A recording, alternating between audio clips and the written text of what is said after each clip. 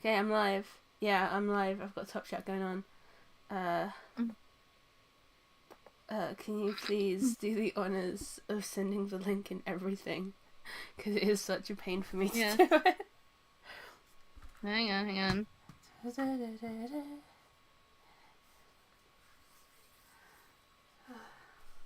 I wonder if I've got another chest infection. That'd be pretty funny. God. This is a classic Alex moment.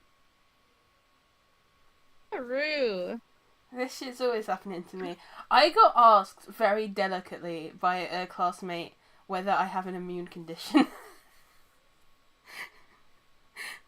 Alex, you're not gonna believe this, but you know what could cause immune system problems and frequent sinus issues? Well, I don't want to blast you on Maine and your main YouTube channel. So Listen, the mold in my room pays its rent. Mm-hmm. Okay, so that I don't feel the urge to start bitching about this later, during like an actual important scene. I'm just gonna say it. I'm just gonna say it right now. I fucking hate how they every single change they possibly made to this finale. I hate the final puzzle that they made. It's brand new, like completely different. I despise it. I'm so mad about this. Don't complain about the puzzle because I'll start fucking yelling. Oh shit. What the fuck was I? Oh, is this a safe space? Can I tell you some me lore? Yeah. So you know how I had to tidy my room before Island Trip, right? When I was like dusting it and stuff, the dust, it had to have been the dust, was like causing me to have like spots of red on my skin and was causing bad irritation. Okay, so that's not dust. It's. It looked like dust. It collected like dust. Must have been dust and nothing else.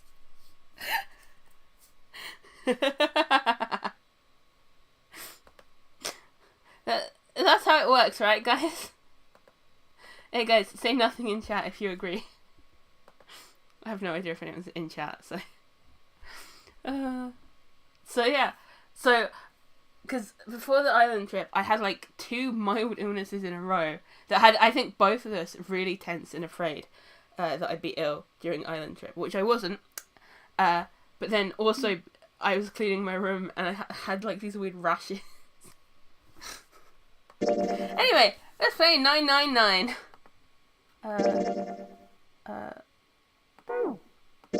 Yes. Yeah, so if you want to I guess if you want to yell about something, just say so. Okay. And then just pause there awkwardly for 20 seconds so that I know. Yeah. Oh, I forgot about this. Okay. I also forgot that it was full on like this immediately. Hold on, let me get up CL on my phone so that I can then view my own YouTube video and then view the chat via that. It's a pretty cool way of dealing with it.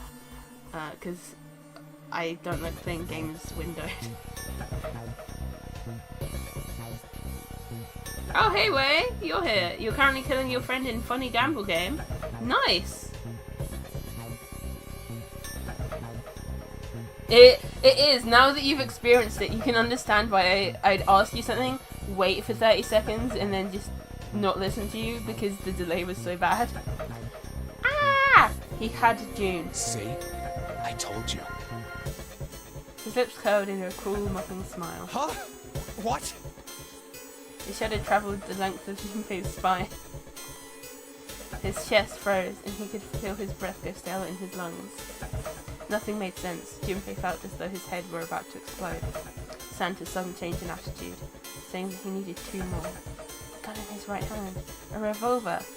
Santa had grabbed June from behind and pressed what Junpei's shaking brain identified as a revolver, roughly against her temple. Why? What the hell is that? Where on earth had Santa possibly found a gun? Junpei's questions roared in his mind, but his mouth refused to ask them.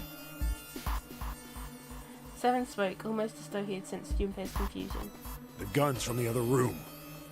Like, at the moment, I'm seeing Junpei say, why? what the hell? And I'm seeing, and then in the game, 7 is talking about the gun. What room? One of the rooms behind door 6. I should have known he was gonna do this. I should have taken the gun. Well, it's too late now, fat ass. Male feminists always end up doing shit like this in the end. So true. Male feminists sometimes also threaten to whistle other women if you engage in self-harm behavior. Shout out to that guy. You're no longer killing your friend now. Why? Because you got bored? Hell yeah! Look, wait, you can see the hostage situation that's going on here. Damn it!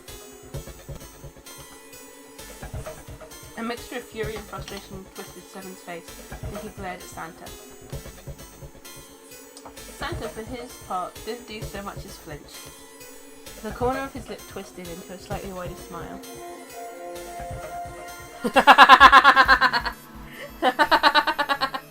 Yeah, don't get me wrong. Santa is not on the same level as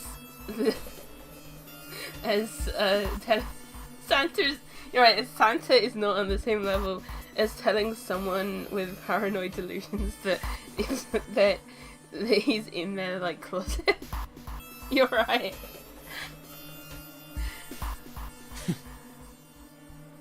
Wouldn't it be funny if Ishmael cursed like a sailor? I think book Ishmael probably does. Like, I don't think the book swears, but I feel like book Ishmael has the aura. Then the smile faded and he began to move. He walked backwards, dragging June with him. Before long, his back was resting against the door. On the wall next to him was the red. He put his hand on the scanner panel quickly and then forced June to do the same. Now, time for you to start following my orders. Ace, Lotus, congratulations! I've chosen you to come with me. Put your hands in the red. 3 + 6 + 1 + 8 = 18. That was what Santa meant when he said he needed 2 more. Hey, you deaf? I gave you an order. Santa's eyes narrowed to slits. He glared at Ace and Lotus.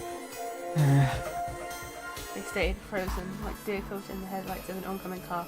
Lotus is like, oh my god, a hostage situation. And Ace is like, this is bad.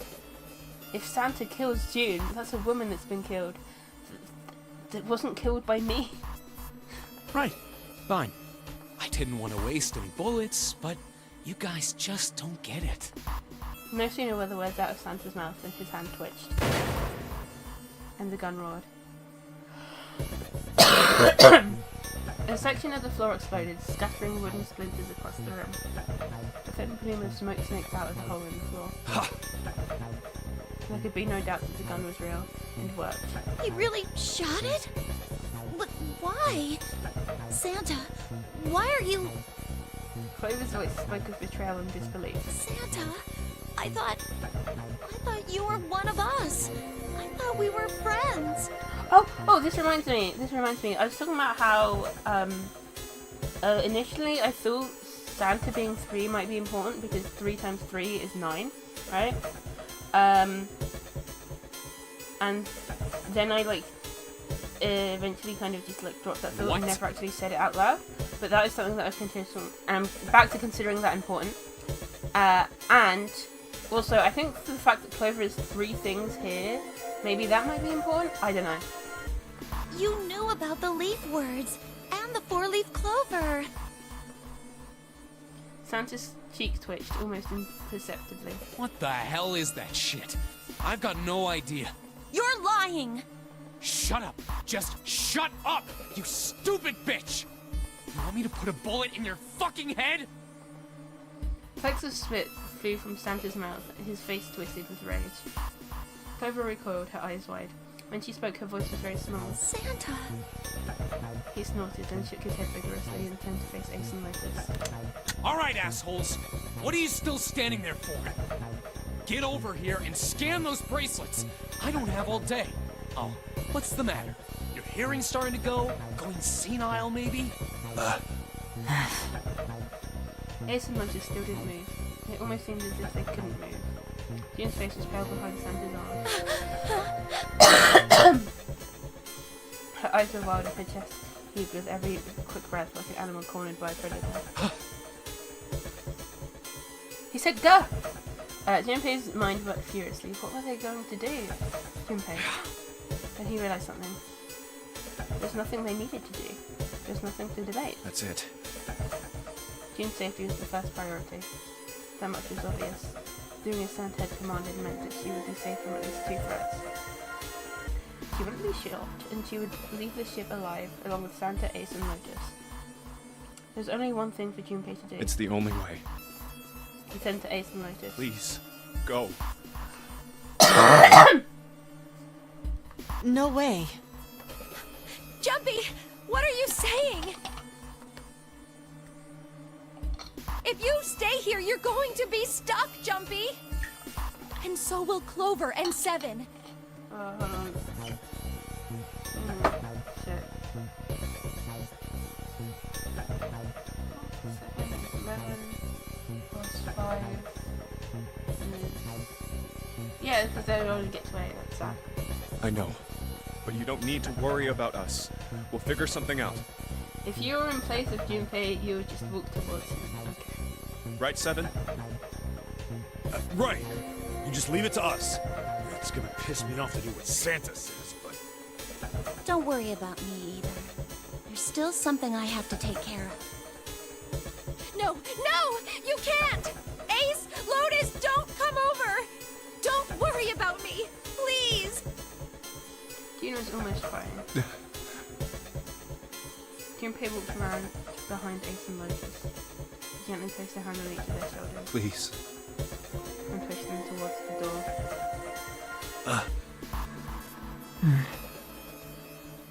They almost stumbled, then righted themselves and took another step, and another. They turned around and Junpei nodded. Go. all right. Fine. Ace and Lotus turned around again and walked slowly towards the door where Santa was waiting for them. After what seemed like an eternity, they stopped in front of the door marked No. Santa smiled. Alright, now let's get those hands on the scanner panel. What a handsome smile. What's the holdup? What? You think I'm fucking around here? I don't give a shit about this girl. The rag doesn't need a person, you know? All I need is the bracelet. You get it? Good. Now put your fucking hands on the scanner. I'm not gonna say it again. He shoved the revolver hard against June's head and she winced. Fine. Ace sighed, defeated, and placed his hand on the scanner panel. Lotus went next. Lotus glared at Santa and slammed her hand onto the scanner panel. The fourth ask of this blinked on. Good job. Now, Lotus, pull that lever. As soon as the door opens, you get your ass in there. Try anything stupid, and you know what happens, right? Damn it. Junpei could almost hear Lotus's teeth grind.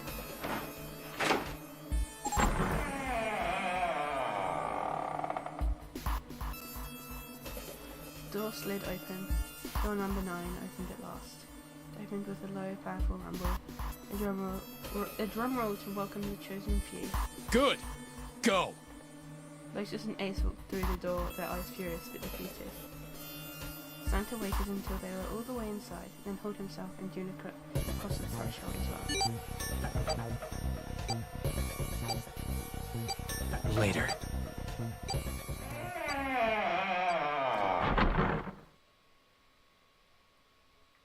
After exactly 9 seconds, the door swung shut. Wait, does Santa know that there's an incinerator through there? Because if so, this is... Oh, I'm too quiet? Okay. Because if Santa knows there's an incinerator, then if he may be off... Oh, God damn it. Hold on, guys. Filters... Gain. Yes. Gain... Okay. How do I sound now? Did it? No, that was definitely too loud. Yeah. I'm gonna assume that this is correct.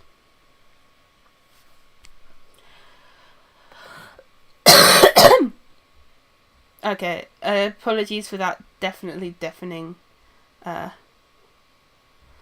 cough.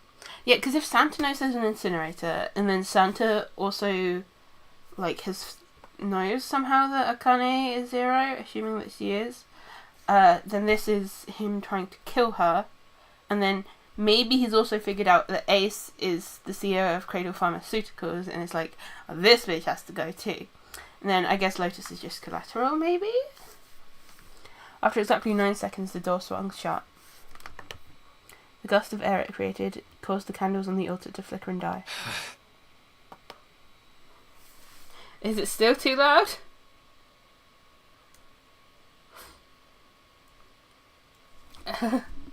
Is it?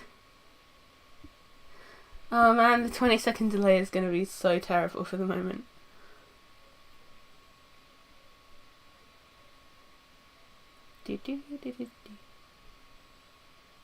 Oh wow. Well, this is fun then.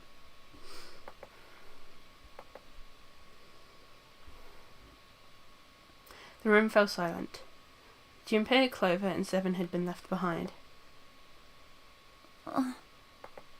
Clover looked back down at her hand and traced with her finger the faint blue veins that crisscrossed them.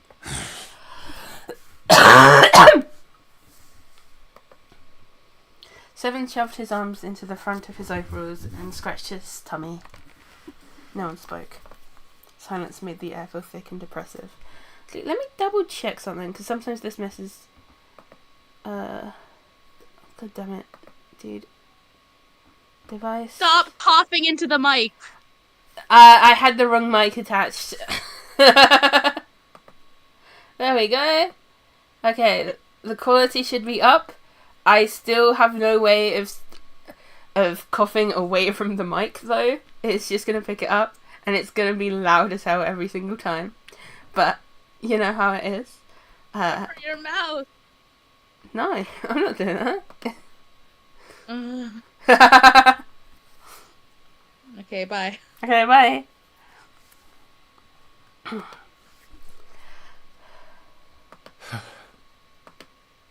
Desperate for something, anything to occupy his mind, Junpei walked to the larger of the 2 9 doors.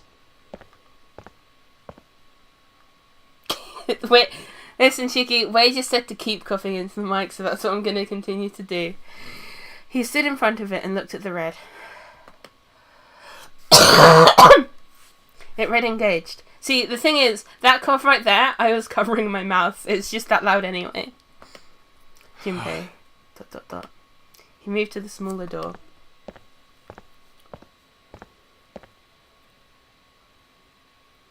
Red, vacant. The digital root of the remaining people was 7. Wait, I'm stupid! I'm fucking stupid!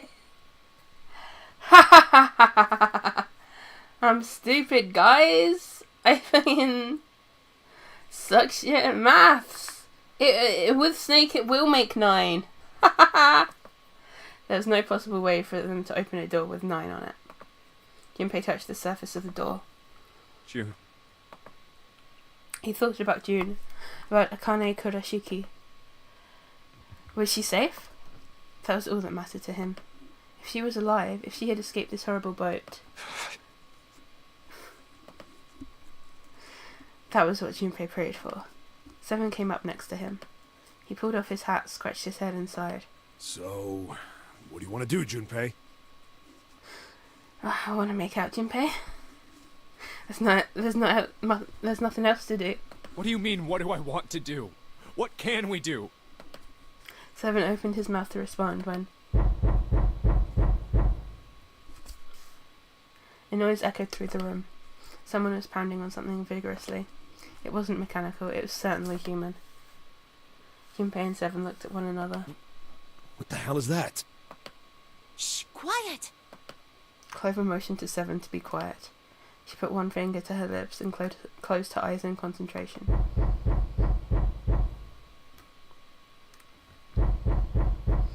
The 3 of them listened, trying to determine where the sound was coming from. Where is it coming from?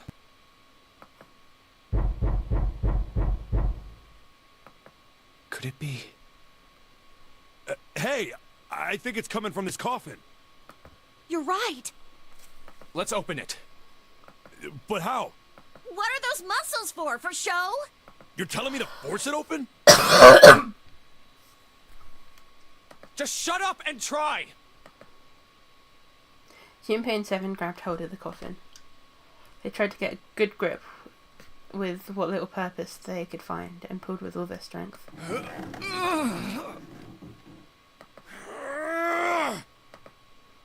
Damn it! It won't even budge.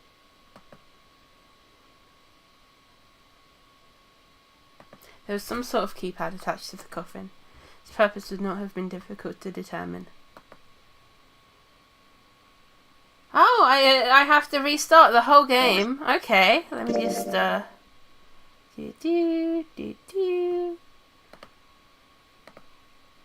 I can do this. Yeah, it's fine. I'll go through the whole thing again. Not another one. Yeah, looks like it. Do you think we have to put in the right password or it won't open? I think so. The noise wasn't stopping. In fact, it was getting louder. Whoever or whatever's inside this thing wants out. And now. I know that. But how? Without a passcode, I don't think there's much we can do. I couldn't even tell. Did I get you? Did it work? I see. Isn't there a hint somewhere? Well, let's look for one.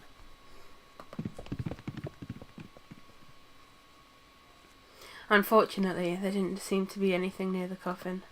Clover ran to examine the pews and Seven investigated the desk, but they turned up nothing.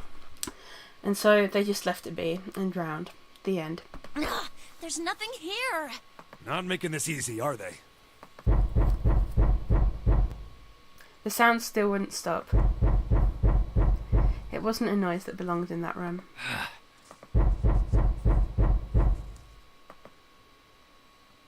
What's the passcode? What am I supposed to do? How can we figure it out? I need something.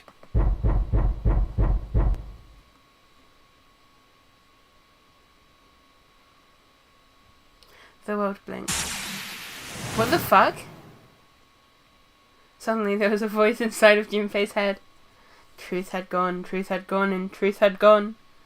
And now truth is asleep in the darkness of the sinister hand. Wait, what? What the hell was that? That voice?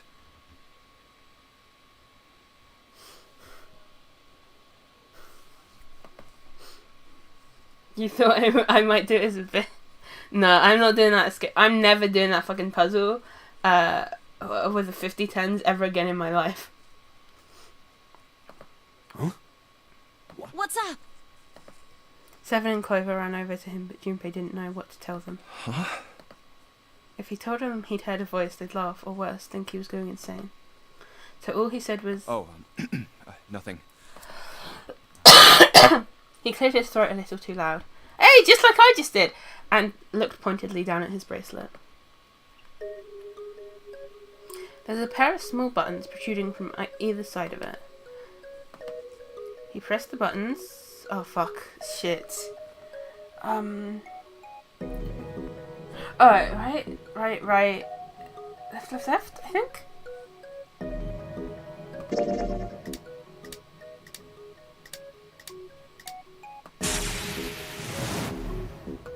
Fuck me. Truth means right. Truth has gone, truth has gone.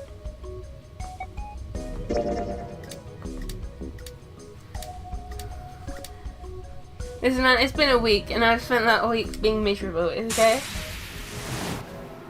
Fuck. Oh, right, left, maybe?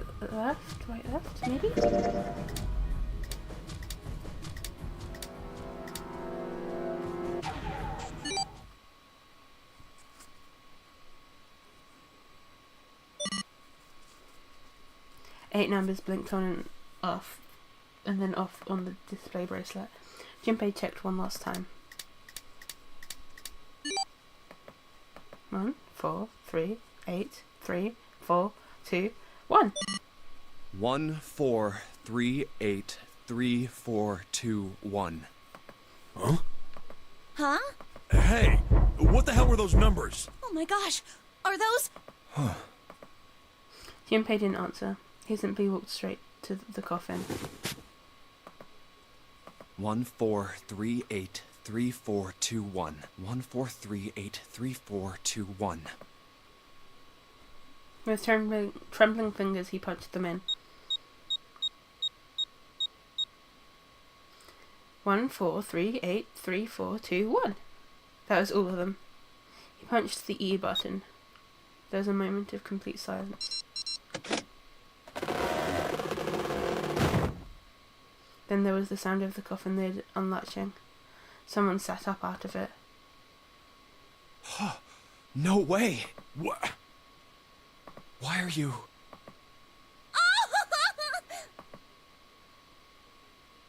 Oh? Is that you, Clover? I apologize for worrying you. Hey guys, what's up? This is Snake, back from the dead, baby. He doesn't even know. He doesn't even know how cool that outfit is. Snake! You? Why? Junpei? And Seven? Is that you? Is everyone else there as well? Has he always sounded like this? Just like Rip Van Winkle? Still, it is very much like Snake to simply cut to the heart of the matter and ask. Jeez. Junpei and Seven shared a wry smile. Clover's eyes were filled with tears. You're back! With a cry of joy, she leapt into Snake's arms. Aww. Gently now. I've been looking forward to this scene. I was so hoping they didn't, for some reason, skip over the reunion scene. I was looking forward to the reunion scene for so long. Look at them. Aww. My body's still a little weak. Oh, you're back! Clover looked like nothing so much as a lost child who had finally found her home. She cried and cried and cried. Her eyes were red and her nose was running. She hiccuped and gasped as if she were about to begin hyperventilating. You're back! You're really here! Her voice was happy but almost desperate, as if she feared he would disappear again if she stopped talking to him. Tear after tremendous tear rolled its way down her face. Her small arms strained as she clutched Snake's body as tightly as she could. Perhaps she had to convince herself he was real. Perhaps she was worried he'd be gone the moment she let go. Perhaps she simply didn't know what else to do. You're back! Come now, what's gotten into you? You're acting as though I've returned from the grave. Not as though you did! I really thought you were dead! Huh? You jerk! Idiot! Idiot! Idiot! Clover broke into sobs so great she could no longer talk. It was a touching reunion between brother and sister.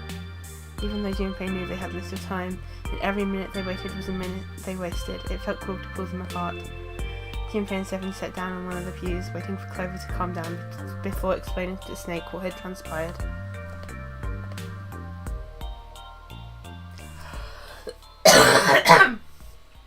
I see. I believe I understand things rather well now, thank you. In the shower room, there is a dead body wearing my God, clothes. fucking look at this guy. Because of that, you thought that I was dead, correct? He had quickly and neatly summarised the events of several hours. Yeah. Not hard, because most of the hours spent in this death puzzle have been you guys talking about trivia. Junpei nodded. You also discovered a corpse in the captain's quarters, and Santa turned on you here, in this room. Do I have it straight? No comment. Well, the dead body in the captain's quarters is a surprise. Sorry, there wasn't a good time to tell you. Don't worry about it. Well then. I've got a pretty decent idea of what happened while I was indisposed, but it's still something of a mystery who did all this, and why. It's almost too much to handle. The corpse in the shower room that looked like me, and the corpse in the captain's quarters. Why were they killed in the way they were? You don't know? No. Why would I? The guy in the shower room. We don't know who he is, so let's just call him Mr. X. Anyway, this Mr. X is wearing Snake's clothes. But you're wearing some kind of weird robes. Oh, he's being told that he's wearing a cool coat outfit. Let's go. That means someone took your clothes and put them on Mr. X. We need to figure out who that was. I apologize, but I have no idea who might have done this to me. I only just now woke up. I was unconscious during all the events you just described to me. They must have undressed me and changed my clothes during that time. When were you knocked out? When we split up to look for the red. Where did they get you? Do you remember? It was a small room in one of the hallways on C deck. My gosh, we're gonna have to pull out the map. What happened? The same thing that happened to every one of us when we were abducted. A canister releasing some sort of gas was thrown into the room. I believe the gas is some sort of incapacitating agent. Then that means it was... 0. Looks that way, huh? There's nothing else I have to tell you. When I woke up, I was in this coffin. Junpei crossed his arms and thought. Why? Why did 0 make Mr. X wear Snake's clothes? How would that benefit 0? I don't get it. What the hell does any of it mean? And I have no idea how I got the passcode for the coffin either. Truth had gone, and truth had gone. Where did those words come from? Why did I feel compelled to push the buttons on the bracelet after hearing them? Seven had asked about it while they waited for Clover to finish crying. He'd had no answer for them then, and he still didn't. All I know is my fingers moved on their own. It was like I did it subconsciously. I don't get it. What the hell does any of it mean? His mind was a maelstrom of mysteries, clues, theories, and more mysteries. He could barely think. Also, Snake and Clover had been subjects in a similar experiment 9 years ago. The ability to access a morphogenetic field is affected by a couple of things. The first is epiphany, and the other is danger. And someone did actually die. A girl. Her name was... There had been another experiment conducted on this same ship 9 years ago, and a girl had died during it. Morphogenetic field theory. The 2 murdered. Switching clothes. The nonary game. The nonary game! Just like from the sound test. The nonary game. And whatever strange thing was happening to Junpei himself. The maelstrom in his head spat out words and ideas that disappeared back into it, almost as soon as he grasped them. But as he struggled through them, Junpei began to realise something. There was something that tied all of them together, and the point connecting the dots. 0. He's the ringleader. The person who trapped 9 of us on this sinking ship. 0 should know everything. I think it's the exact clip, yeah. The All of our nonary questions game. will be answered. The nonary game.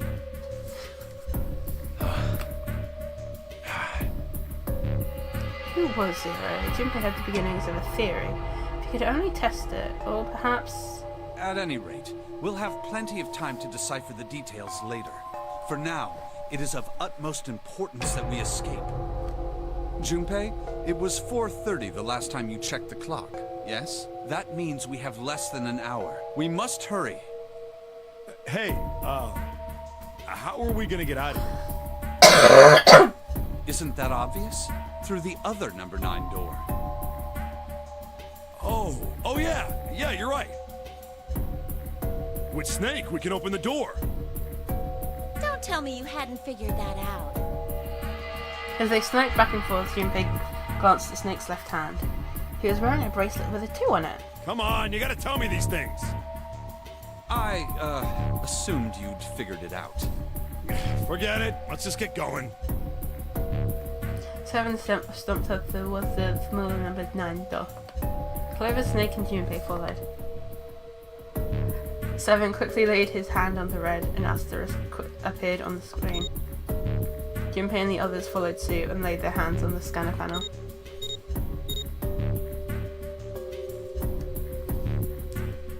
Soon there were 4 asterisks on the screen. Seven glanced at them, then laid his hand on the lever of the red. All right. You guys ready to go? Yes. Yep. Junpei paused for a moment. Not yet. Huh? Before we go in, I'd like to check something. You want to check something? Yeah, but before I do, Seven, could you pull the lever? I want to make sure we can verify with just the 4 of us. What do you mean? We don't need... Just do it, all right? But if the door opens, don't go in yet, okay? Please, this is really important. I really need to check this, okay? Work with me here. Junpei looked directly into Seven's eyes. The older man looked back for a moment, then nodded. Fine.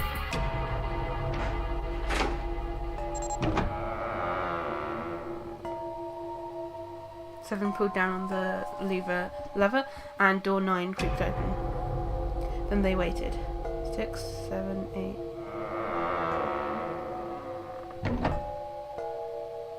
After 9 seconds, the door closed. All right, that means the 4 of us can go into door 9. So, we knew that already. It's obvious. Obvious. Yeah, you're right. It is. Now, what happens if we add Zero's bracelet? What?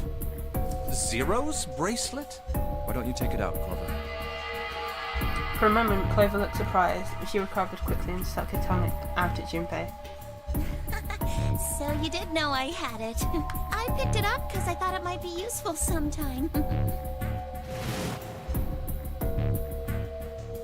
She reached into one of the pockets of her voluminous jacket and produced a bracelet. Junpei took it from her and turned to Seven. This was on the left hand of the corpse in the captain's quarters. If you look at it, you can see it's got a 0 on the face. Just to make this a little easier to talk about, I'm gonna call the guy we found dead in the captain's quarters, Cap. Then I should be able to open door 9 with just me, Clover, and his bracelet. Though the big question is, if Cap is the mastermind of this game, will he really put one of these bracelets on? Anyway, let's just give it a shot. Clover, give me your hand. Okay. Now the captain's bracelet. And pull the lever. However, the door didn't open. The Reds display read error. I knew it. Now, what does this tell us? Maybe the bracelet has to be on your wrist in order for it to work? No, that's impossible. Did you see how the panel showed a 3rd asterisk when I scanned Cap's bracelet? Whether or not it's on your wrist doesn't matter. All you have to do is put the bracelet near the panel for it to register. Seven waved his bracelet in front of the scanner panel. Sure enough, a single asterisk appeared on the red. Huh. Looks like you're right. See? So what does that mean? There's only one possibility. That bracelet isn't the number 0. Is that what you're saying? That's right. Then what number is it? Let's find out. Junpei scanned the bracelets with this combination. Making Junpei.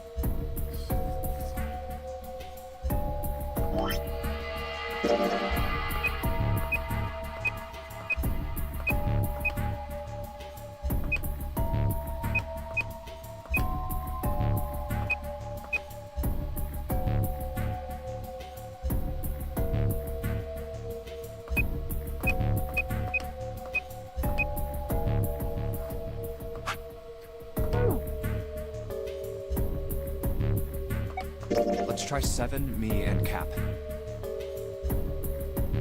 If this combination opens the door, then Cap's bracelet is number 6.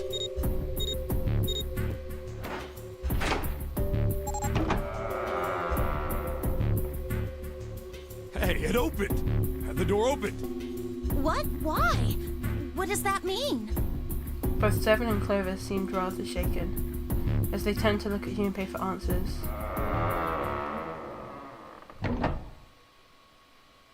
The door stood heavily shut. Junpei raised an eyebrow. Isn't it obvious? Cap's bracelet is number 6. But doesn't it say 0? This isn't a 0. The symbol on here isn't a number 0. It's a letter O. Oh. Whoa, wait a minute. I don't get it. I mean, we figured out that Cap's bracelet is 6, right? Oh, so it's like really, really deep into hexadecimal. Yeah. Does that mean there are 2 people with 6s? Before Junpei could answer, Snake spoke up. There is most likely only one person with a 6. But I don't get it. What about June? Well, this is only an educated guess, but I think June's number was never 6 to begin with. Her bracelet was flipped. In other words, June's real number is... 9. That seems the most likely. Then all this numbered door stuff was just a load of crap? Why would you say that? Because if June is 9, then the numbers wouldn't match up. Here, look. Junpei leaned over to look at it. List of all the numbered doors June's gone through. I'll let you know what I'm writing, okay, Snake?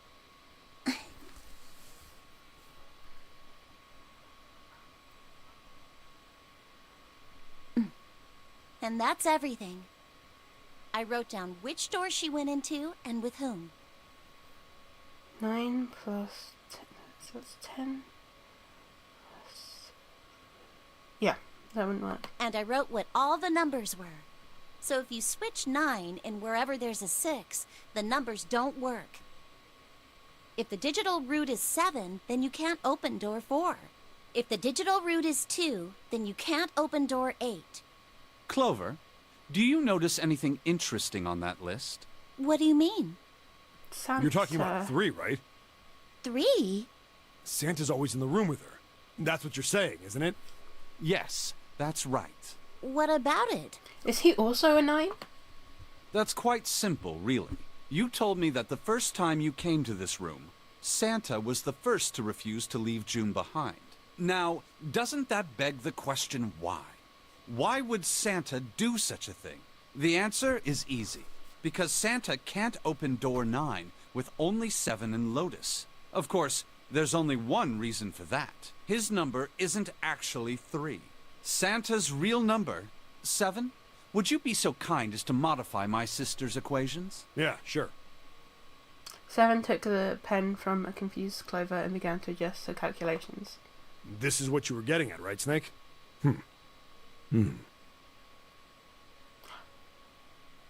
Huh?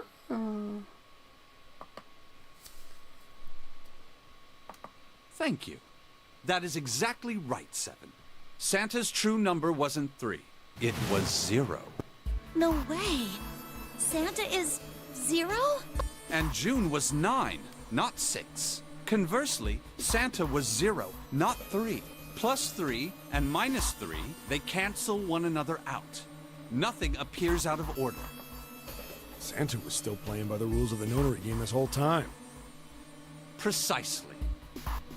So you're saying Santa planned this whole thing? I'm not sure if he acted alone or not, but I think it is safe to conclude that he is 0, if my hypothesis is correct. Clover bit her lip. She seemed to be having some difficulty believing her brother's explanation. I see. So maybe Santa and Akane were working together? Junpei remained silent and thought. Snake's hypothesis. Something doesn't seem right. June's bracelet being flipped. Even if that were possible, that would mean there are 2 number 9 bracelets. And if that's the case... All right, that's enough talking. Let's go. It's high time we went through that door.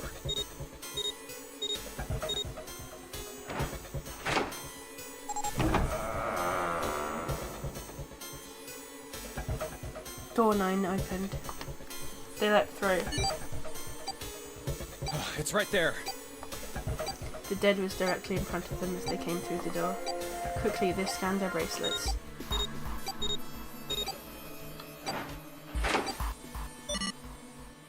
And the detonator stopped. Oh, After pausing for a moment to catch the collective breath, Junpei and his companions headed down the long hallway in front of them. all right. Let's keep going. At the end was a set of stairs leading down into the ship. I think these stairs go to the bottom deck. They leaned out and looked over the side. Looks dry. Let's head down.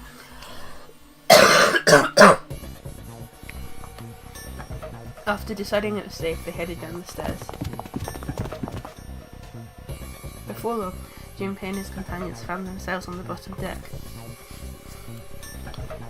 They turned left into another hallway, at the end of which they found another door. Hey, it's a... Oh god, I'm gonna mute for a second. I'm about to do the most disgusting sounding cough you've ever heard. Oh, so I'm gonna mute, just as soon as I can figure out how I do that.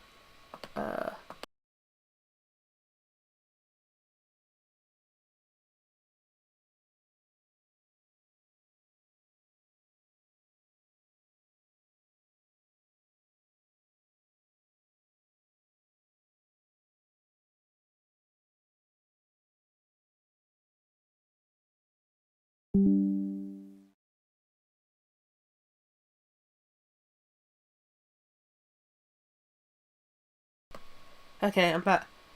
I'm back. I think... I don't know if Cheeky heard that in the Discord call. I don't know if I'm muted on the Discord call that's just listening to me on. And of course there's a symbol engraved over the keyhole. It looked like the sort of harpoon one would use to hunt fish, the kind with 3 prongs. Snake traced the shape of it with his fingers. This is the Neptune symbol.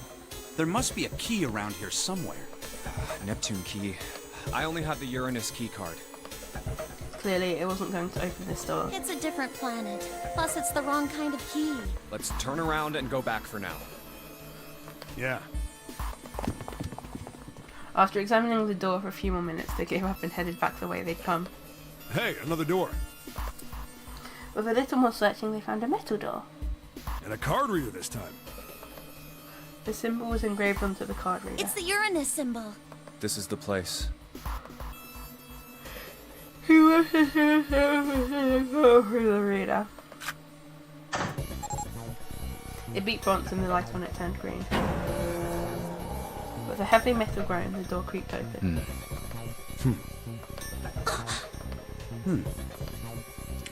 Junpei, Clover, Snake and Seven looked at one another, nodded, then stepped through.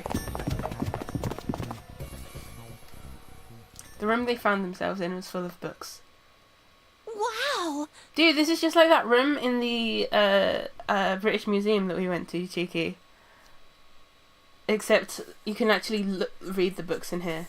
It's totally full of books! There's so many. I don't know where to look. It looked remarkably like a library. Not the sort of library where large numbers of people came to read books, more the sort of library that was simply a place to store books. He felt a little overwhelmed by the sheer number of books, but Junpei did his best to speak with authority. Alright, if we want to get through that door out there, we need the Neptune key. I say we split up and look for it. Okay. Very well. Sure thing. Good. Let's get started then. I'm excited for the reveal that Snake does know how to read ancient Egyptian hieroglyphs, and we have to just like describe them to him, and then he can tell us what they mean. Alice sleeps in a small chamber past the forest of knowledge. As he began his search for reasons he didn't fully understand, Junpei felt those particular words float through his mind. Examining every single shelf to hear the comments is vital. Okay.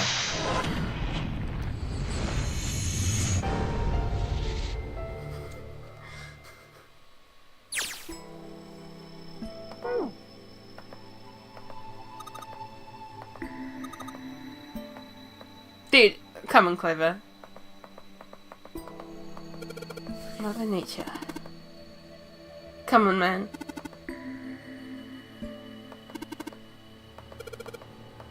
Dude, hippie chicks? Really?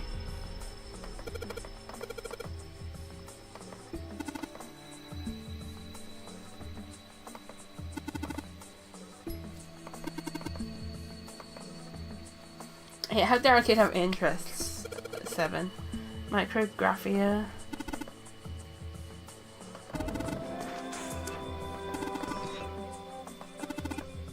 I need to read that one. That's from basically when people found out about microscopes, they went absolutely batshit for them, obviously, because that's really cool.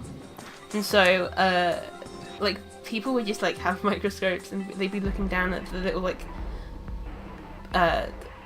bacteria and be like, oh wow, let me draw this. Like non-scientists would just be like, oh wow, there's just like little guys walking, like moving in my drinking water. That's so cool. Snake in this room is making up for all the time he missed to monologue about his special interests, and his special interests seem to be about biology. I love biology.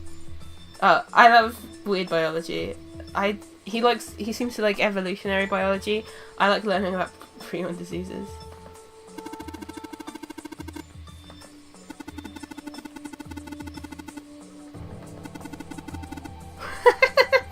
That's just a little joke by Snake, little Snake humor right there.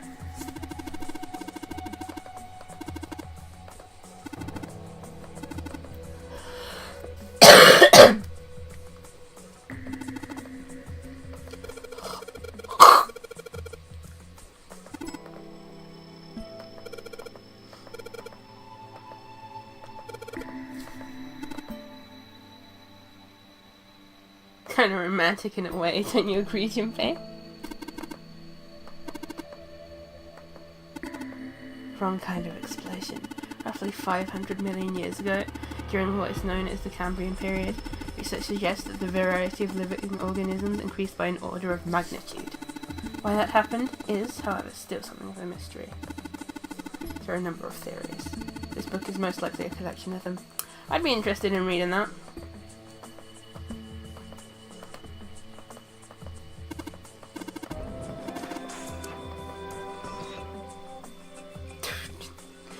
I wonder which of these shelves is important to the puzzle.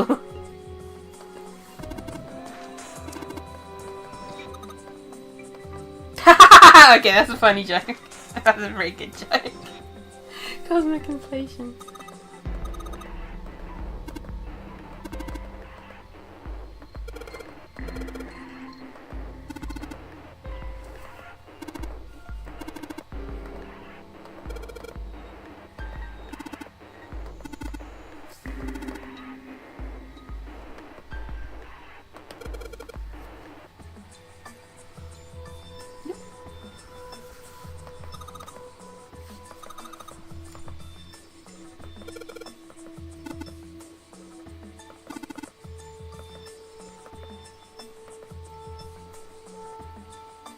Oh, okay, this is a puzzle.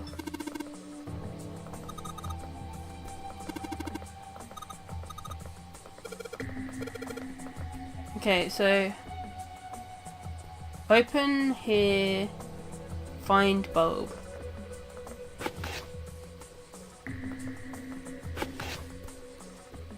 I'm a fucking idiot. Okay. Am I stupid? Yes, I am.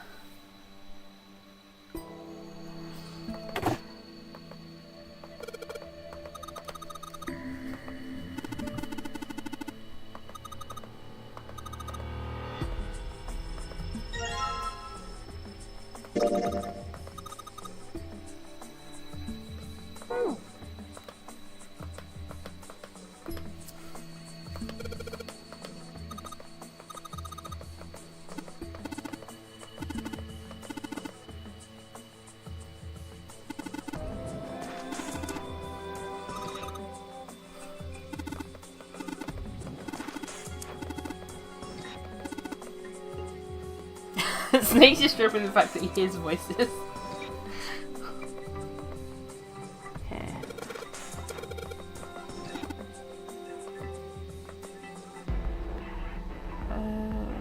What the fuck? Owen. Shell rope. Labyrinth.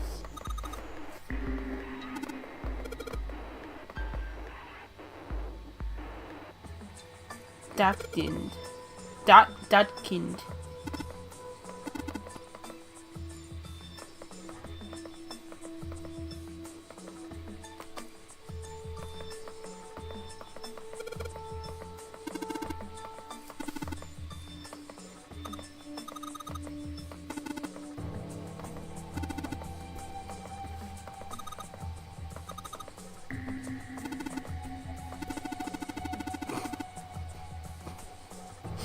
Okay, Snake.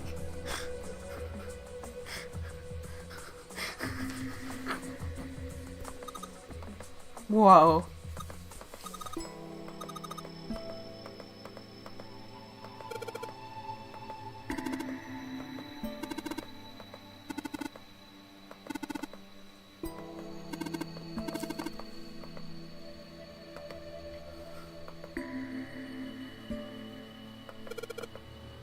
Modern Japanese literature.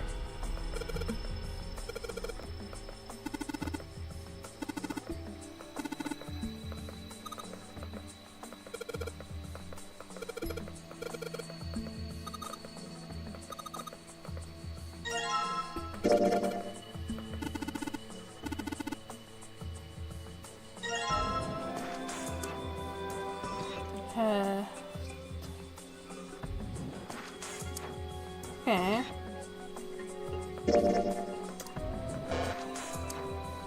SE5I. Says? Oh. Weird.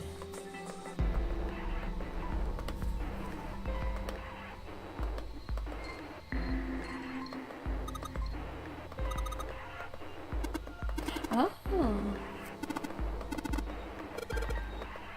Okay, I need to find more picture books.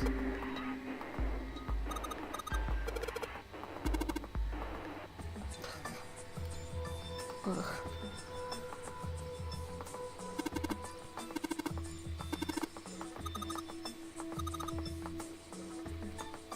Okay.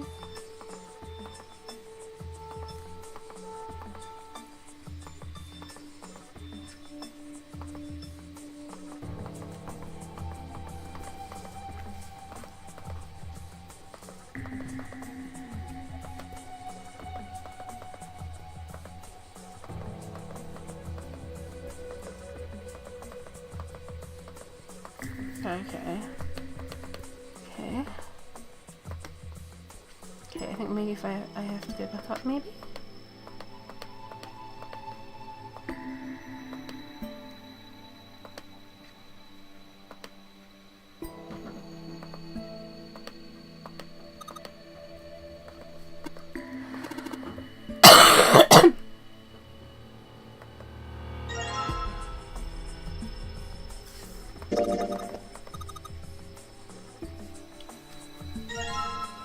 Head, shoulders, knees and toes, knees and toes.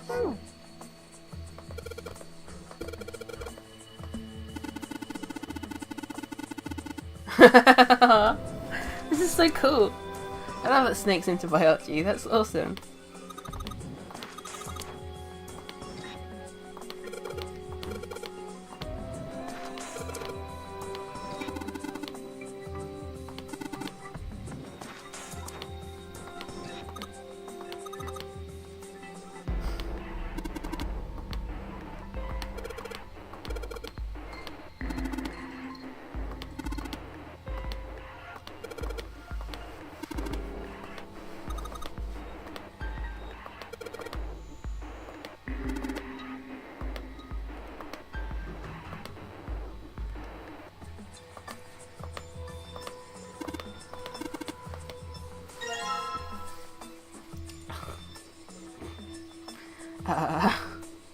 Guys, I don't...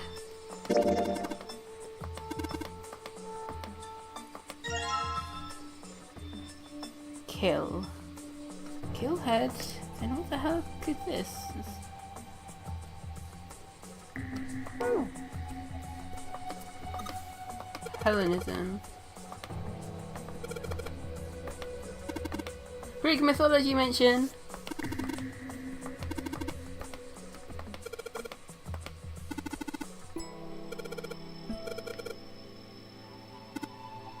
I don't like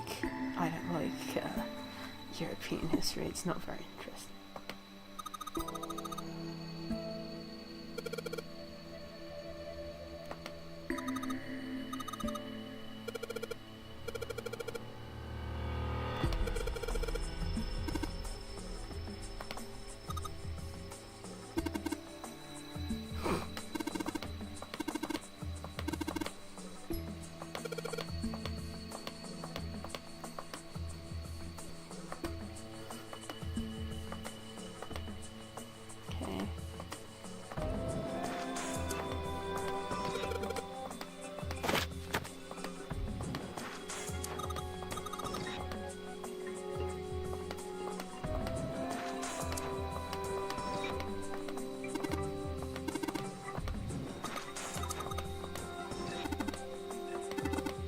Okay, I need more light bulbs. Okay.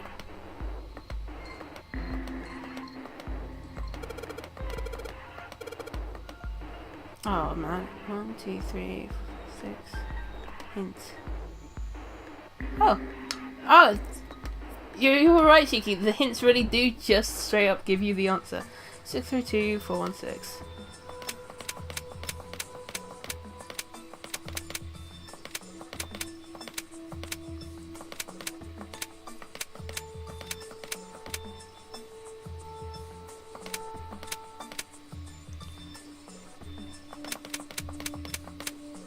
Oh, whoops.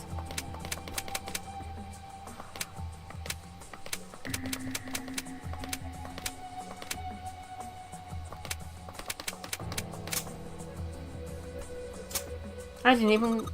I even misread it and I still got it.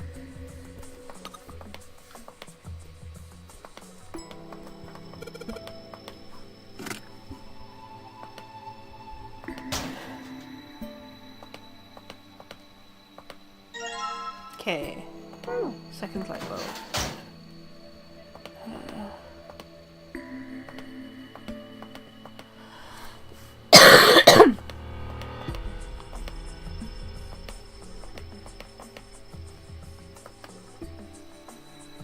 I assume there's a puzzle to do with this, but I don't know what. Misread it like Zach? Yes. Just like Zach. Always misreads everything.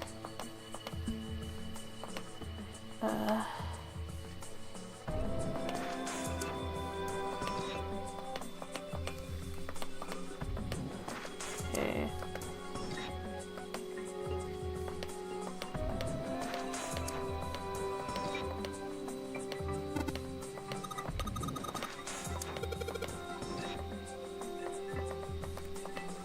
Junpei, she's only just found out that her brother is alive and well.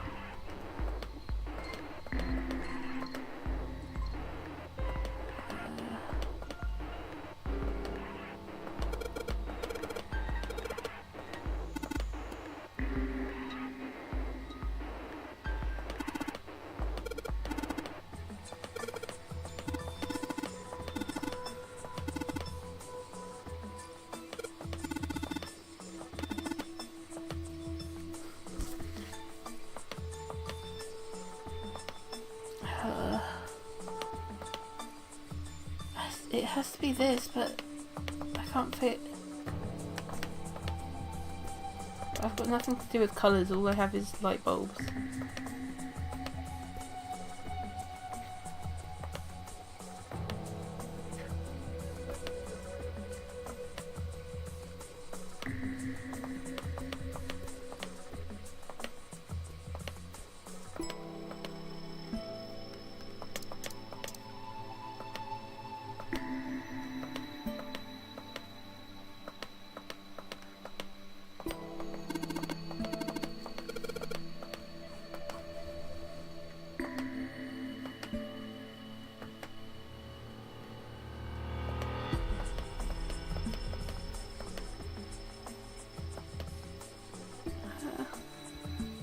Seven, eight, 7, 8. What does it mean?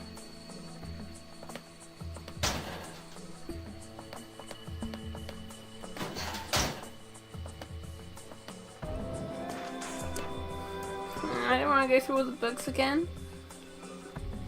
Oh, what's that over there? Oh no, stupid. No.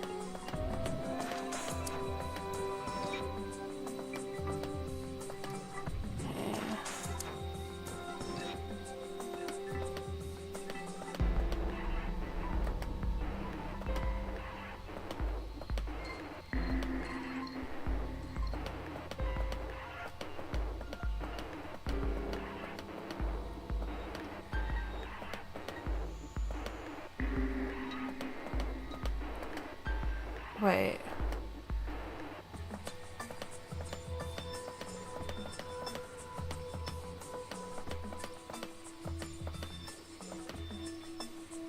So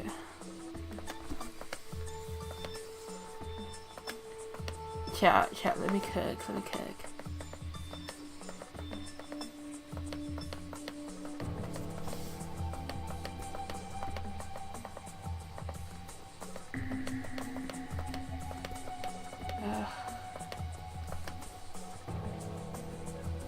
Click on the stuff that looks high. Oh, that's why there's random high-res books. Okay, okay. That makes sense. I was wondering about those. Hold on. Oh, look at that. Hold on.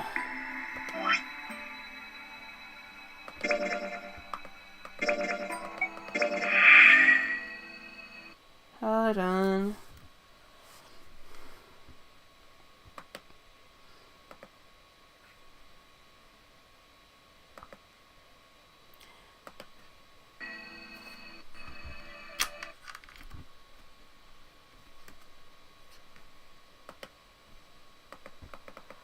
I love audio issues. They're my favorite part of the game.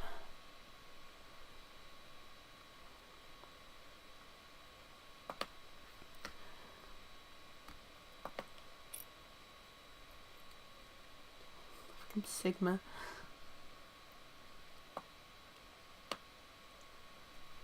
Oh yeah, wait. Great news. In the second game, there's a guy called Sigma. I thought you might enjoy that.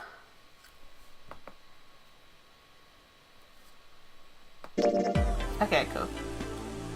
The nonary game. The nonary game. That's the exact bit where he's saying the nonary game.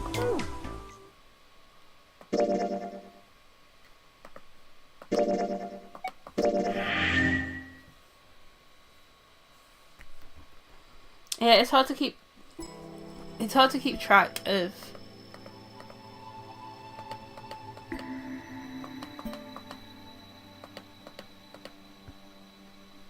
It's hard to keep track of all the shelves that I have and haven't clicked.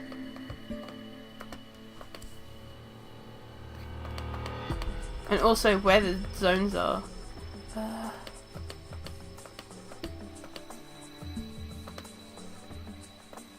Like, I keep trying to click this book, but it's not letting me do it.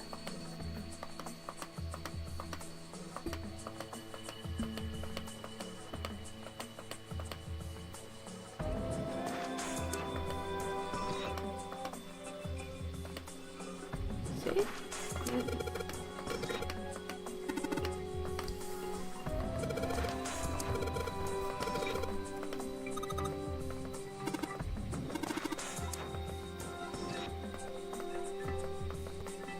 Oh, maybe there's other...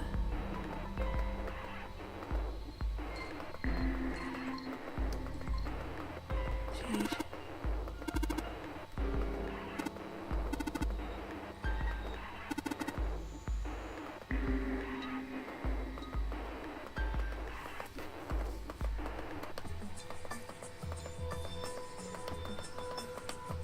Do.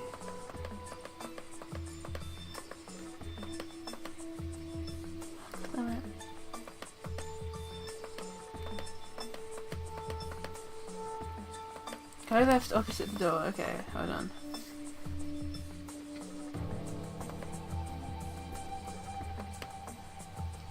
To the bulb?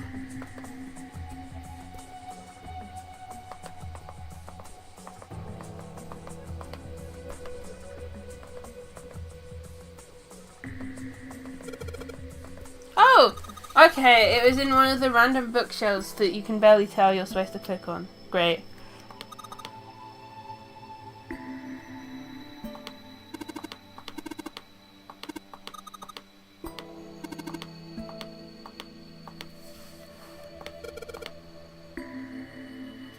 Harm and Junpei, don't be racist. Listen, it's hard figuring out. It's hard figuring out whether he's done a 30-degree turn or a 90-degree turn or a 180-degree turn, and I'm not clicking on the map to figure it out.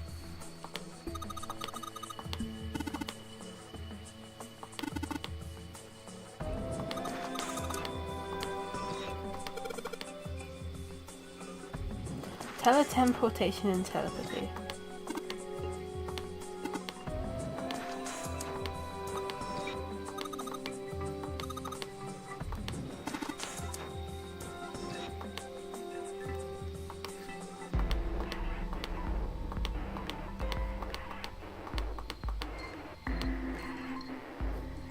I I didn't even get anything from it. This game is... yeah, I don't mind too much that it's just clicking around, but I'm losing my mind.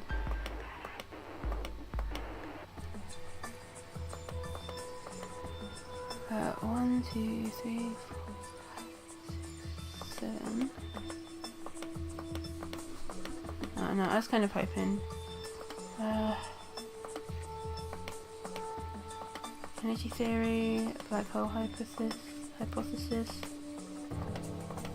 cultural heritage, bones.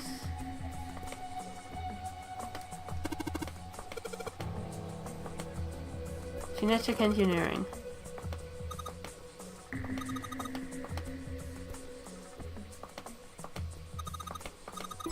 Yay! Hey! Right, let's read the rest of these books. Oh, that's boring.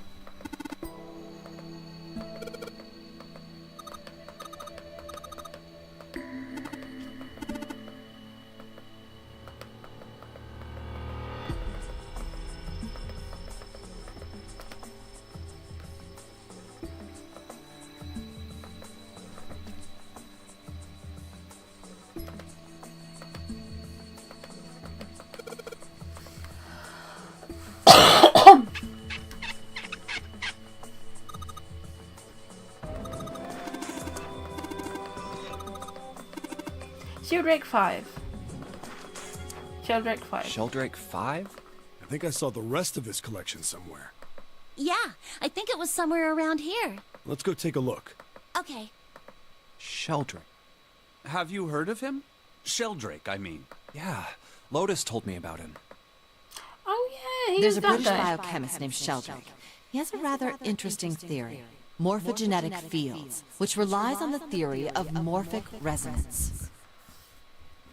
Really? From Lotus, huh? Well, Clover also said something to me about that stuff. She did? Yeah, what was it? The ability to access a morphogenetic field is affected by a couple of things.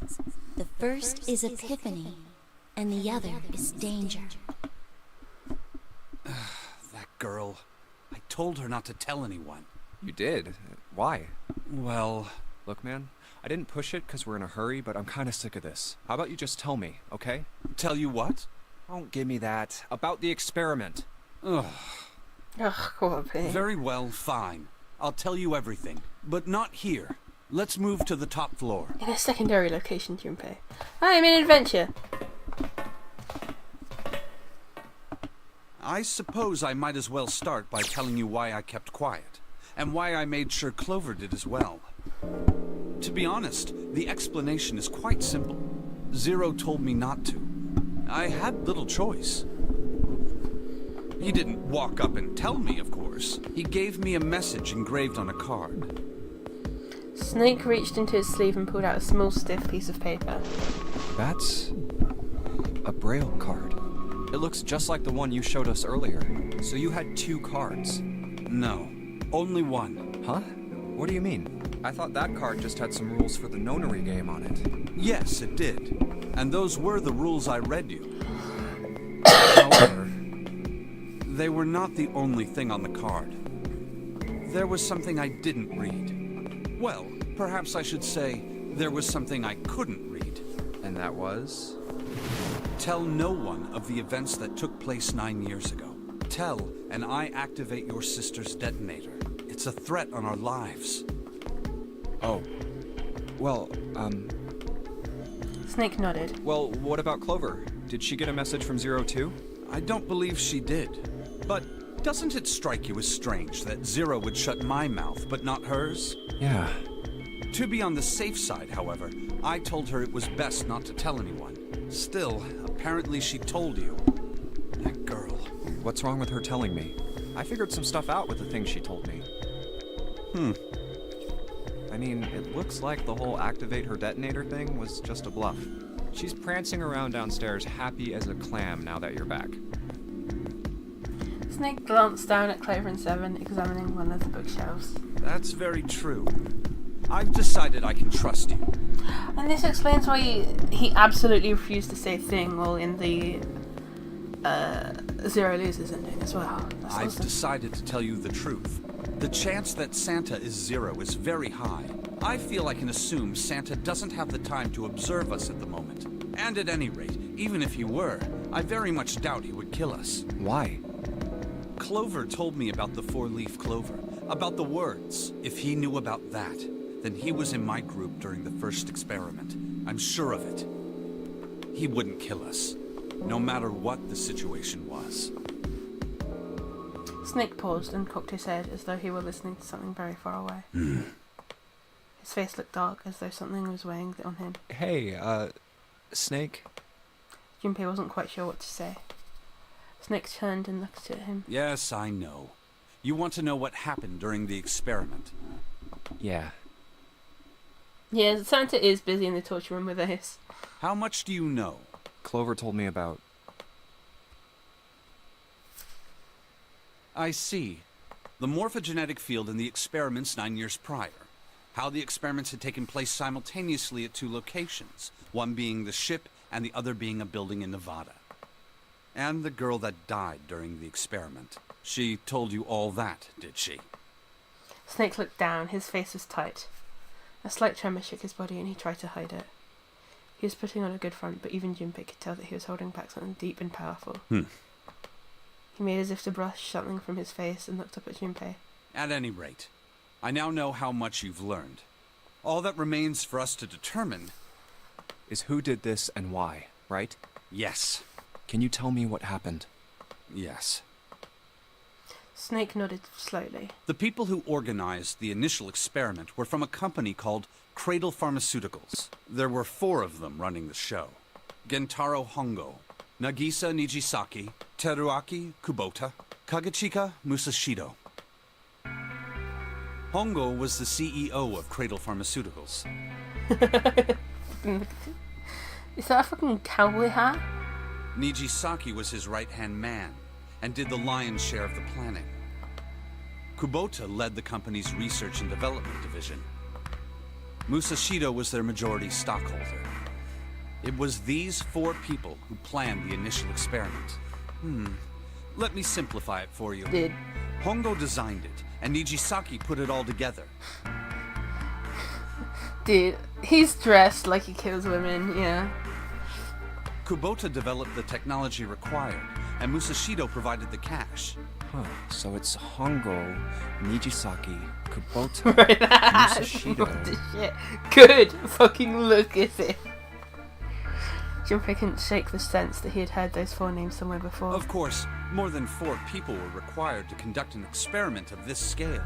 To that end, they organized a top-secret team to assist them with their research. All in all, they gathered 10 people or so. Those 10 completed their team, and they were able to begin the project. They named it the Nonori Project. The purpose of the experiment was to research the prospect of controlling a human mind through sheer will. The vessel, I suppose you could say, for this control was the morphogenetic field. Huh. Why did the glycerin suddenly begin to crystallize? Why did the crystal structure of EDT undergo a sudden change? Why did the rats improve their puzzle-solving skills with each generation?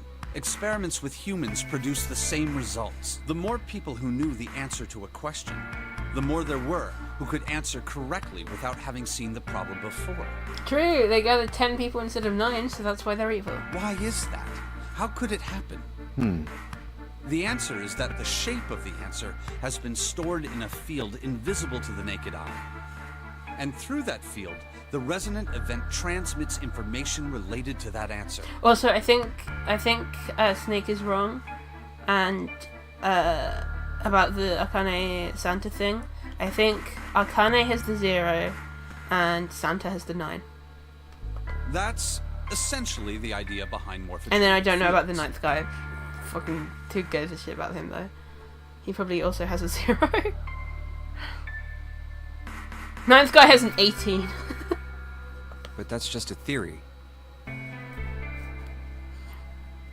can't bring yourself to believe it? Yeah. Let's say someone killed another person because the devil told them to do it. Whether the devil exists or not has no relevance to the murder. They believe the devil exists. Whether or not he does is immaterial.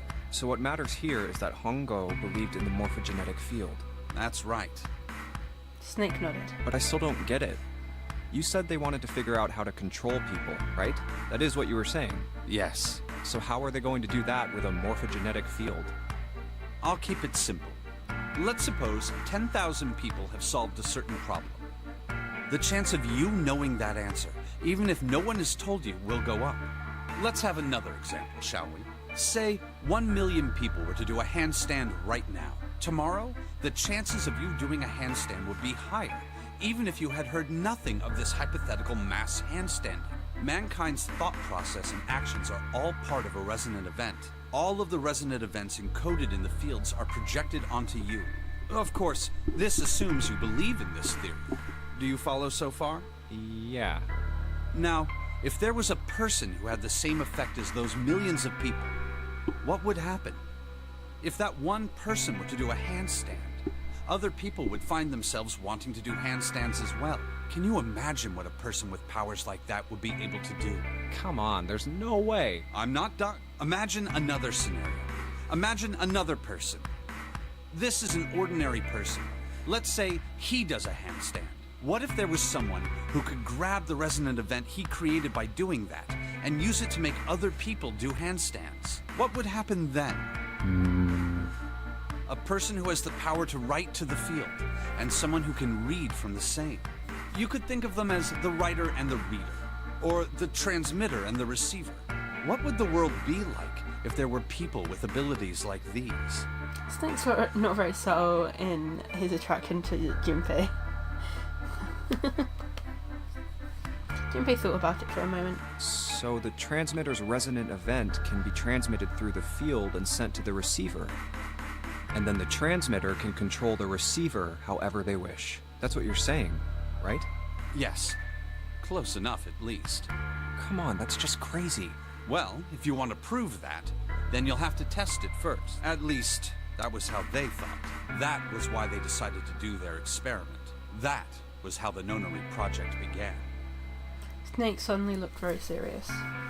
By the way, Junpei, have you ever heard of the Gansfeld experiment? Junpei cleared his throat and tried to act calm. Yeah, that was an experiment in telepathy, right? You place a pair of subjects in separate rooms. Then you show one a picture and ask the other what they see. Interesting. I'm impressed.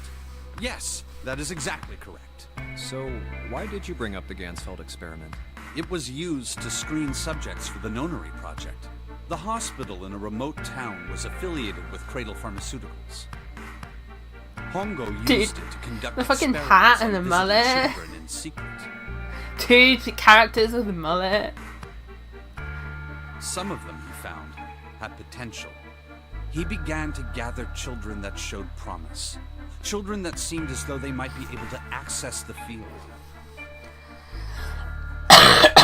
Well, Junpei's the one that's been receiving psychic visions, so... Of course, none of them volunteered. They were kidnapped.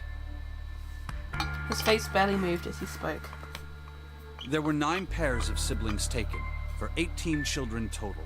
For reasons that were not fully understood at the time, each pair had one transmitter and one receiver. They were split perfectly. As such, the 18 children were split into 2 groups of 9. The children who were put into Group Q were the ones who excelled at transmitting. They were transferred to the mock experiment building known as Building Q in the Nevada desert. The children who excelled at receiving were put in Group A. Group A was then placed on the former hospital ship Gigantic. From the experiments he had conducted so far, Hongo had learned the following. There are 2 things that can increase one's resonance with the fields. The first is epiphany. The other is danger. Have you ever been faced with an especially difficult problem and thought about it very long and very hard until finally an answer suddenly appeared in your mind? It may seem obvious to say so, but that is what is meant by epiphany. The information obtained through that epiphany can be easily transmitted through the fields. where it can be easily interpreted. Adding danger to that equation allows for even easier field access. That's where Hongo came in. They set up a number of puzzles across the Gigantic. The participants had to solve each one before they could move to the next room. Of course, he hadn't forgotten to. He had detonated a bomb on the hull of the Gigantic. The children in Group A were forced to play the nonary game as the ship sunk. By forcing the children into a life-or-death situation, Hongo hoped to increase the likelihood of their tapping into the fields. The children from Group Q, on the other hand, were confined to the mock experiment building, Building Q. Building Q duplicated the interior and puzzles of the Gigantic exactly. Every detail was exactly the same. Hongo explained the situation to the children in Group Q. Solve the puzzles you find throughout the rooms. When you have the answers, transmit that information to the children in Group A. If you succeed, they will be able to solve the puzzles and escape. But if you fail, then the Gigantic will sink, and your brothers and sisters will drown. Those were his orders. Do you know why the astronauts of Apollo 13 were able to return to Earth safely? It was because NASA had access to a replica of the Apollo 13 capsule. All of the equipment, the instruments, everything. All of it identical. Everything was just like the real Apollo 13. NASA was able to replicate the situation the astronauts found themselves in. By putting themselves in the same situation, they attempted to solve the problems the astronauts were dealing with. Once they found solutions, they reported their findings to the men aboard the actual capsule. That was how they were able to return safely. It was the same with the Gigantic in Building Q. The children from Group Q had to use the power of Epiphany to solve the puzzles they found and transmit what they learned through the fields. The children in Group A, however, they had to access the fields to learn how they might advance to the next stage. That is the simplest explanation I can manage. Snake sounded defeated. His half-hearted attempt at derision served only to show how much the story had affected him. Huh. Just as Junpei was about to speak. Hey, Junpei, Snake!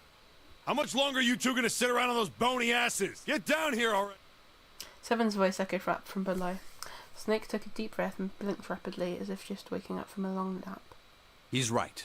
Let's go, shall we? We don't have much time. We need to get out of here, and soon. Snake headed for the stairs, but Junpei put out an arm to stop him. Hold it. There's one more thing I want to ask you. Hmm? Are you sure that there were 18 kids? Why? Well, I thought it was only 16. Oh, yes. That was what they said on the news, wasn't it? Yes. I have no doubt that 18 children were abducted and used in Hongo's experiment. After all, you couldn't exactly play a nonary game with any less, could you? Oh. I know how it is. It's the Ninth Man. I joked about him being 18, but he might actually be 18. And then the other 10 people that were... Wait, no. No, wait. And the other people that Ace and Co hired also have numbers and are now dead. But maybe, does that make sense? Well, yeah. Are you saying that the news got it wrong? Yes, I am. There were 2 more children. Are you saying that the news is biased? However, they had no relatives that I'm aware of. I imagine no one filed a police report when they went missing. They were brother and sister, like Clover and I. The brother's name was Aoi. The sister's name was... Her name was... Snake couldn't seem to bring himself to continue. It looks as if what he was about to say brought him great pain. Her name was Akane. That was the girl who died. Junpei felt as if he had been punched in the stomach. His vision went blurry and his head felt light. Akane Kurashiki died 9 years ago? Then, who's June? No. That's impossible. It can't be true. Akane isn't that uncommon of a name. If Snake had known her last name, that's a different matter entirely. So they share a name. A lot of other people do too. It doesn't mean anything. There was someone else. Of course it was. It has to be. Is something wrong, Junpei? Your breathing sounds strange. The snake had noticed. Junpei cleared his throat and tried to act calm. No, it's nothing. I'm fine. Let's get back down there, alright? Snake raised an eyebrow but said nothing. He headed down the stairs, Junpei bringing up the rear. I couldn't do it. Why didn't I ask? What's her last name? I just couldn't get the words to come out. With every step he took, the cold, hard sound of feet against metal dug at his heart.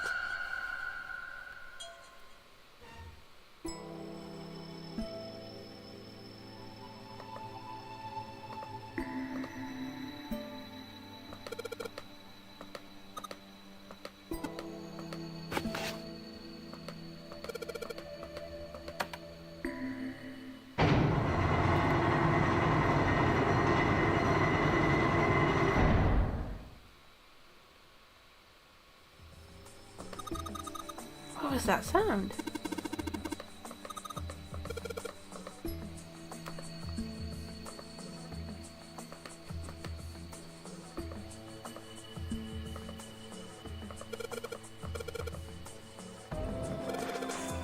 That's 13, 14, 10, 13.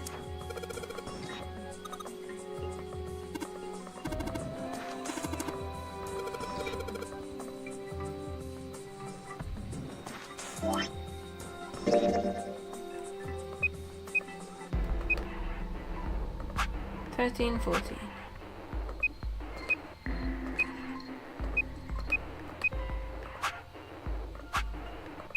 Oops.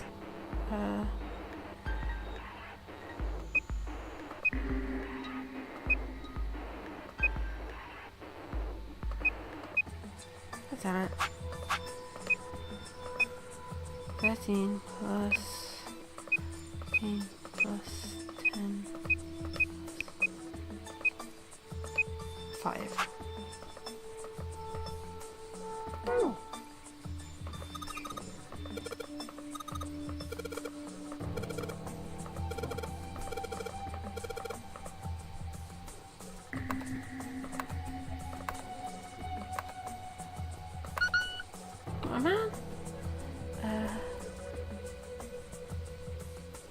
Oh man.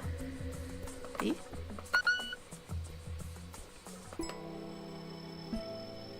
How do you do the maths wrong?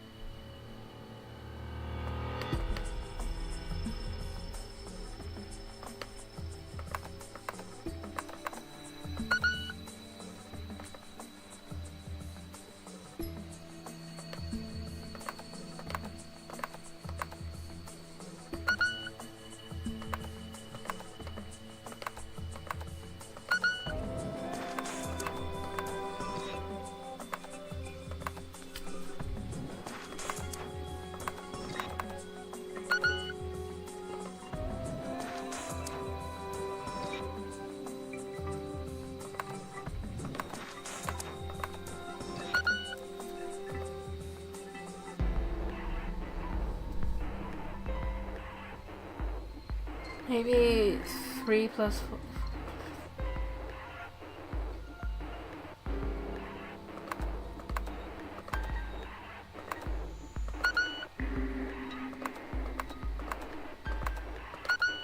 Oh man.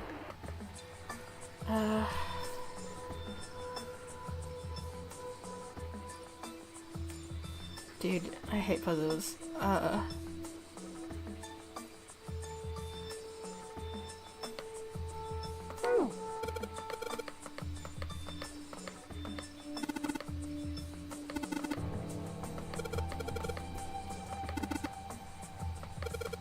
Oh! Okay. A, B, C, D, E, F, G, H, I, J, K, L, M, N, A, B, C, D, E, F, G, H, I, J.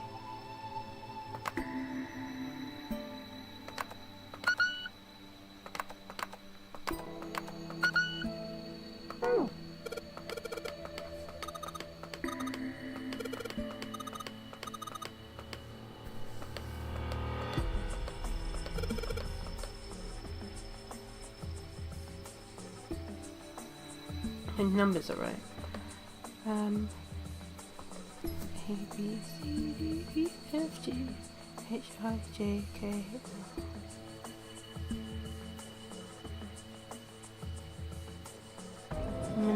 No. No. Oh, but I have to use the stupid. I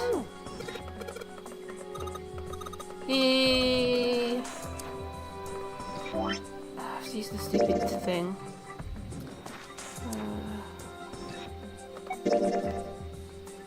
Okay.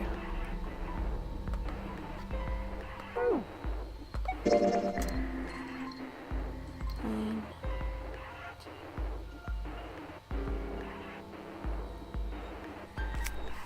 10, 11, D, E, dead!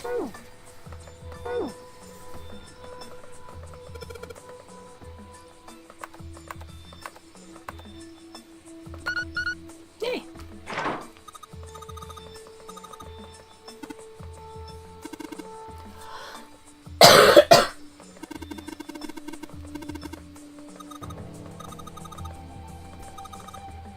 Clover is walking on sunshine now that she's reunited with her brother.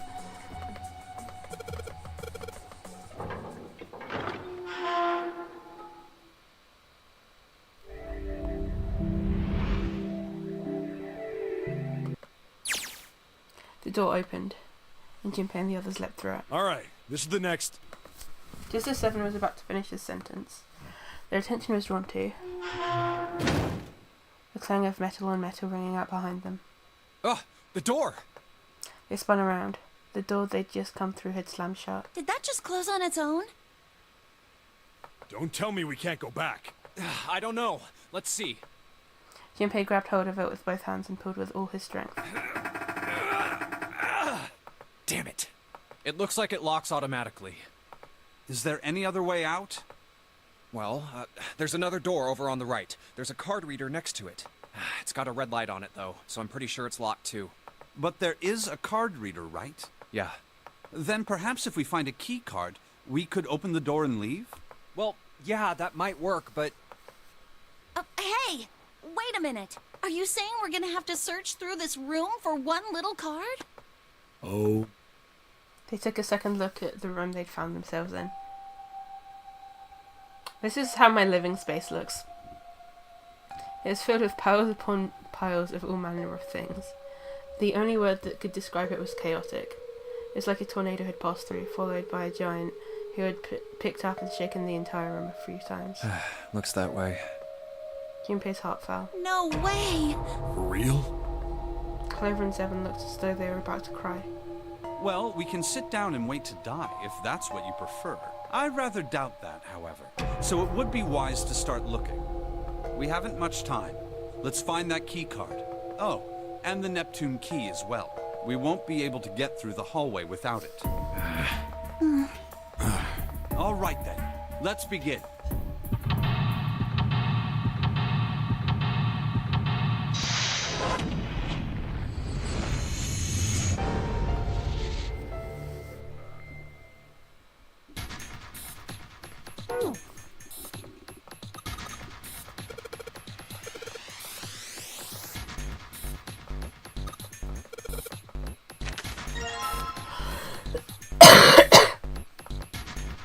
New map added to the file.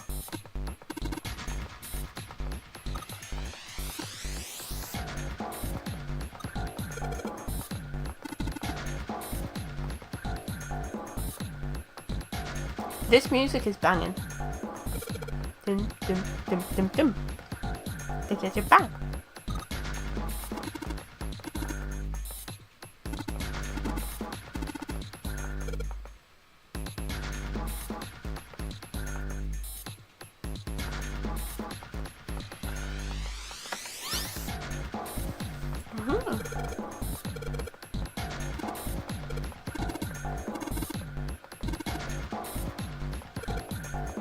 Okay.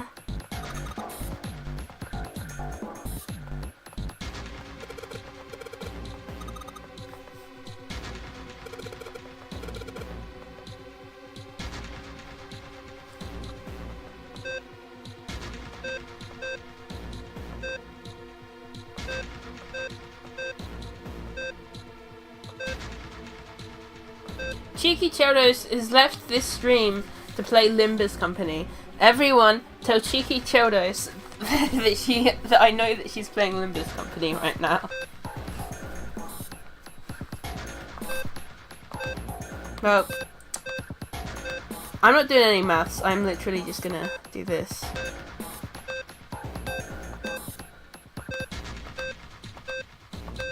That's great. Yeah, that means nothing to me, so, okay.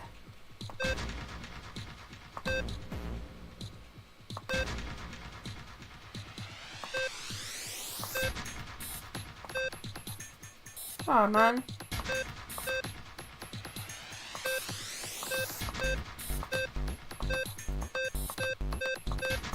Oh, I can click on the numbers, okay.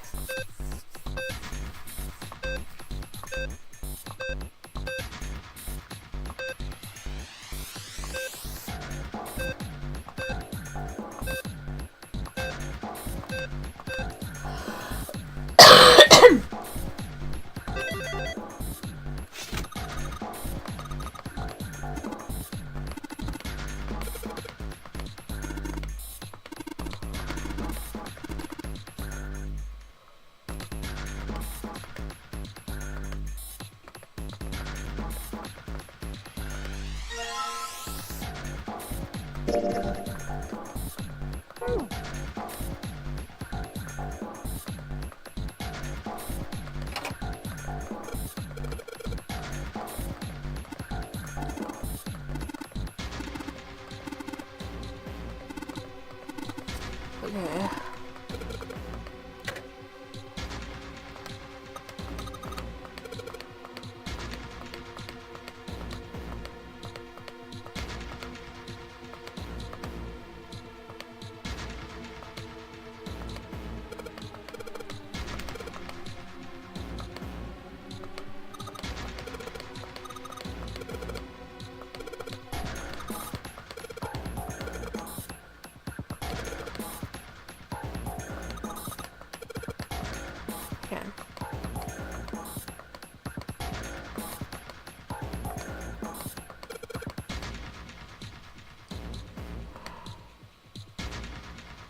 Okay.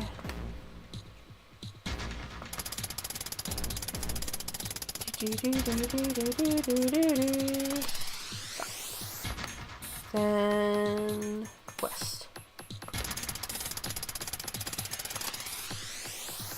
Then southeast.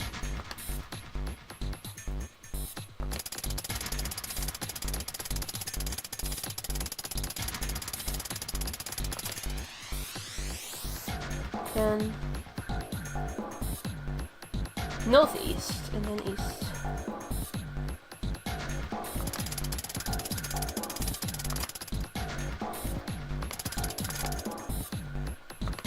Straight east is just north.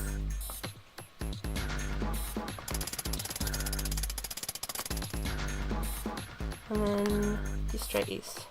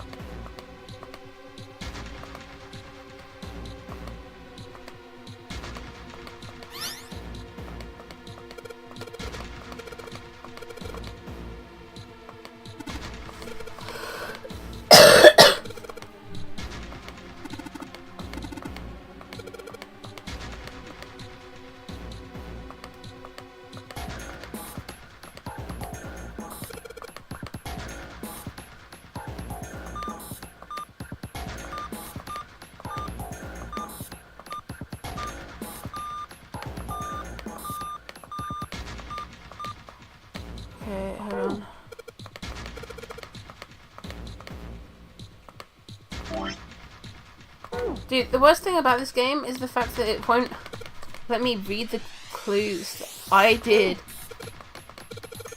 No, no, no, no, no, no. No, no, no, no. I need to... It won't let me look at the fucking clues that I have. Thank you.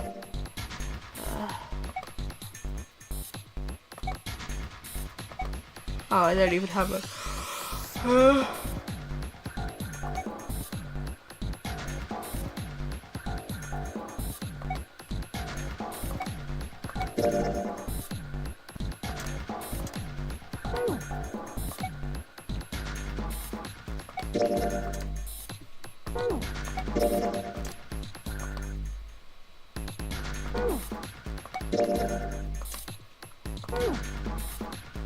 Okay, so...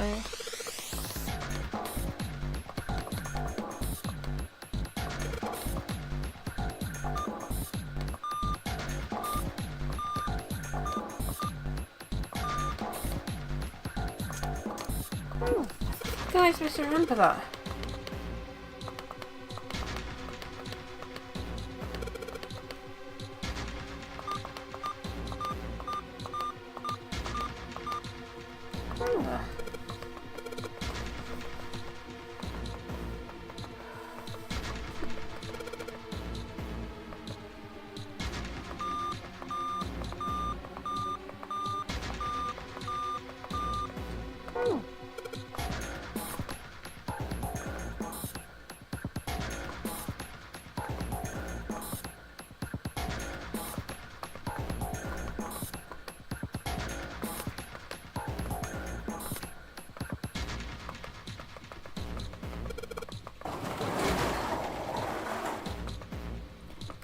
Another coffin!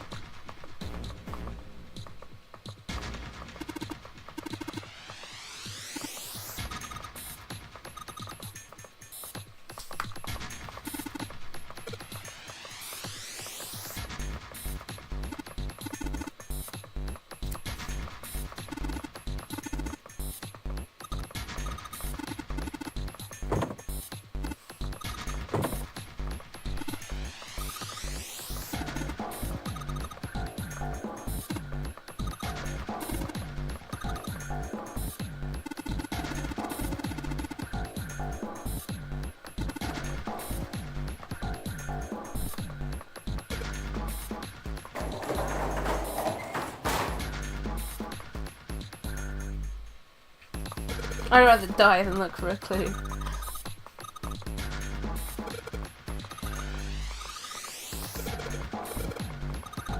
What was happening? I zoned out for a second and Chloe was talking about underwear.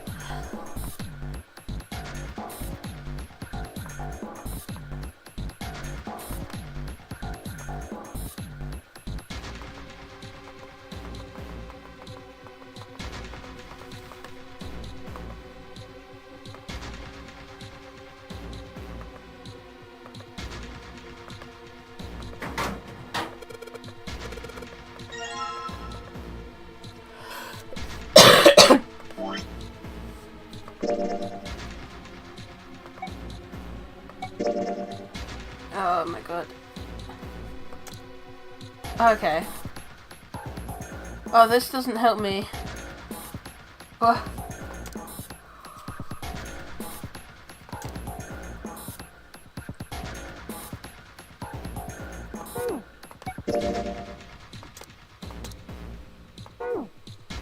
Okay, this is kind of helpful, but I don't know what it's supposed. Oh! Wait, yes I do. Hold on.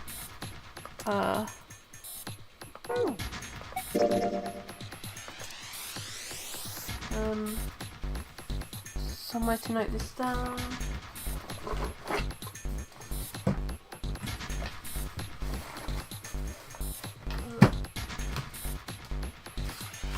Damn it, why did I have to get so organised for the school?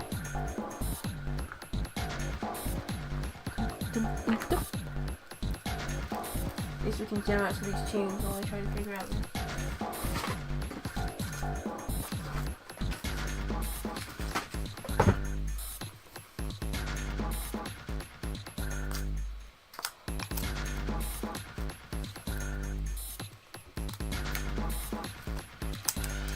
Nah, this is not as bad as Cargo Room. Cargo Room is the worst by far. I use this ugly book that I've got.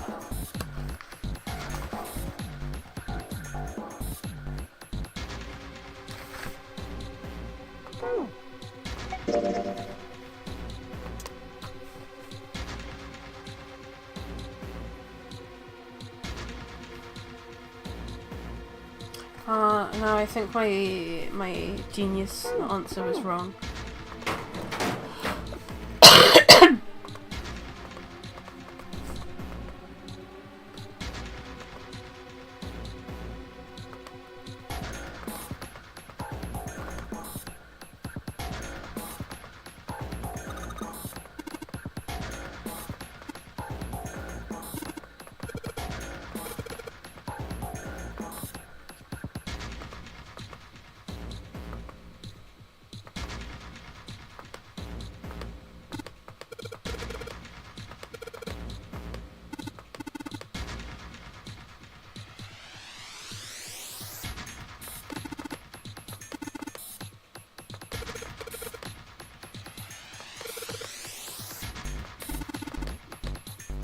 Okay.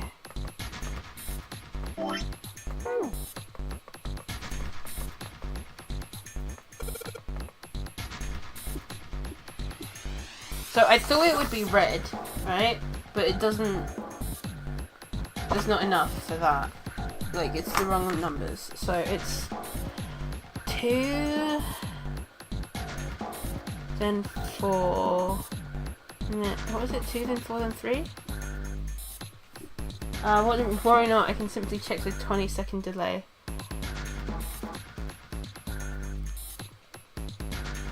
Two, 4, 2, 4, 1. So it's... Wait, I know what it is.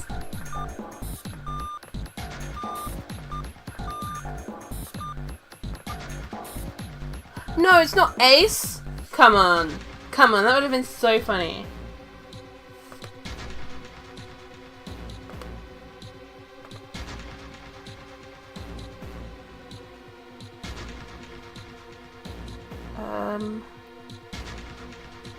Another thematic 3-letter word. I've done red.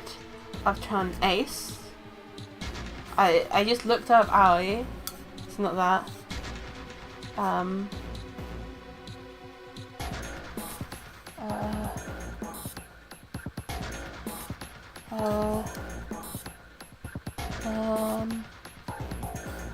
Dude, it's so sad that it's not ace. That would have been awesome.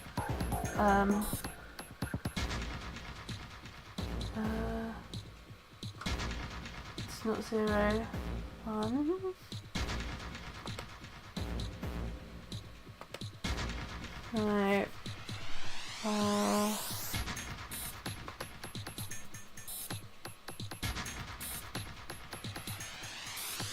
Morphogenetic field has more than...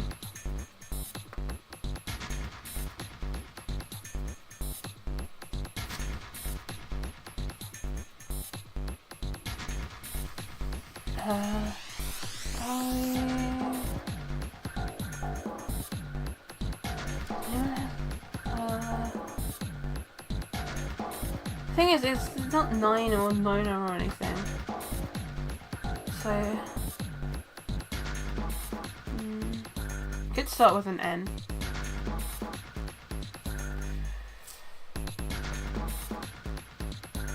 Are there any vowels that have 3?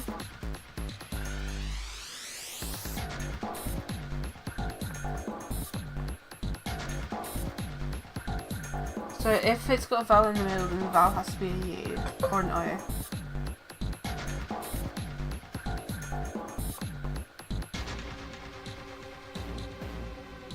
Thematic to this room. No! Are you kidding? There's nothing thematic. What?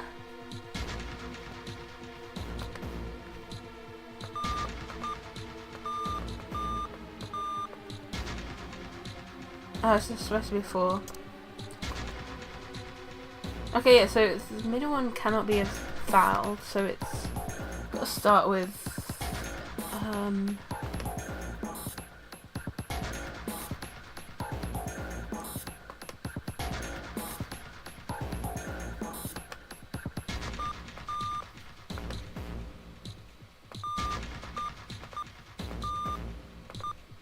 No, it wasn't Axe.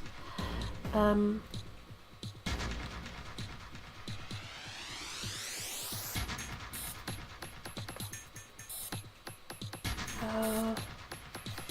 wonder if I'll get another hit to back up.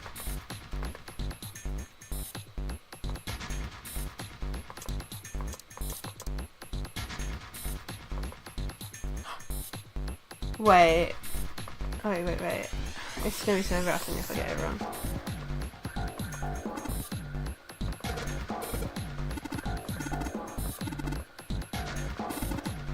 Yeah, so it's ice.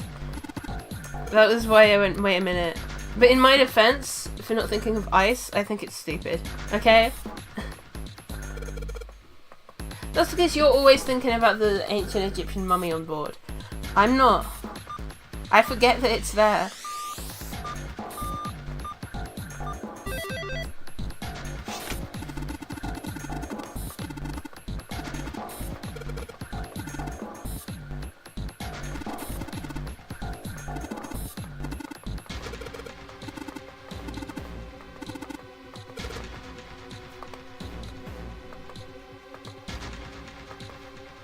If only I could figure out what anything in this room was.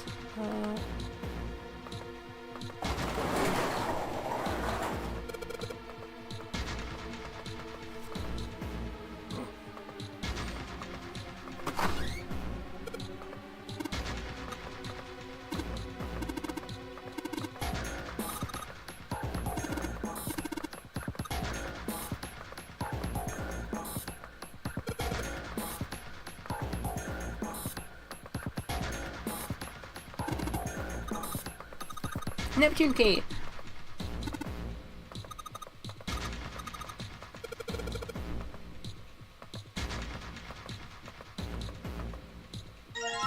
Okay, so we need one more emblem.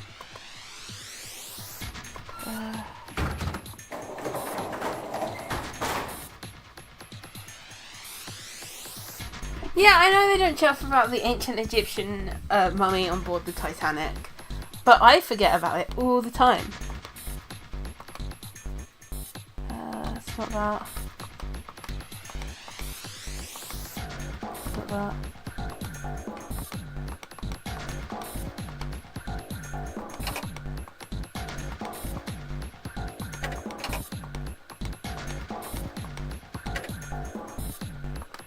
Oh, I've already forgotten. Okay, what's that? And you said it was right?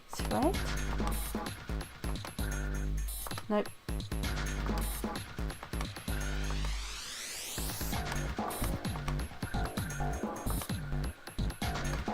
Not that. That's a pipe. There's a cabinet? I never saw this cabinet.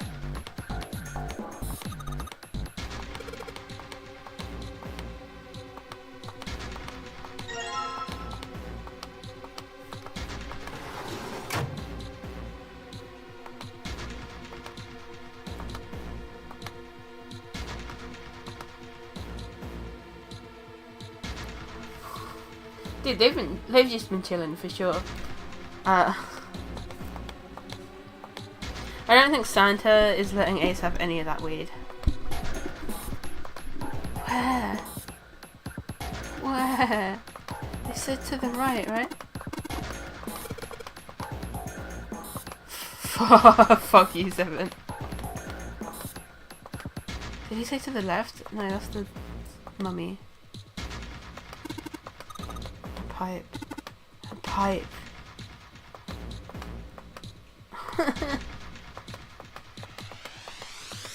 This is still better than the other puzzle though, by the way.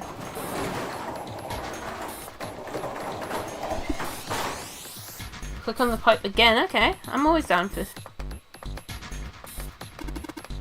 Give me a P. Give me an I. Give me a P and an E. Does Snake only use this expression when he's about to kill Ace for killing his sister?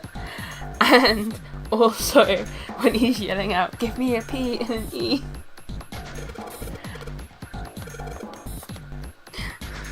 That rude.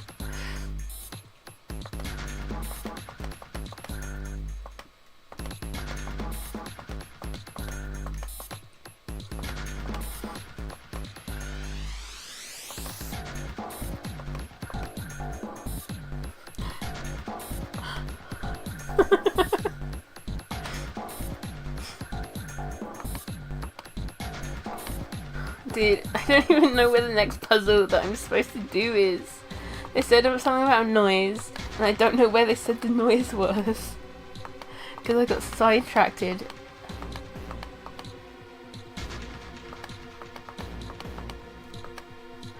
This is wretched.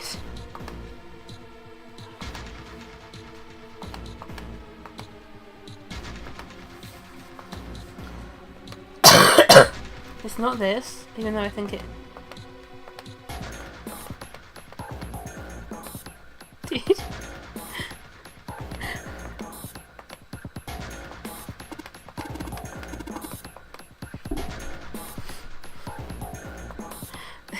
Cheeky.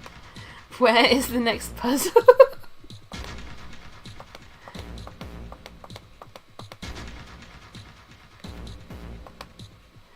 Doug. Where is the next puzzle?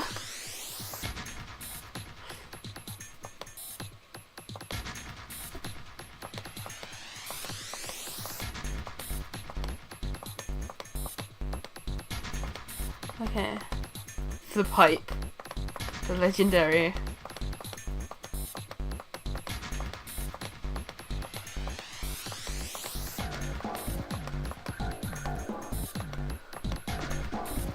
What shield am I missing? I'm missing... I have the coffin, the helm, and the cross.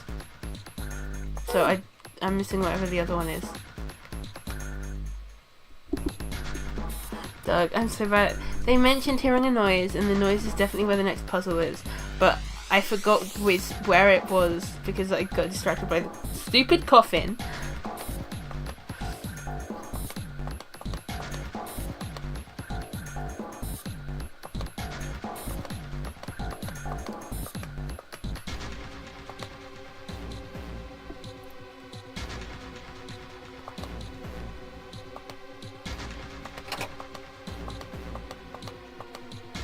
Steering wheel cross with waffle. I'm missing waffle.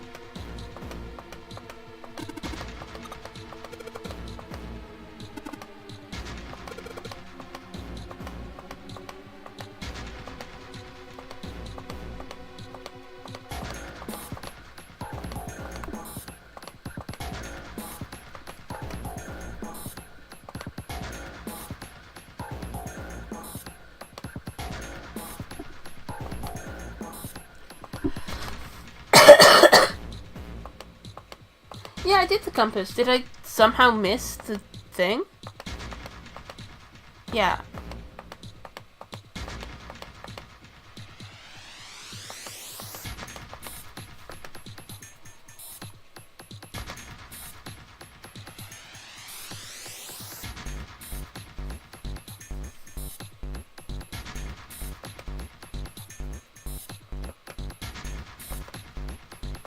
Dude, finding the puzzle is going to be harder than actually doing the puzzle.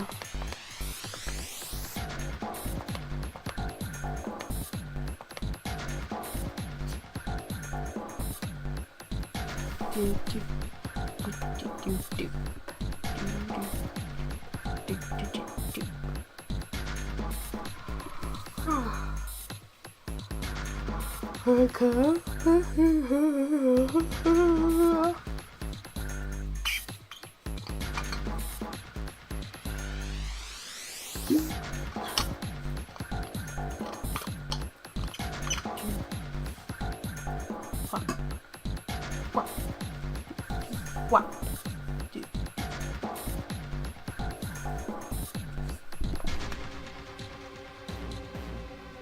What? Okay, I've got the Did I just like not pick it up here? Oh, I'm a fucking idiot. Sorry. Whoopsie daisy.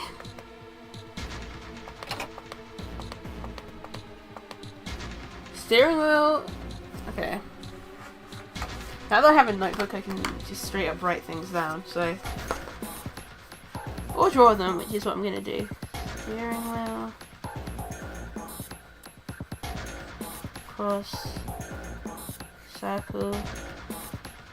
Waffle.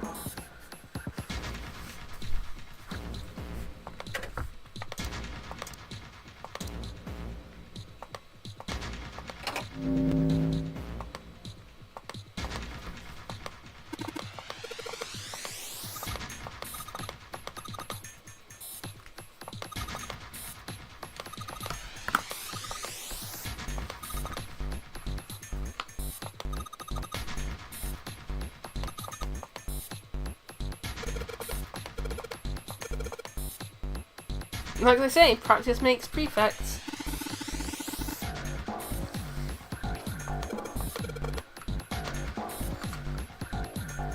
Okay.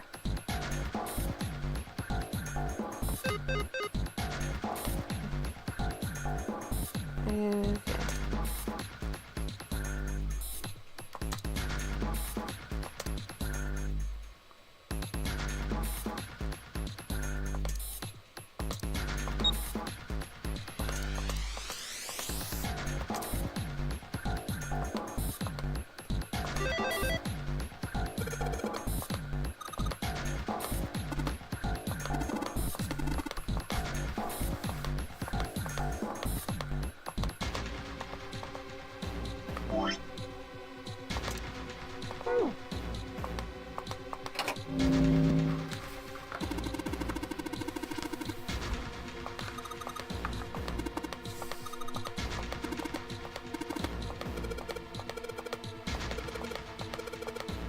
A picture is worth 1,000 words.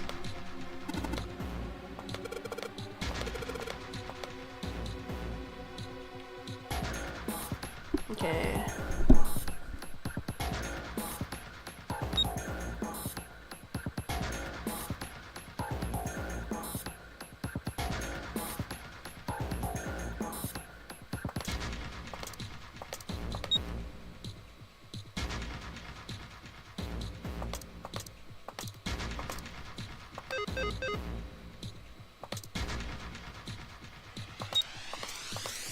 Okay, let's see if we can get in the one.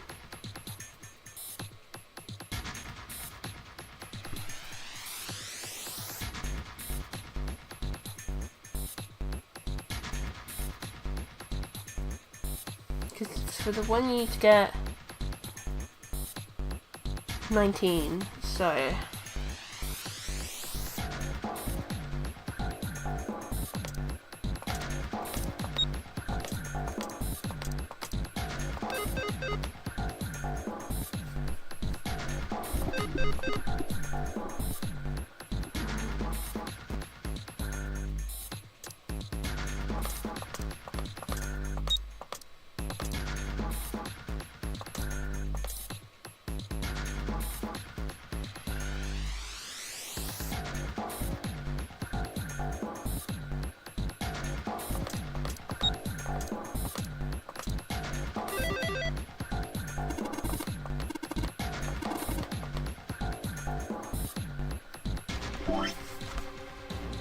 Next is the code one.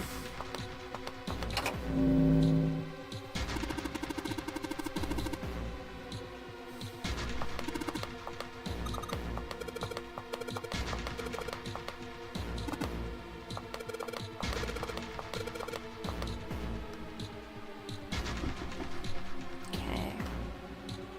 7 and 7.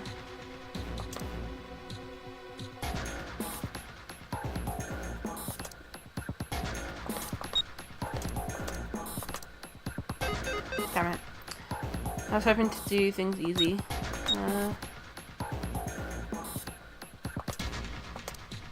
Oops.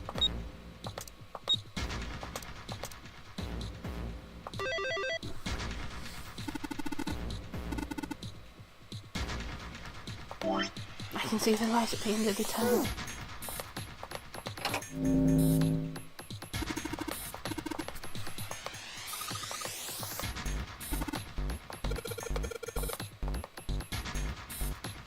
Okay.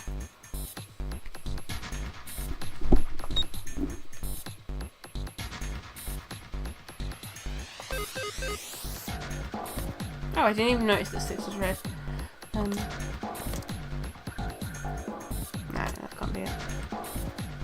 Get to 9.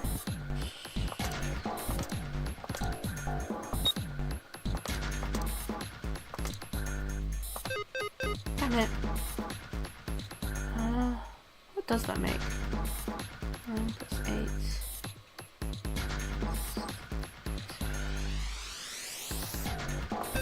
It should.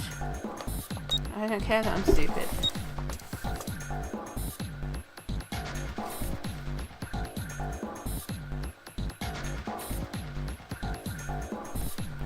Okay.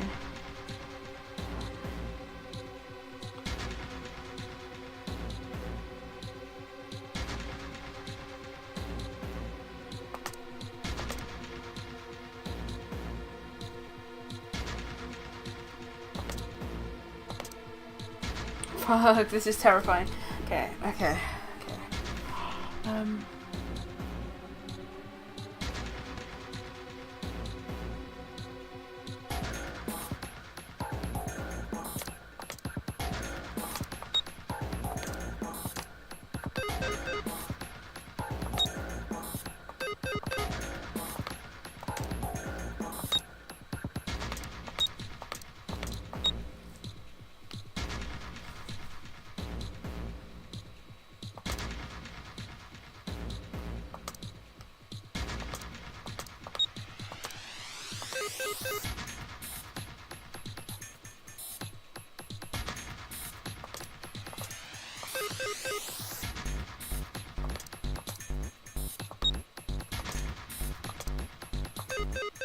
It should. Fuck.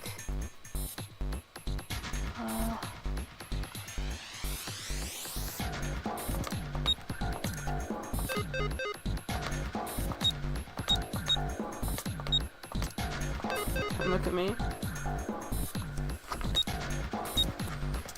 Okay, let's try.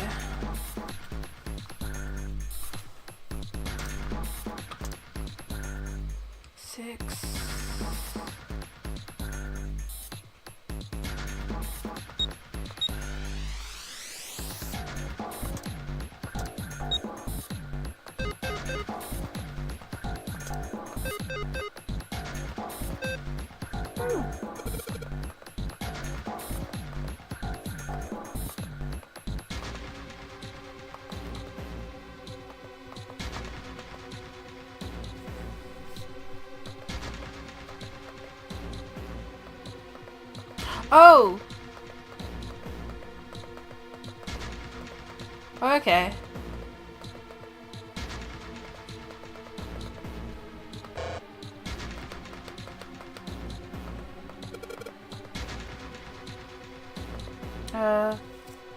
Okay, hold on.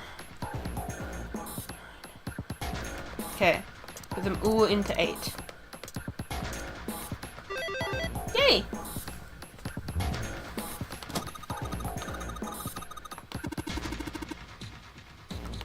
Oh, your mum wasn't making quesadillas? What was she making?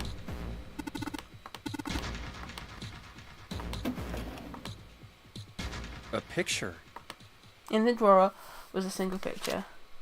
He picked it up. It was a photograph of 4 men. What the? God, look at that fucking hat. That's hideous. It's so ugly. Why does he... You can tell he thinks he looks so cool, but look at it. Look at this thing. Oh, look at his stupid cowlick. And his mullet. And like, the way he's got his collar on his jacket, you know he thinks he looks so cool. And at least the 9th guy, like, the 9th guy and the guy that was dressed up as Snake, they look as respectable as they can. And the other guy isn't, he don't give a shit. But look at fucking Ace. Look how hideous he is.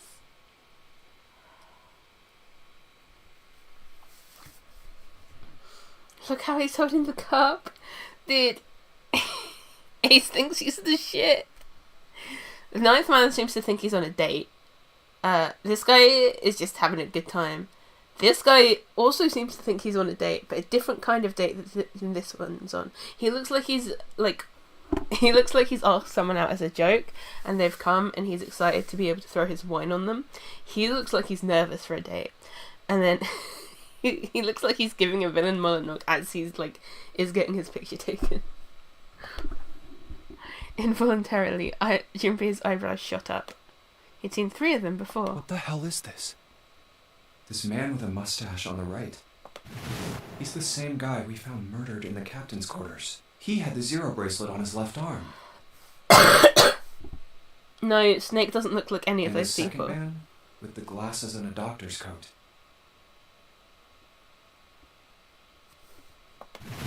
He's the ninth man. Ace was in The love one with with bracelet number 9. Nigisaki. That would be a fun plot twist. He died after he went into door 5. But this guy, the one in the striped suit, He's in a fucking striped suit.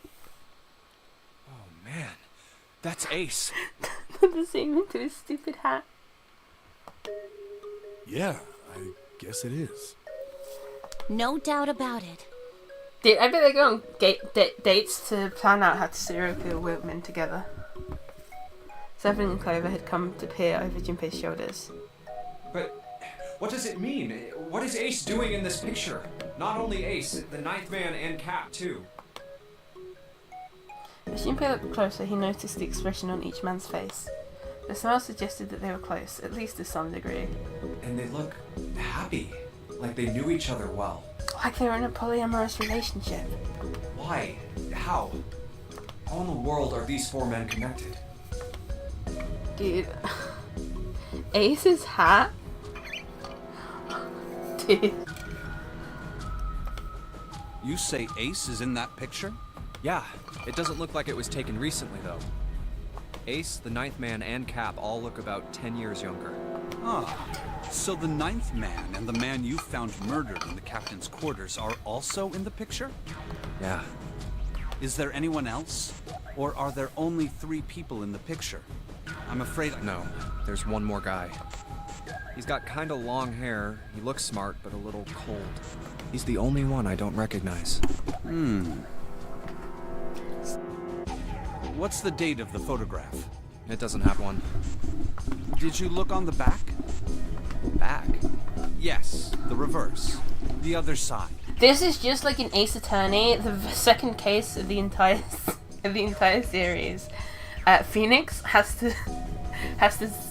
Maya has to summon her dead sister in order to tell Phoenix to turn her seat around so he could look on the other side of it. Junpei flipped the picture over. Huh. There it was. To be precise, it wasn't a date, but it was certainly significant. He read it out loud so that Snake would not be left in the dark. Praying for the success of the Nonary project. With Nigisaki, Kubota, and Musashido.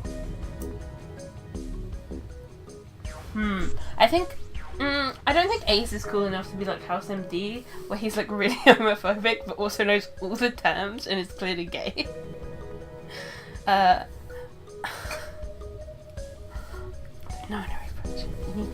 Nichi Sanji. Kabuto. Musashido. Junpei immediately flipped the picture back over. Then the 4 men in this picture were the organizers of the Nonary game 9 years ago. Since Hongo wasn't mentioned, Junpei figured that could only mean he'd written the words on the back himself. That means Ace, the ninth man, and Cap were all responsible for making it happen. But I feel like I should be more shocked about this. It's almost as if that's just how things were always supposed to be. Their true identities did not come to us as a surprise. It was what Junpei found most surprising. Why? Why am I not surprised? Junpei's been finding Ace creepy for like half of the trip. Ace was the one in charge of the Nonary project. But why? Why am I so calm? It's like I already knew. Ah, of course. I understand now.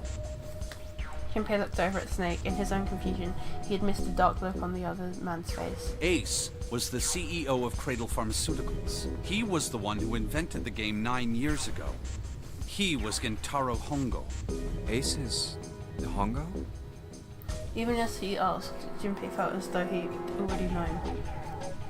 Almost as if someone had whispered into his head that yes, of course Ace was Hongo. I had my suspicions from the beginning. Their voices were similar.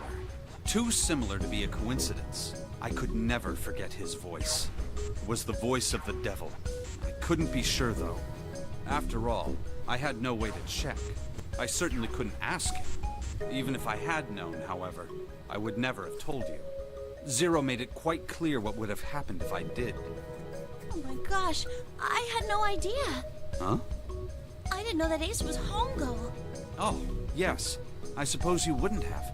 9 years ago, you were in Building Q in Nevada, but Hongo was in the Gigantic with us.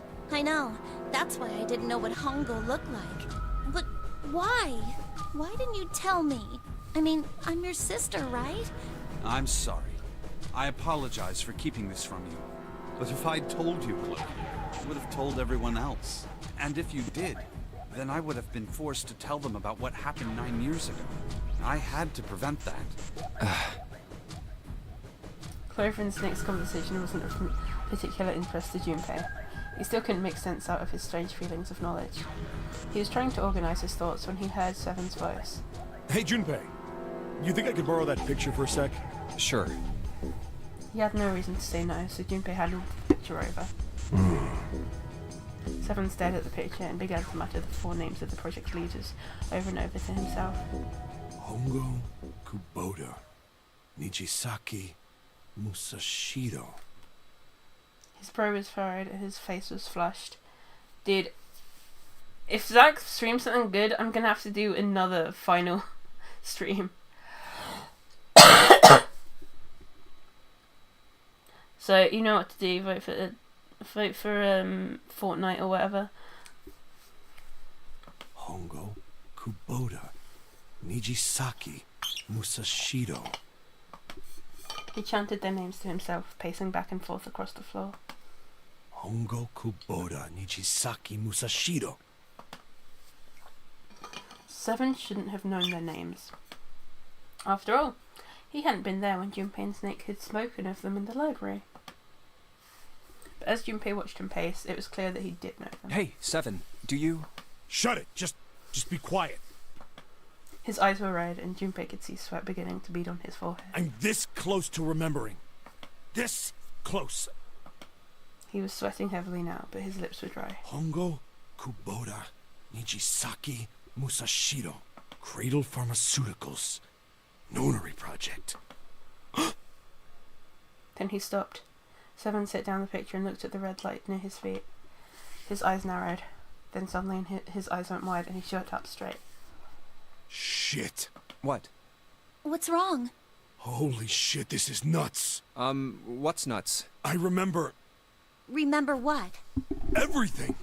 Everything? Yeah, I remember all of it. I remember the creation of mankind. Watching evolution play out. My memory's back. I remember what happened before I got snatched. Seven's voice was filled with excitement. What? Shock and excitement had frozen Junpei in place, along with Snake and Clover. Let me tell you what happened. Seven hastily drew a shaking hand across his mouth and began to speak. Like Snake said, Ace is Hongo from the right. The other 3 are Musashiro, Nijisaki, and Kubota. Musashiro was the man with the cash. Nijisaki was Hongo's right-hand man. And Kubota developed the actual technical details of the experiments. Realization began to dawn on Junpei, along with a pressing question. How do you know all this? Come on, man, I told you, I finally got my memory back. No, that's not what I mean. I'm trying to ask you why you knew all this stuff in the first place, before. Someone rubbed the scar on his chin. You really want to know? Of course. Me too. Snake was the only one who didn't voice any sort of agreement. It looked to Junpei as if he was simply waiting to see where Seven's sudden recovery might take them. This is gonna take a while. Hell, it'll probably take me a good 3 days to tell you everything. Well, we don't have 3 days. Just give us the short version, all right? Short version, huh? The big man pulled off his hat and scratched his head. His right-hand man. His Nijisaki. No, he's his right-hand arm man. His silly little rabbit. Does he call him that? No. He made a face and put his hat back on. Alright, fine. I'll give it a shot. No promises, though. Junpei and Clover nodded earnestly. I'm a detective. It's a little awkward to say this about myself, but you could probably consider me a lone wolf. See, if he's a detective, that's not a cop, so it's okay. I hold to my own code, as I think doing what's right is more important than doing what you're told. Yes, That's why I sounds followed okay. my gut that night. A slim lead brought me to the wharf. It was 9 years. I was investigating a mess of kidnappings. It all had one thing in common. A history of visits to one particular hospital. A hospital under the management of Cradle Pharmaceuticals. My investigation had turned up evidence that Cradle had been involved in the kidnappings. After a little sweet talking, I managed to finally get a real lead from someone inside Cradle. Ace would never show real affection. My source told me this. Tonight, a ship is set to take the children to a large passenger liner docked offshore. So I headed to the wharf. In the shadows, I searched the harbor until I found the ship I was talking about. There was a bunch of movement there. Men in black suits, many of them carrying large bags. Bags. There was something about the way they moved as they were carried. No doubt about it. There were human beings in those bags. I moved before I realized it. I came out of hiding with my gun already in my hand. Don't move. I felt metal touch the back of my head. Drop the gun. I could kill you right now. It'd be easy to get away with it, too. Just tie an anchor to your feet, and no one will find you for a week. Not what you want. The fish here would love a meal. I kept digging the cold metal thing into my skull. There was nothing I could do. I did what he said and laid my gun on the ground. Then suddenly, there was a sharp pain in my neck. A needle. A drug? That was my last thought. My face hit cold concrete. I was out like a light after that. Oh yeah, you're right. Someone can get back up on his operation to recover 18 missing children.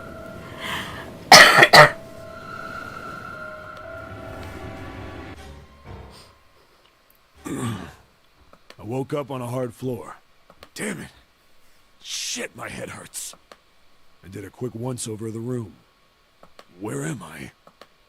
A small, shabby bed, a dirty sink, a toilet with no privacy. I'd seen it countless times as a cop. I'm in a cell, huh? Facing the toilet was a door set into the wall. Dude, his department is so bad that he was wearing bright orange and white on his operation to sneak into recover 18 missing children in the dead of night. I was still pretty woozy, but I made my way over to it. I pushed and pulled on it, but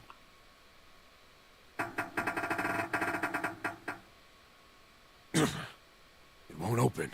Not like I expected much else. Would be dumb enough to put me in a cell and leave it unlocked. Threw myself against the door a few times, but it wouldn't budge. I knew it. I gave up and made my way back to the bed, and sat down. I sat there for a very, very long time. Who knows how long. Then, I heard a faint voice. The voice was far away. I couldn't understand what it was saying, but I could hear one. It was pretty high, probably a little kid. Huh? No, it was several. I hear 5 or 6, maybe more. Where? Where are they coming from? I pressed my ear to the wall and tried to listen through it. No, that's not it.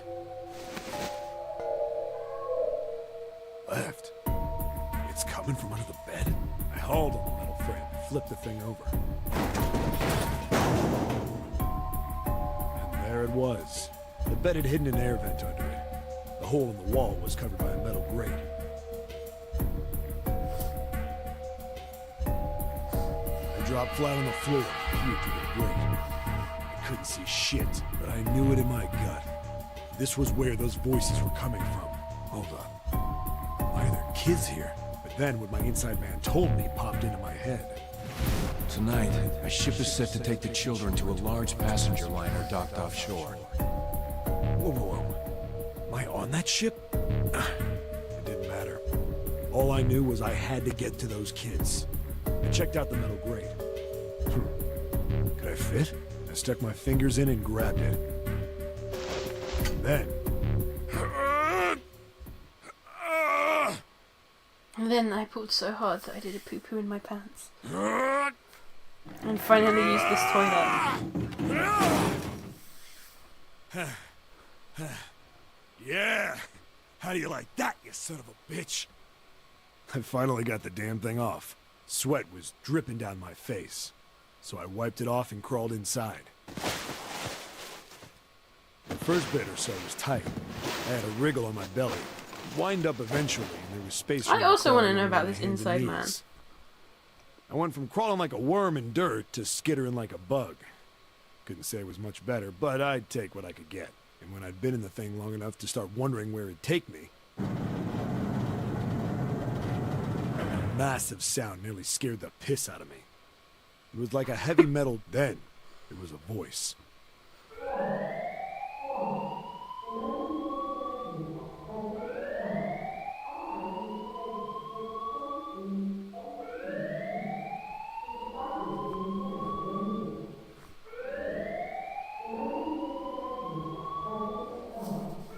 What? I wasn't sure what it meant, but anything with incinerator is bad news. Then, almost as if that was a cue, I heard a mess of young-sounding voices. A bunch of them were straight up screaming in terror.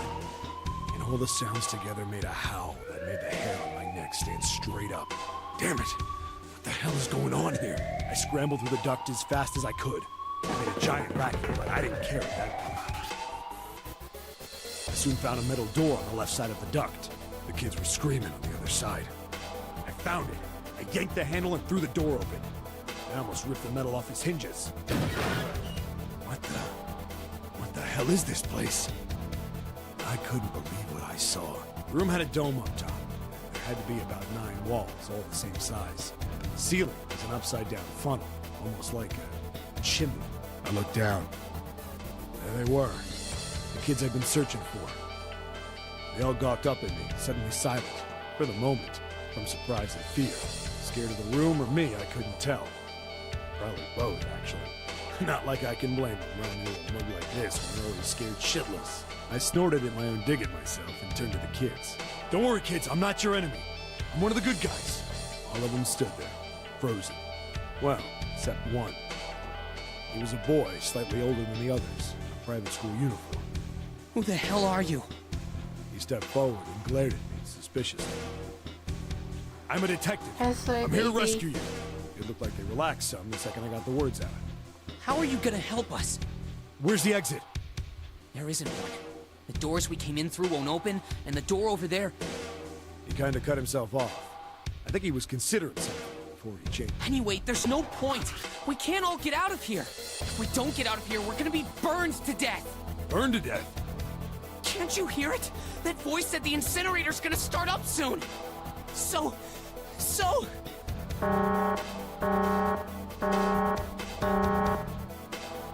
The voice spoke again. Incineration will be 15 minutes. They only had 15 minutes. I looked back down at the kids.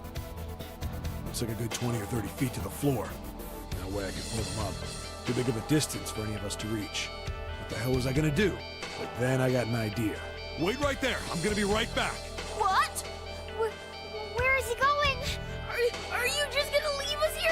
They just got frightened again. I'm not the best at that kind of thing, but I tried to reassure them with a smile. Don't worry, all right? I'll be back, I promise. So just stay calm and wait right there. Got it? I didn't wait to hear them respond. There wasn't time. I had to hurry. Well, as fast as a guy could on his hands and knees. Didn't take me long to get back to my cell. Still no way out of there, but I had a plan. I needed something from the room. When I got it, I dove back into the hole and took off towards the incinerator. Then... Sorry to keep you waiting, guys. I tipped out the doorway and dropped down the rope I brought with me. Back in the cell, I'd torn the bed sheets into strips and tied them together to make a rope. It was sloppy, but it got the job done. All right, just tie that around yourself, okay? I'll pull you up one at a time. Right. Huh. Wait a sec. Something was off. There were more of you before. Where'd the rest of you go? The boy in the uniform answered. I let them go on ahead. We opened the number 9 door and they left. What? You're telling me you opened that door? That's what I said. Then what the hell are you doing here? We couldn't go with them. Why not? So where's the toilet? I thought he was gonna take the toilet paper like an idiot. Look, the only people who can go through the numbered door. He was in the middle of explaining.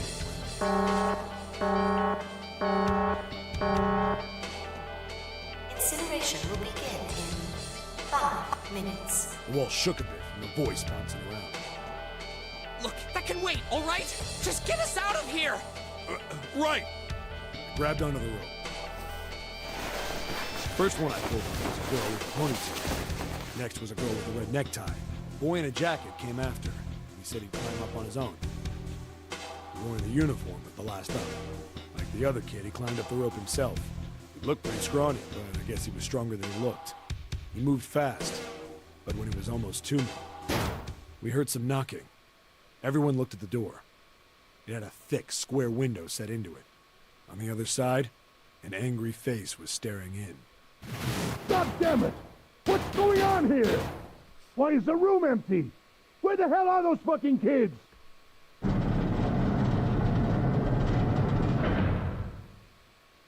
The door opened, and a man stepped in looking half mad with fury. I recognized his face. I saw him many times in photos during my investigation. The man's name was Gintaro Hongo, the CEO of Cradle Pharmaceuticals. Dude, look how stupid his outfit is. The hat, the hair.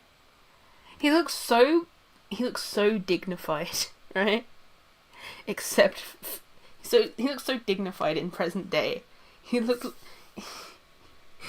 like he's in a fucking 1920s musical.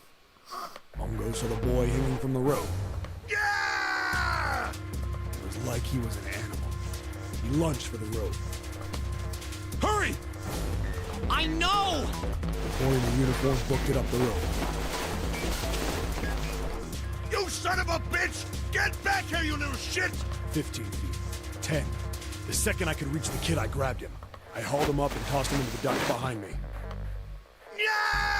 No! Hongo had lost it. Dude, this is him trying to just gay. It's like not the working. bastard pulled off his fake face. He was really a terrifying devil or some kind of damn monster. I quickly reeled in the rope, leaving a furious Hongo yelling at me from the floor. You fucking bastard!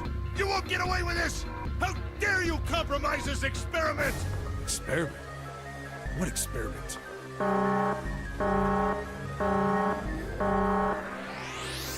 Incineration will begin in 1 minute. Hey, old man! What the hell are you doing? Hurry up! The boy in the uniform was trying to get my attention. I may have thrown a salute in the raging asshole's face before I closed the door behind me. We went to going back to the cell, so we went down the other direction instead. After about 30 feet, we came across another duct on the left. This one was heading down. Everybody nodded and took turns sliding down it. The duct emptied us out into a narrow hallway. There was a door on either side. The one on the left was a normal double door. But the one on the right was familiar. It had black and yellow stripes. And a device next to it on the wall. A plate on it read, Incinerator. Incinerator? Yeah, that's where we were. It was the girl with the red tie who answered me. We were inside an incinerator? Yeah. Seven still be there. only just figured that out. It's been shut off, though. Wait, what? If he's still in there, Yeah, that's not good. that meant we're better. We gotta get out of here. Go to the other door, hurry! The kids started running, and I was close on their heels. On the other side of the door was a large spiral staircase. Run! Didn't need to tell them twice. Up and up and up. Our feet pounded the steps. Our arms pumping fast. Round, round, round. The devil was in the tail. The stairway kept going. We passed a couple of landings when the boy in the uniform suddenly spoke. Oh, look at them in their little outfits. I love that Santa went to a private school. Look at Snake's little outfit. Something's up. Akane's not catching up to us. Akane? My kid sister. The girl with the red necktie. Akane. That's strange. I didn't remember seeing that man on the list of missing kids. Hey! Akane! He kept his hands around his mouth and yelled. Maybe we outran her. The boy in the uniform skidded to a stop. I stopped too. So did the other two kids. When did we do that? Well, we passed a couple big rooms on the way here. Maybe she took a rest in one of them? No, that's impossible. Sorry, Grandpa. You keep going. I gotta go look for her downstairs. We turned to go. Hey kid, wait! God damn it, I said wait! I don't think the kid even heard me. Fuck! I spun around to the boy in the jacket, the girl with the ponytail. I'm going after her. You two keep going, alright? Got it? The girl nodded and ran up the stairs. The boy. I'm going with you. I didn't have time to argue. I just nodded and took So they off down just- the stairs. You just let who I assume is Nona just leave by herself. Guys, you don't split. If you have to split up in groups of 2. Come on, man. We ran all the way to the bottom floor of Hollywood. Akane was nowhere to be found. God damn it, where the hell did she go? I could tell the kid was frustrated. And then suddenly, Help me! Somebody help me! we heard a girl's voice. Akane! The boy in the uniform threw open the door and leapt into the hallway by the incinerator. We rushed in after him. I couldn't for the life of me believe what we were seeing. That bastard Hongo had Akane by the arm and was forcing her into the incinerator. Come on, goddammit, move! No, I don't want to! Let me go, please! Let go of me! She planted her feet squarely on the floor and was struggling to get away. But Hongo was bigger and stronger. She wasn't gonna win. Akane! My brother roared with anger and charged toward Hongo. How the hell did this girl get captured? Help me! You guys are all in a group. If you can't keep up with the group, you say, "Help! I can't keep up with the group," and let the giant man carry you. Ah! You're too late, idiot! Hongo lifted Akane bodily into the air and threw her, still fighting him, into the incinerator. Before we could even blink, Hongo had leapt through the door after her. We saw him land inside. Then, the door slammed shut. We ran to the door. We did everything we could think of to get the thing open. But Fuck! It's no use! The goddamn thing won't move an inch! he started slamming his fists against the door. He was close to shattering his knuckles with how hard he pounded on it. Akane! Akane! Are you okay? Her voice was muffled, but all of us could hear the sheer terror in it. What should I do? I think I'm trapped in here! Saying that Santa was the worst present than Snake is a Discord bit. This is the hardest thing you've ever done, by the way. Where's Hongo? He went out the other door! What? Warning. Warning. Emergency incineration command has been acknowledged. Automatic incineration will take place in 18 minutes. Please evacuate the incinerator immediately. Repeat. Emergency incineration command has been acknowledged. You fucking kidding me? It's the same damn thing! Are you there? Yeah, we're here. Just hang on, alright? We're gonna figure out a way to save you. His words would have seemed like a sick joke to her if she'd been able to see how white and bloodless his face was right then. Making a joke is your go-to way move Incineration will begin for in deflection. Yeah, you make jokes all the time, is the thing. 17 minutes.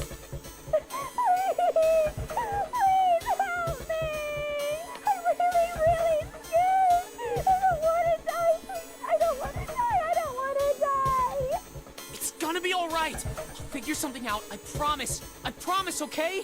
You hear me? It was torture listening to her sobbing on the other side of the door. Her brother was nearly crying himself. He could only stand there, fists clenched It so says tight his knuckles Connie. were white.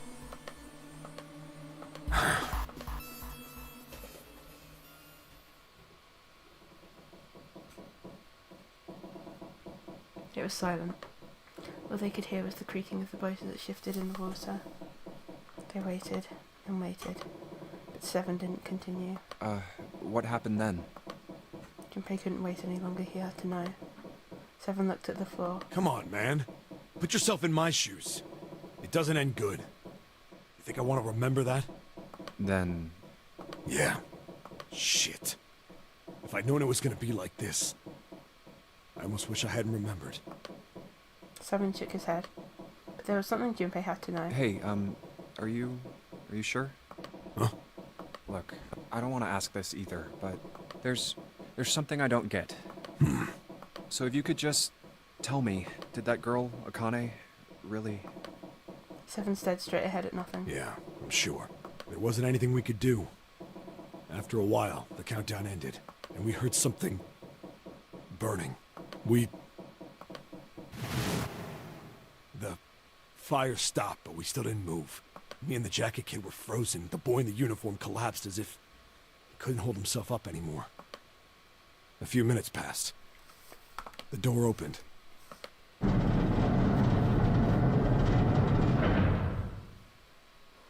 The boy in the uniform tripped over his own feet running in. We followed, too numb to speak. The air in the incinerator was hot. Every breath made my lungs feel like they were on fire. It was like standing on hot asphalt. The air was wavering, and in the middle of the room, there it lay. The kid's legs were shaking so bad, I don't know how he managed to walk. I couldn't see his face, but finally he reached it. He fell to his knees as his legs gave out on him. And then...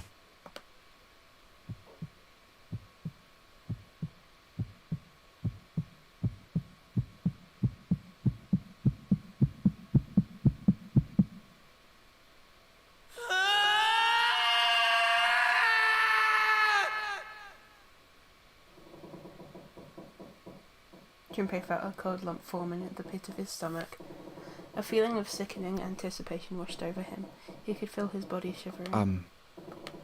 He desperately did not want to know the answer. He feared he knew already, but he had to ask.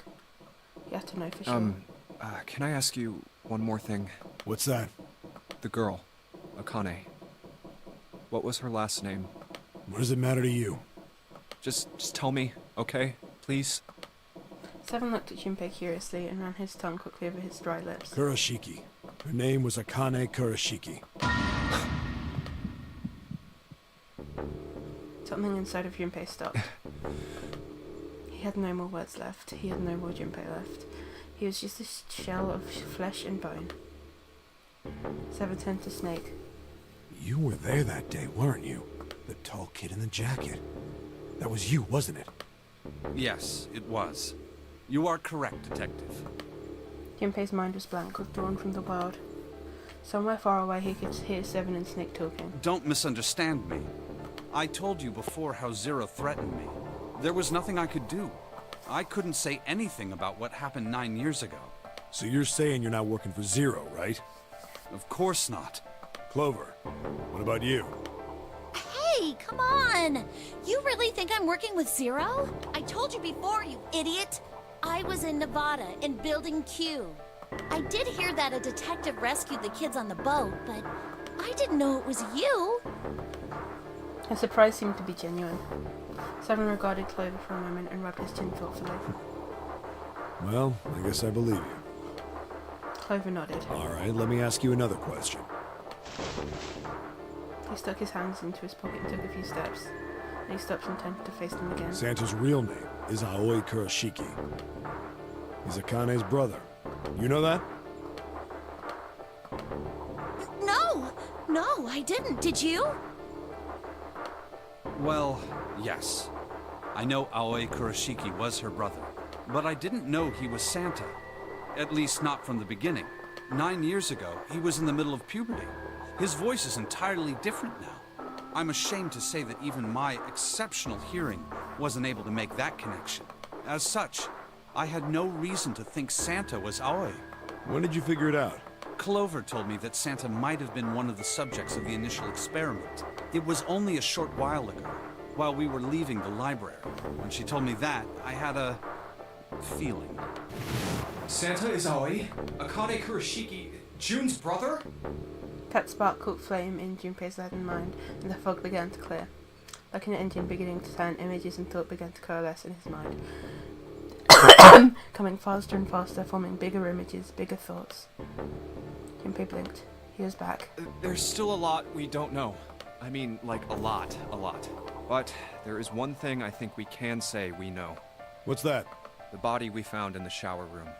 It had to be Nijisaki, dressed up to look like Snake. What? Come on, man, what kind of detective are you? You didn't figure that out already? Hey, go easy on me, man. I just got my memory back, alright? Cut me some slack. Well, if he is, the 3 murders make sense then, don't they? Yeah, that's right. Murder. Kubota blew himself up, but that was murder too. So why did these murders take place? If Junpei is correct, and the body in the shower room was Nijisaki's, that means all of the people who were murdered were involved with the creation of the Nonary Project. Kubota, the person who conducted the actual experiments. Nijisaki, Hongo's assistant. Musashido, the man who financed the project. You mean this was all just revenge? Santa is Zero. He's getting revenge for the death of his sister. That's why he killed them. No, I don't think Santa actually murdered anyone. In fact, Junpei didn't think he knew. He couldn't explain why or how, but he had no doubt that Santa had killed no one. Perhaps the madness of the last several hours was finally driving him insane, but Junpei had ceased to be surprised at his sudden knowledge and had even begun to accept it. If I'm right, then it's not hard to figure out who the next victim's gonna be, is it? I'm pretty sure I don't have to tell you. Yes. Yep. Right. Snake, Clover, and Seven all nodded. The next target will be Gentaro Hongo. The person who planned the Nonary Project. In other words, Ace. There was a moment of silence, What?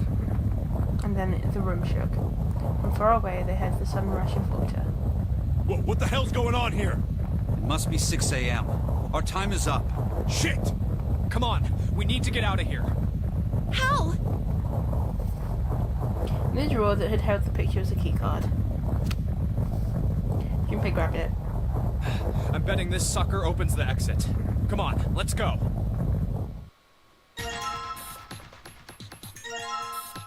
Keycard 0.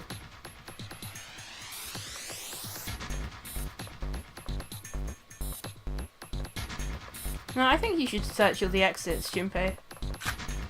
I think you should do all the puzzles again. Junpei, look! It's unlocked.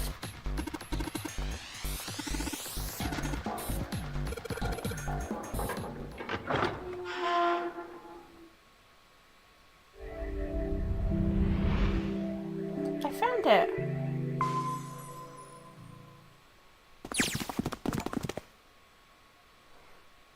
I got an achievement. The door opened and they stumbled into the library.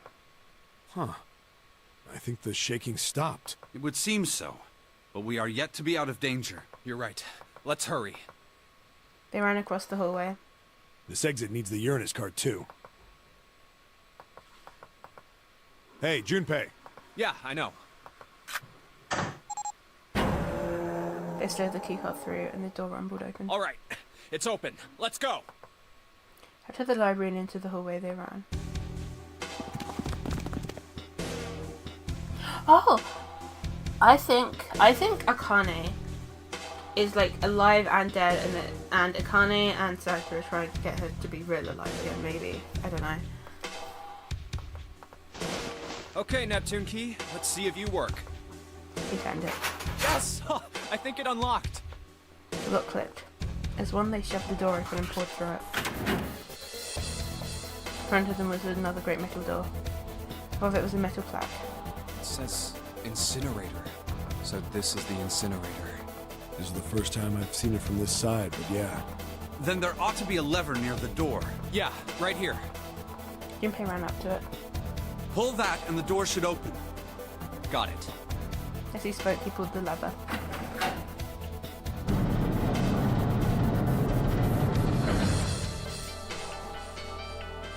The motor in the door groaned as it slowly ground open.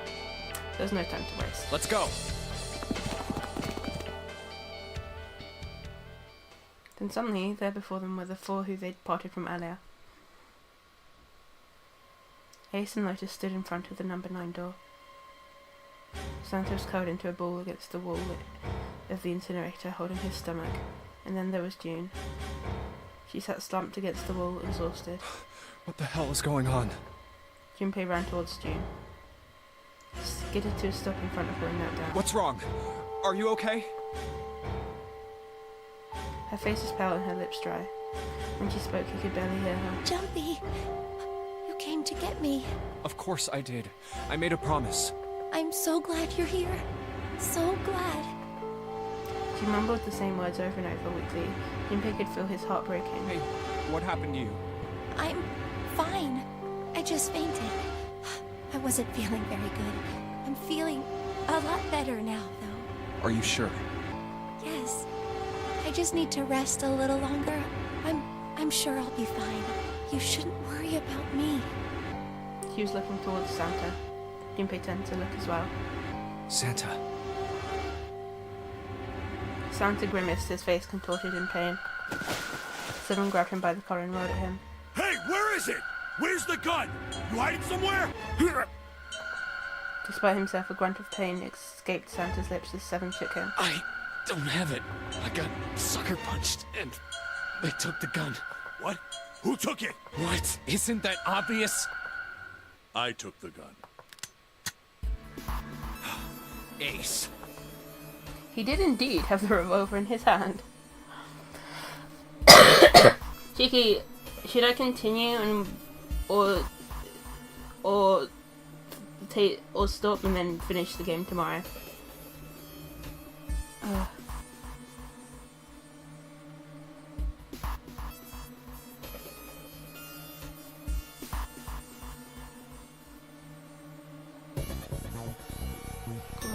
gonna take a drink while I wait for the 5-hour-long delay.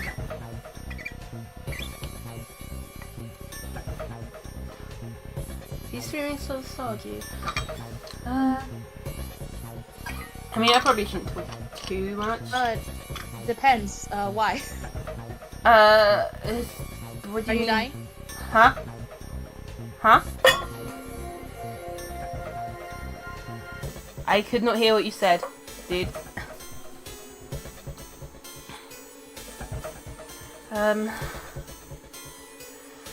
Okay, I'll continue. Hello? Hello?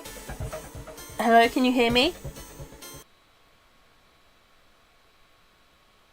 Dude, where are you?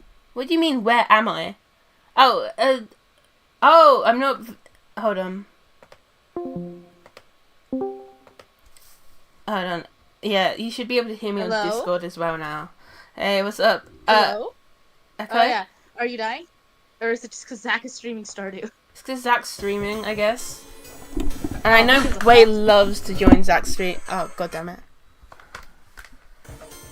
And I know... No, oh yeah, no, we literally voted Stardew. For fucking Way. So Way is down to continue. Okay, cool. Way is absolutely down to continue. Oh, hey, can you entertain Way for, like, a few minutes while I get myself a drink of water and also stretch my legs? while Lotus is being taken hostage. Wait, what do you mean, ping who? Who do you want to ping? Hello?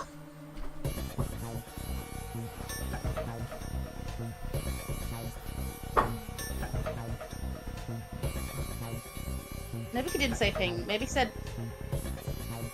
Yeah. I don't know. Maybe he said entertain. Wei, what do you think? How are you feeling, Wei?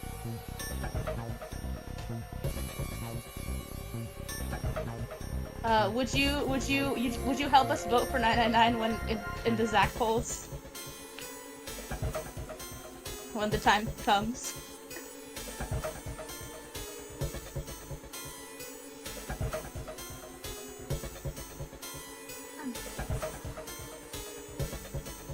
Mishearing just like Zach. It's true. Yeah, he's a bad influence.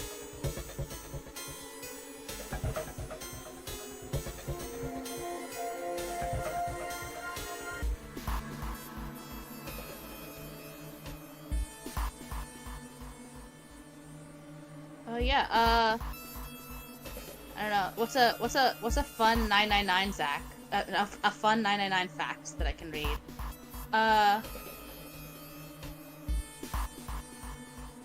Oh wait, okay, yeah. Wait, did you know that in the original game was made for the DS? And then on the DS, obviously the DS has 2 screens. So on the top half of the stream, on the top screen is the most of the game and all of the dialogue and Junpei's inner thoughts, and then on the bottom screen is all of the third person narration. Yeah, that's a fun 999 fact. That just won't matter later. I'll say what's another fun 999 fact? Shit. Yeah. So then. And then yeah, but yeah, that's cool. I told Alice about it at the start, Okay. But I don't know if I should remind him because I think it might be too obvious. I'm back. What you talking about? Okay, I was hinting stuff for Wei that I wasn't sure if I should remind you about. Okay. I'm excited to see whatever the hell's up with Akane. Yeah. Do you have any updated thoughts? Fucking. We did get a lot of lore drops, a lot of Danganronpa plot twist music. I mean, I think there's a fair chance that I have no idea. Either she somehow escaped, or this story is about her ghost possessing a body. Also, the fact that she like vanishes like a fucking spirit in the Zero Lost ending is giving. Ooh, speaking of which, you know, because every time, like sometimes if you see her die, but crucially every time Junpei will like look away for a second and she's gone. Every time that happens on the CGs, they look closer. Alright, you are so quiet. What did you just say? Oh, hello? Hello? Oh yeah. So every time she vanishes after she like dies or like after she like dies in whatever ending, if you look closely, all the CGs have scorch marks on the floor under her. What? That's so cool. I just thought that was interesting. Anyway. So she is like. And then also, yeah, and also like I just wanna harp about how the port like bungles up all the narration. All the narration was nice and clean on the bottom screen of the game, and then all the fucking dialogue and lines was on the top. It was so like elegant. This is so messy. It's pissing me off, and I'm now thinking about the final puzzle again and getting mad. But yeah, yeah. Cool. No, rest assured, I have the clip of the final puzzle like on my private server ready to send you immediately. I know there's something. I know something about the DS version. Is you have to turn your DS upside down for like the final puzzle. Yeah, baby. Yeah, that's what made it impossible to replicate. But I do think they could have done a better job. Yeah. They could have made it a better attempt. They could have made a better puzzle. Her fiery attitude was gone, replaced by fear. She didn't dare speak. There was sweat on her forehead, and when her eyes went flicking up to the gun pressed against her, they seemed to desperately want to say something. Just what the hell do you think you're doing, Ace? Or maybe I ought to say Gentaro Hongo, CEO of Cradle Pharmaceuticals? Seven's deep baritone rumble shook the walls. Ace sneered. You have me at a disadvantage, and I don't like that. You know me, but I don't know you. Do you have any idea how much I've suffered? Can you even begin to understand my pain? Dude, this is just like in Ace Attorney Case 4, where it starts off with a guy who says, "Do you have any idea how much I've suffered?" And he is saying this to someone whose dad died in front of them when they were 9. The pain of prosopagnosia, right? Junpei's voice was casual. Or at least it was trying to be. Another irritating insect. And how do you know that? Good question. Junpei couldn't say, he just knew. Another unexplainable mystery. No matter. If you don't want to answer, it makes no difference to me. This is a waste of time anyway. It's time for me to go. Behind Ace, Junpei could see the red. It was placed in a small indentation on the wall. Quickly, Ace placed his hand on the scanner. First is 1. Give me your hand.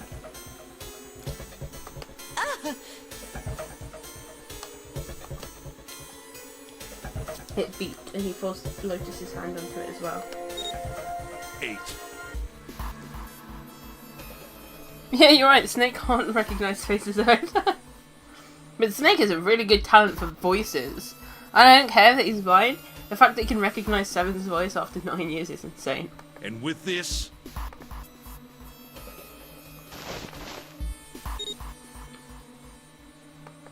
Nine. The ninth man. Kubota's bracelet. I believe I've won this game. I've had quite a time playing with you. I must thank Zero, I suppose. Wait, what? Ace doesn't know who Zero is. Junpei's eyes flicked towards Santa.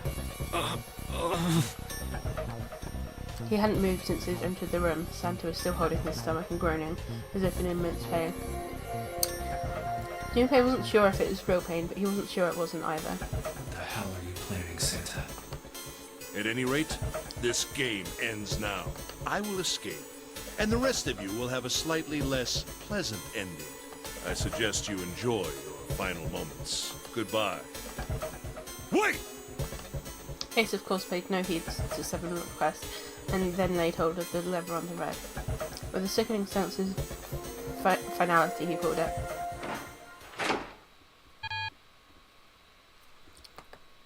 What? Why isn't it opening? One more time. Lotus tried to take advantage of Ace's confusion and managed to twist herself out of his grasp, but... At the last second, he grabbed hold of her wrist and shoved it onto the red. Now open! He waved the number 9 bracelet over the red and then his own bracelet as well. He pulled the lever a second time. No! What is this? Why? That digital route should be 9! It has to be 9! Then why? Why isn't it opening?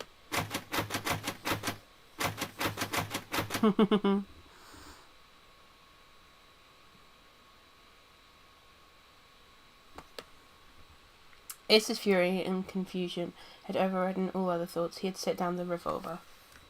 It was just below the red. Now! Seven chose that moment to act. He moved far faster than a man of his bulk should have been able to, and he launched that bolt straight at Ace.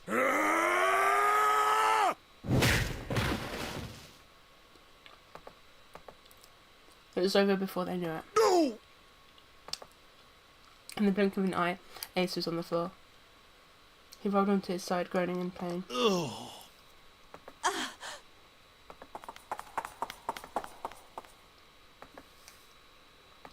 Oh, that was close. Too close. Thank you, Seven. Don't mention it. Seven stood over Ace, his breathing slow and heavy. Just one punch ain't enough for this piece of shit. After what he did 9 years ago, I ought to rip him to pieces. But if a suspect can't talk, they ain't much good. Once he's locked up in a cell, we're gonna have a little chat. Police 9 years ago?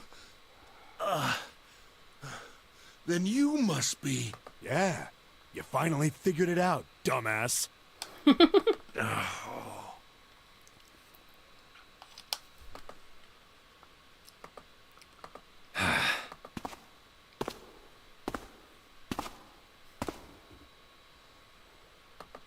Ace, you killed Kubota, Nijisaki, and Musashido, didn't you? Wait, Nijisaki? You're right, Cheeky. He peered at Junpei, genuinely confused. Oh, right. You don't know yet. Alright, we'll just go through them in order then. Let's start off with Kubota. You talked to Kubota and managed to convince him to go into door 5 alone. You killed him without making it look like you killed him. The way I figure it, you had 4 motives. 1. In the nonary game, the number 9 is dangerous. Whoever had the 9 bracelet could join whatever team they wanted. Adding 9 to any number doesn't change the digital route.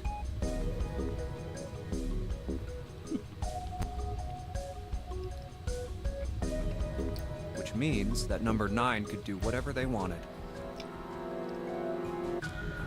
You wanted to remove that threat as soon as possible. 2. You wanted the number 9 bracelet for yourself, so that you could make use of its power. In fact, you did use it in the murder of Nijisaki. 3. Even if his number hadn't been 9, Kubota was a problem. He knew your past. He knew what had happened 9 years before. You needed to silence him before he told anyone. 4. But last, and perhaps the most disturbing. You used Kubota as a test. You wanted to know how serious this nonary game was. Was it truly life or death, or simply a harmless Okay, I prank? can go off of auto now that I'm done eating my yogurt. You convinced him to break the rules so you could see what would happen. That was why you killed Kubota. But he was only the first. Next was Nijisaki. While everyone was off looking for the missing parts for the Reds, you ran into Nijisaki near the big hospital room. However, because of your prosopagnosia, you didn't realize he was Nijisaki. Chiefly because, when you met him, he was dressed like Snake. That was why you thought Nijisaki was Snake. No, that's not... That was Nijisaki?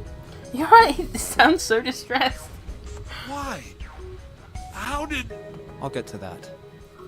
Anyway, you thought he was Snake. Snake was one of the kids in your experiment 9 years ago. You remembered him because he was the blind kid, but his presence made you think. Snake was one of my subjects 9 years ago. He probably hates me. But if that's true, why isn't he saying anything? Is he keeping quiet because he can't see? Or perhaps he's working with Zero to get revenge on me. Whatever the reason, anyone who knows my past is a threat. Before he tries anything, I need to get rid of him. That was when you decided you had to kill him. The murder weapon was Kubota's bracelet. You just waved it over the Red. Verified your own number and then grabbed Nijisaki's arm and forced it over the scanner panel. Then, when the door opened, you kicked him in. 9 seconds later, the door closed. And then 81 seconds passed. And poor Nijisaki was dead. Oh no! Then you mean to say... Snake is still alive? Sorry to disappoint you, but I'm as good as new. I rule, because I noticed that Snake was 9 and Akane was 0 in the number hint that you sent me, that you didn't realise was a number hint. Thank you for killing the wrong man. But I can't say I like knowing that you wanted me dead. Although, to be honest, even if you hadn't tried to kill me, I would still hate you very much. Well, I wouldn't blame you.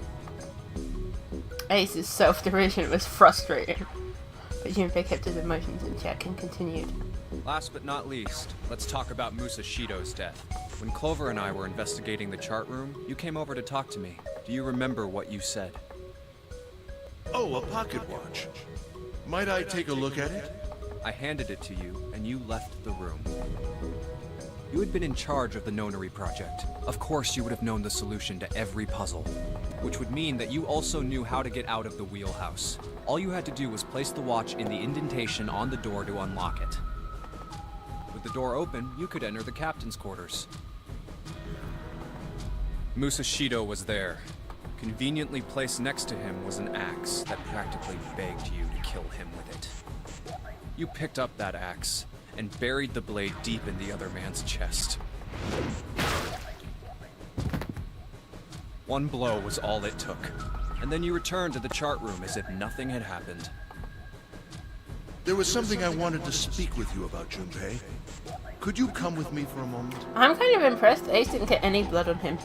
I had no reason to say no, so I followed you to the wheelhouse. When we stepped inside, remember how you slipped your hand into my vest? You pulled out a piece of paper, the one I used to cheat during the vote. But that wasn't really what you were after. Your true purpose had been to slip the watch into my pocket. It wasn't a very good plan. Had way too many holes, and someone saying the wrong thing could have brought it all down around you. You must have been desperate. But what made you willing to risk it all to do it? Ace. That was the only thing Junpei hadn't been able to figure out. Musashido's murder is the only one I don't understand. You obviously did it. But why? Because of this. Slowly, Ace reached down and pulled something out of his pocket. It was a folded piece of paper. What's with the paper? Just read it. Junpei took it and opened it. Let's see. Number 1. There are 2 ways you might survive this ordeal. The first is to win the Nonary game. The second is for you to confess your sins of 9 years past. I have prepared a camera in the captain's quarters. The images captured by that camera will be streamed through a satellite and distributed across the world. Simply look into the camera and repent. Once you have confessed everything, I will release you from this ship. To make your confession more credible, I have left you a witness in the captain's quarters. Perhaps he will confess with you. The decision is yours. Do as you please. Zero. When I awoke in that room on D-Deck, I found that in my pocket. That was why I chose door 1 when we voted. If I went through that door, I knew I could get to the captain's quarters. As you said, I knew how to enter the wheelhouse. My plan was to find the pocket watch before anyone else. If I could, then my alibi would be set. At least, that was the plan. Unfortunately for me, you got to it first. That sleight of hand was the best I could manage on short notice. You meant to kill him from the beginning then? Musashido, I mean. I only knew Musashido was the witness after I reached the captain's quarters. I asked him, and he answered. He seemed groggy.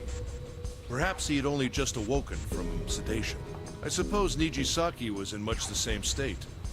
He seemed confused and disoriented when I encountered him. But yes, you are correct. I intended to kill him from the beginning, even though I didn't know who he was. I proceeded to the captain's quarters in order to remove this so-called witness. He had confessed everything. What energy he had left with him was the truth, and what energy he had left with him with the truth, and he sagged on his knees. Although he had confessed, his sins are not forgiven. Junpei felt revulsion for the pathetic man on the floor near his feet, but in among the revulsion was a hint of pity. After all, Ace had not been the only person who murdered those 3 men. Junpei spoke quietly. Ace, you figured it out, haven't you? You were being manipulated. Yes, so it would seem. I was little more than a puppet, in many ways. He was a puppet! Cheeky, you love puppets. Everywhere I went, Everything was already prepared. The Reds in the large hospital room were dismantled. Nijisaki was dressed like Snake.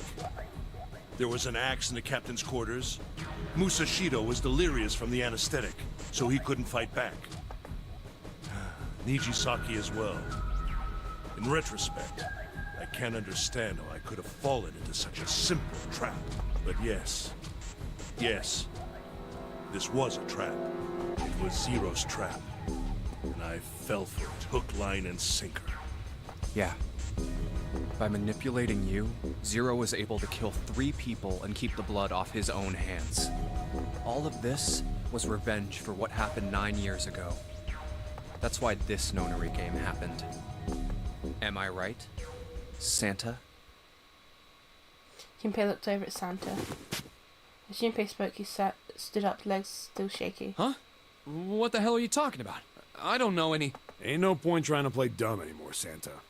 Actually, I guess I should call you Aoi Kurashiki, huh? Seven's face was sad as he spoke. My memory came back to me, kid. You're Aoi Kurashiki, no doubt about it. Never thought I'd be back in this room talking to you. But hey, I guess this was all part of your plan, right? After all, the person who planned the Nonary game this time around was Zero. And Zero's you. Looks like you really do have your memories back, huh? Santa's smile was sarcastic and something else. Well, I guess there's no point in hiding it then, huh? Yeah, you got me. I'm Aoi Kurashiki. I was one of the kids in the Nonary game 9 years ago. I made it out. So did Snake over there. But there's one thing... No, I guess there's 2 things you got wrong. Number 1, I ain't Zero. What? Wait, what?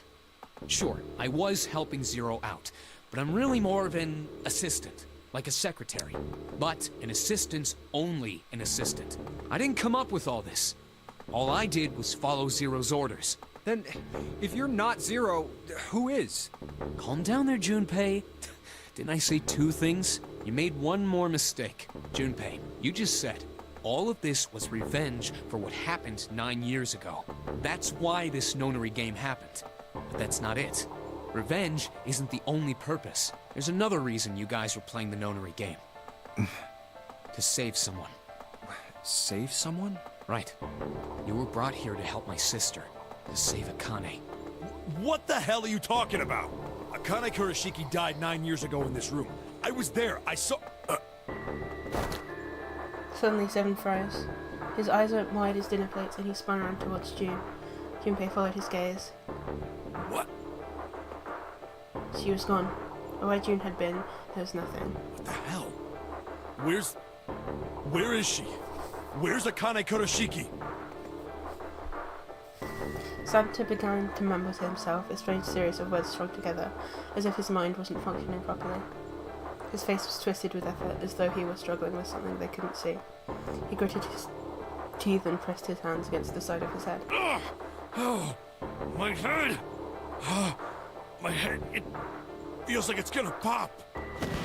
Seven! What the hell is going on? I don't know, I just... Oh! I swear to God, my head feels like it's about to explode! From somewhere far away, they all heard a deep, heavy noise. It sounded like a tremendous wheel slowly beginning to turn. Santa seemed to have entered an almost trance-like state. His words were calm and measured. What was the Nonary Project? I'm sure you know already, but I'll tell you one more time. It was a project designed to test a particular phenomenon. And what was that phenomenon? For 2 organisms to communicate with one another in the absence of physical contact. The morphogenetic field theory. Could human beings use these invisible fields to exchange information? That was what this experiment was conducted to determine. There were 2 separate locations. One was the Gigantic, and the other was a building in Nevada called Building Q. The 9 children trapped in Building Q were faced with numerous puzzles, copies of identical ones on the Gigantic. They were told to send their answers into the morphic field set and transmit them to their brothers and sisters on the Gigantic. The transmitters were put in Building Q, and the receivers were put on the Gigantic.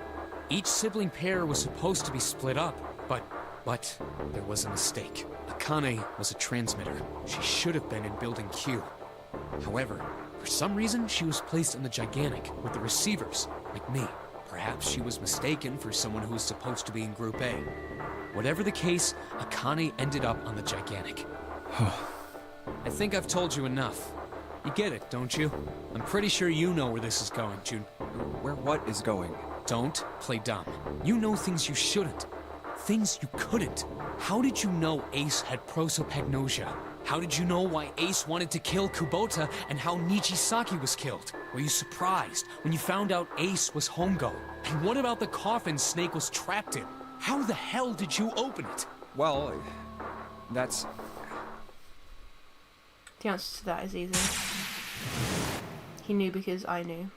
Junpei was receiving information that I sent to him through the Morphic field set. It's simple, really. How do I know the alternative futures, then? Imagine a river that splits in two, like an upside-down Y. The river flows from the top to the bottom, from a single stream into two branches. It flows in one direction only. It can never flow backwards. Information is the same way. It moves from the past to the future, but never flows backwards. That's why people at the river's source in the past will never know about those downstream in the future. But the people downstream will never know about one another either. Information only flows along the path of the river. But I am different. I can manipulate the Morphic field set to pluck knowledge from the future. I know what happens on either fork of the river, even though the people in either fork know nothing about one another. Now, who am I? I'm I, the 9th letter of the alphabet. But I'm also 0. No, that's not true. I'm not really 0. Not yet. Perhaps you could say I'm less than 0. 0 is my future. In 9 years, I will be 0.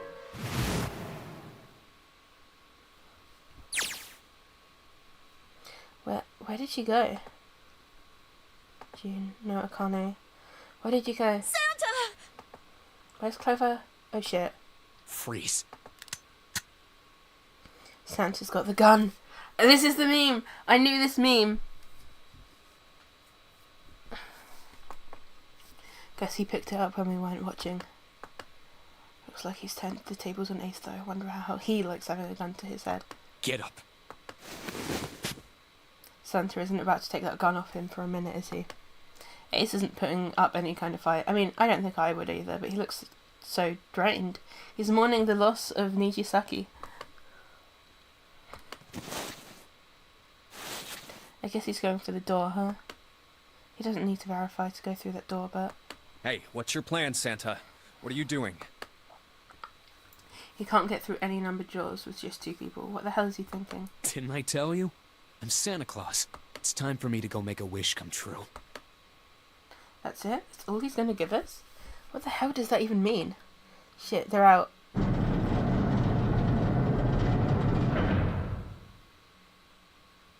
And now the gate's shut.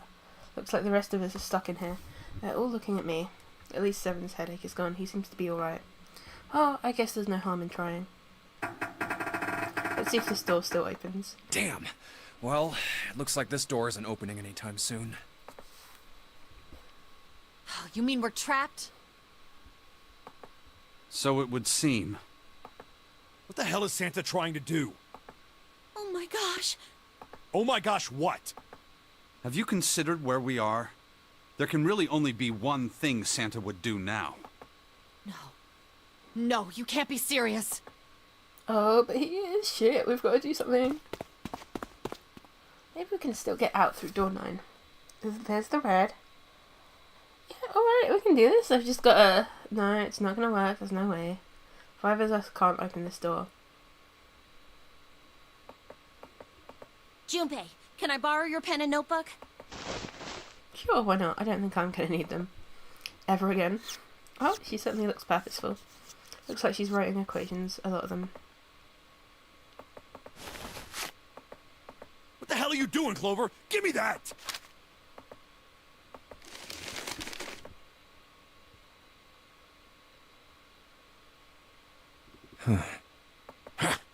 What? And there's no other way? Looks like she'd figured it out though. Man, this is just too cruel. It's okay. Go. Lotus. Come on, you know we can't do that. Oh, don't give me that. I'm sure you'd love to get rid of me. God damn it, you idiot! Oh, where the hell did that come from? Lotus character development. Without,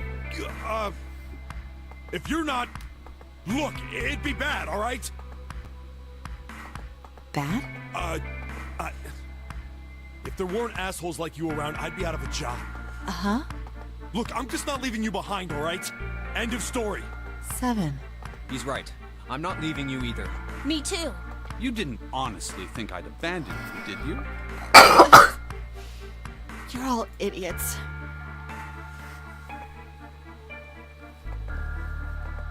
That being said, however, I doubt we would be able to open the door anyway, even if we were to leave Lotus behind. Huh? Why? I trust you remember what happened to Ace? I couldn't, see exactly what happened, but I was able to guess what he was attempting to do earlier at the Red. Oh, yeah. No! What is this? Why?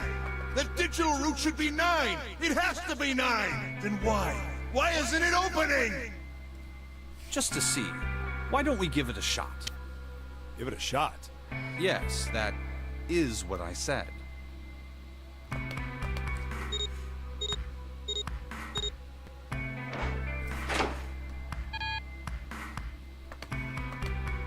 You were right. It ain't opening. But it did open 9... You think maybe they changed the settings? Perhaps.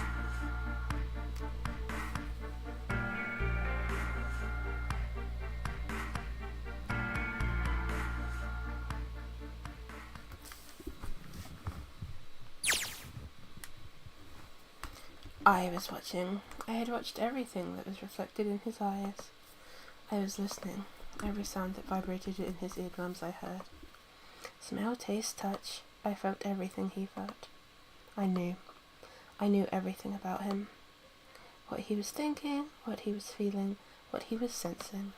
All of his feelings and worries and fears became mine. My mind, my consciousness was inside of him. A Akane vision! Through the morphic field set we were resonant and we were as one. I was him and at the same time I was an observer. It all started with a tremendous noise like a clap of thunder. Yo! Butterfly effect moment. That was approximately 9 hours ago. A bomb had gone off on the ship we were on. That was when my resonance with him began. My resonant event melted into him and we became one. Instead of Junpei, somehow I found myself in Junpei's mind, 9 years in the future. But I didn't lose myself. I was living in 2 realities at once. One was the present and the other was the future. Perhaps you can think of it as 2 movies showing on the same screen at the same time. Eventually, it becomes difficult to separate them and determine which movie is which. However, if I concentrated, I was able to focus on one or the other. That was why I was able to grasp what was happening in front of me. Come on, over here!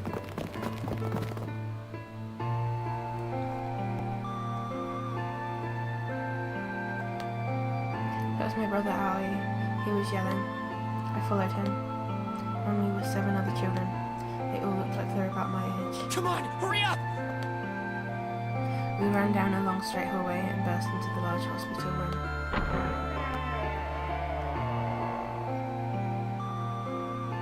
Everyone was arguing. 2 of the boys got in a fist fight. A girl watching them began to cry. I want to go home, she cried. I want to go home. Another girl slapped the crying girl and glared down at her. It has been 2 hours since the nunnery games began. Well, we were starting to fall apart. Just when all hope seemed lost, Light started talking. He was blind. 9 years later, we would call him Snake. Hello? Everyone? Could you come over here for a moment? He was older than most of us, and his voice had authority and dignity. The fights died down, and we gathered around him. I have a little sister. She is very important to me. Right now, she is over in Building Q, and is desperately trying to send information over to me. Her name is Clover, and today is her 9th birthday. As he spoke, he pulled something from his pocket. In his hands were 9 4-leaf clovers. I was going to give these to her as a birthday present. I was outside picking them when I was abducted. I'm sure I've already told you, but I am blind.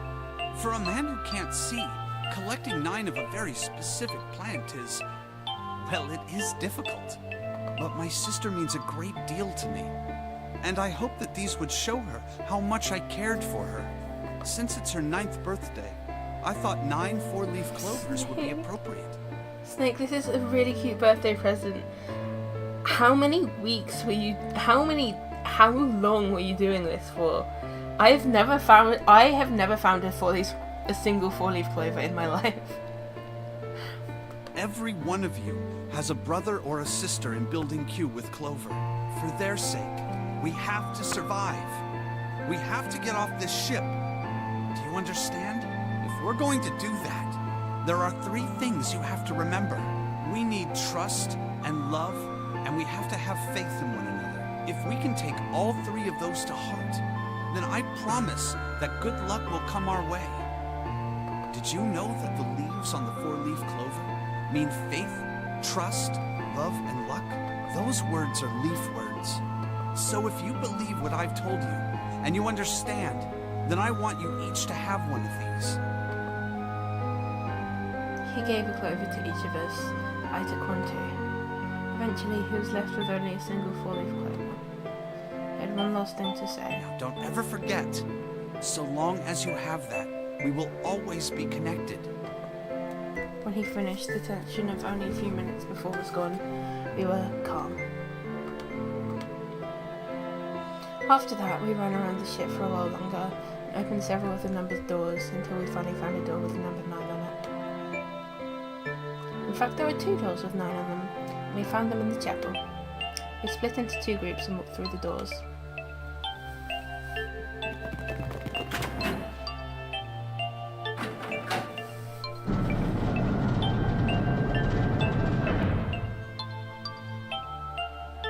Before long, we all found ourselves in a room with a ceiling that looked like an upside-down funnel. For some reason, this room had another number 9, but this time it was the only one. But if there was only one door, that meant only 5 people could escape. What are we gonna do? There aren't any other doors! We began to panic. Then, as if things had not gotten bad enough already,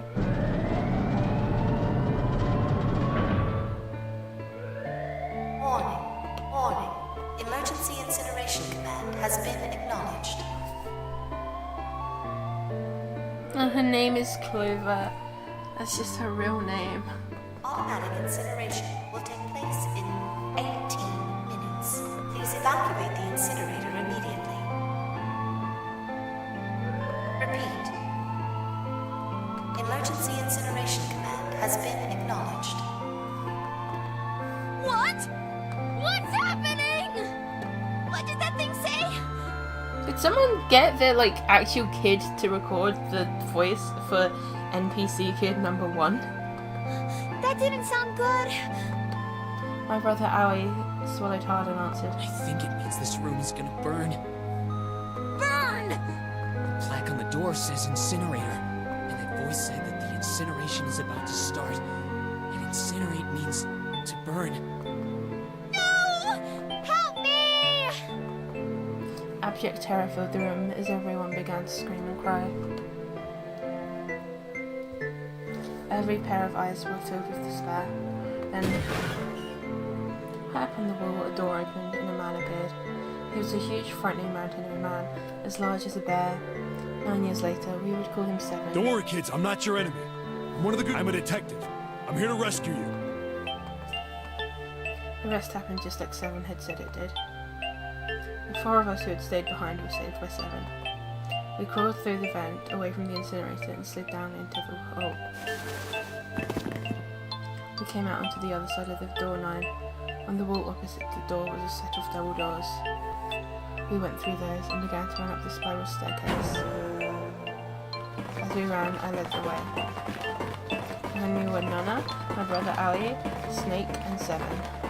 The other children, the ones who'd gone through door 9 before us, were up ahead. I could hear them cheering each other on. We ran and ran and ran.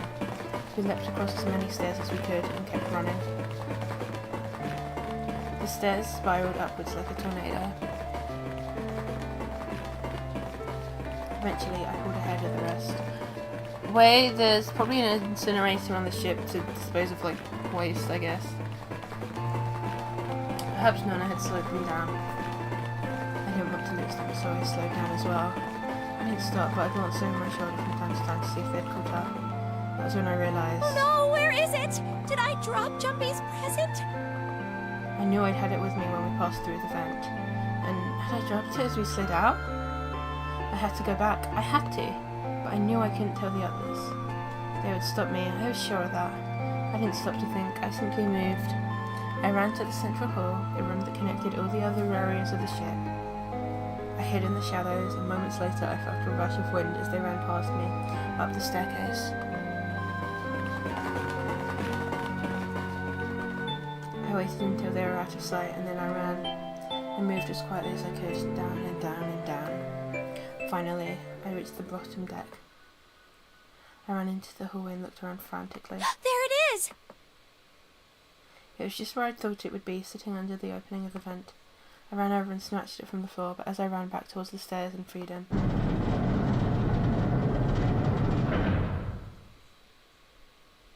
The door to the incinerator opened and a man stepped out. It was Hongo. Gentaro Hongo. 9 years later, we would call him Ace. Ah, how wonderful to see you decided to come back. His smile made my blood run cold. He looked mechanical, as if someone had simply pulled up the corners of his mouth. Come with me. We must continue the experiment. I shook my head, eyes wide. You've seen grown adults get mad about Akane doing this. It is pretty stupid, to be fair, but also she's like, what, 9? She's probably like 12, and she's in a high stress situation, going absolutely insane on adrenaline.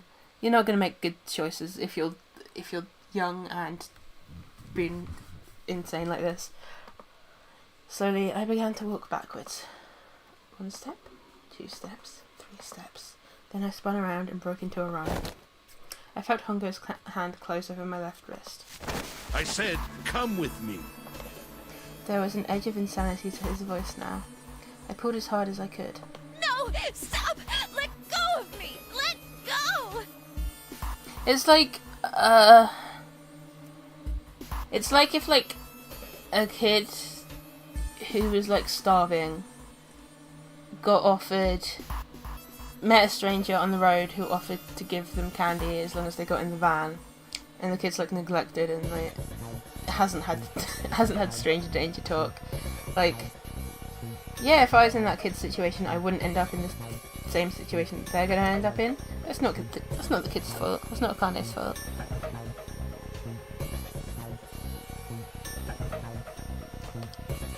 I shook my body and flailed my arms, trying desperately to get Hongo to let go of me. But I was still only a child. I was no match for a man like Hongo. Stop struggling, goddammit! Do as I tell you! He heaved on my arm and trying to pull me into the incinerator. I screamed. Help me! Somebody help me! Then suddenly... Akane!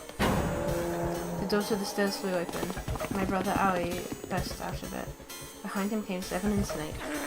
Akane! He cried my name again as he leapt towards Hongo.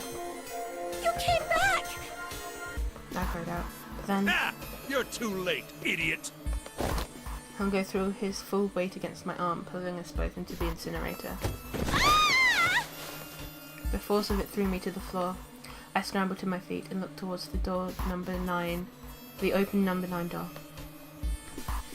Hongo stood between it and me, but behind him I could see my brother, his fists clenched. But those fists never reached Hongo.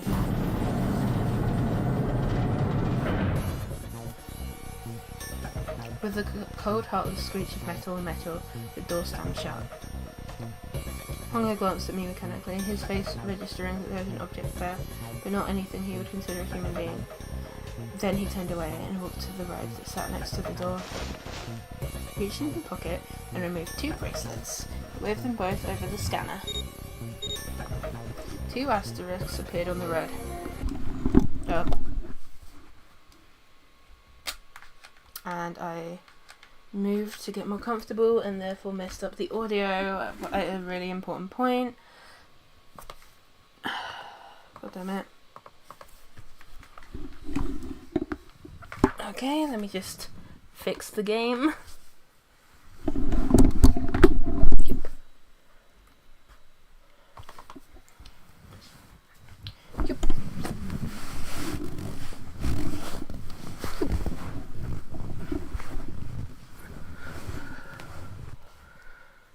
Yeah, cool. Okay. So then put the game back up.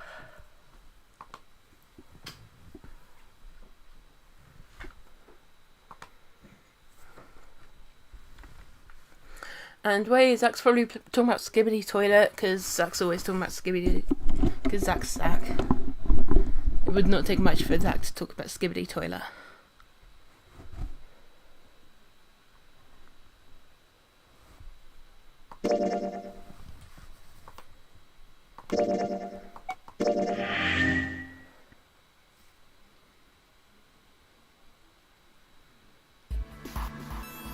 He checked the screen, then tossed the bracelets carelessly onto the floor. What was he doing? What was the point? He made no effort to explain himself, of course. He said nothing at all and walked past me as though I were nothing more than a rock by the roadside. A few moments later,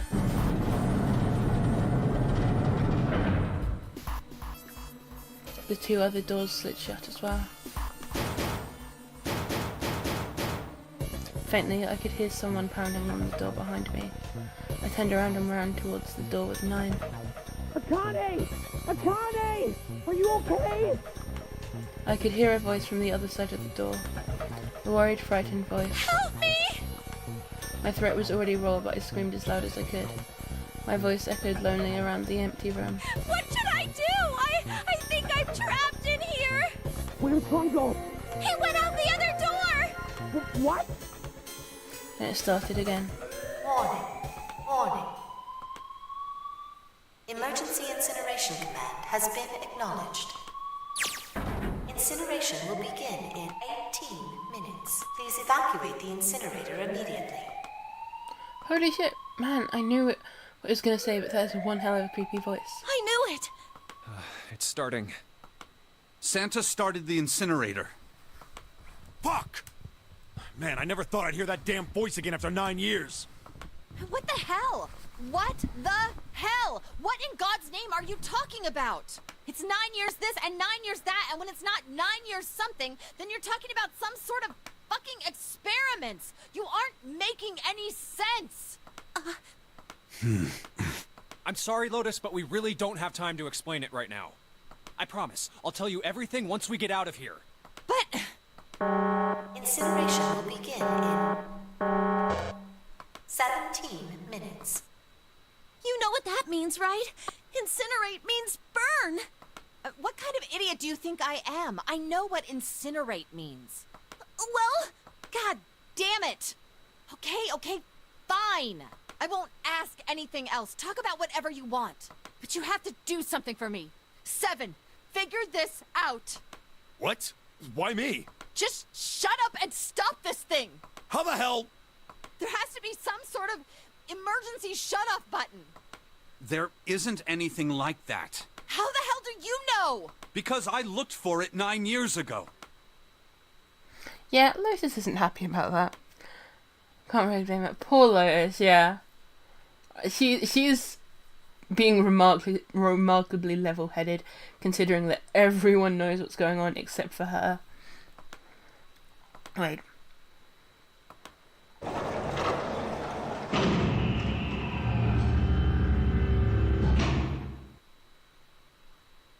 What else can I say about it, but... What the hell is that? What is that? What else could I say? The floor opened and a machine rose up out of it. It looked like a computer. At least it kind of did. There was a monitor, a keyboard, and a cross-shaped device of some sort, of some kind. Something about the machine scared me, but I forced myself to walk up to it. I was terrified. Tears poured down my face. I wiped them off, even as more took their place, and forced myself forwards. Finally, I reached it. I looked at the screen. It was blank. All I saw was my own frightened face staring back at me from the glass, drenched in tears. All I can see on this screen is a reflection of my own face. I'm looking kind of freaked out. I know I'm sweating like crazy, but seeing it kind of drives it home. Okay, Junpei, just calm down, alright? Everything's gonna be okay. Gah. Man, I wish that thing would just shut up. Incineration will begin in 15 minutes. Alright, back to this thing. If it's only showing up now, then it's gotta be important. But what the hell am I supposed to do with it? Hey, move! Gah. Hey, we're all tense, lady, but that doesn't mean you get to shove people all around. Okay, it's turned on. There's nothing on the screen, though. Oh, this is bad. This is really bad. If there's nothing on here, how are we supposed to do anything with it? Sure, I'll just press buttons. I'm sure that'll... Huh. What is this? What's up? It looks like some sort of puzzle. Do you think that if we solve this puzzle... The incinerator will stop? Yeah. Well, we can hope, right? Incineration will begin 13.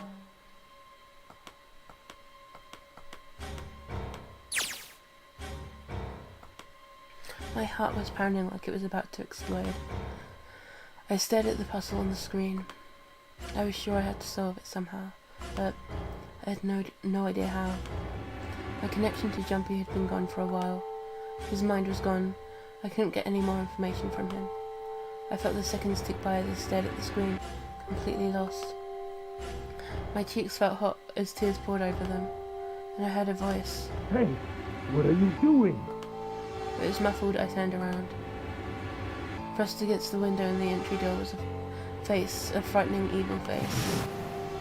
It was Hongo. How long had he been watching me? Don't know what to do. He was yelling, but his voice was still muffled. It's simple, really. Why the fuck wouldn't they just make an emergency alarm button on the inside? Well, either it was taken out as part of the Nonro games, or it was just designed like that because engineers they use all their brain powers on doing the fun parts of engineering, and then they miss out stuff like this. But I suppose I might as well tell you. Just solve the puzzle on that machine.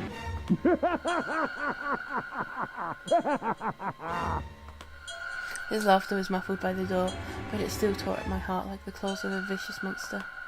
I bit my lip and glared at Hongo, struggling to hold back hot tears. You're a terrible person! I hate you! Oh my!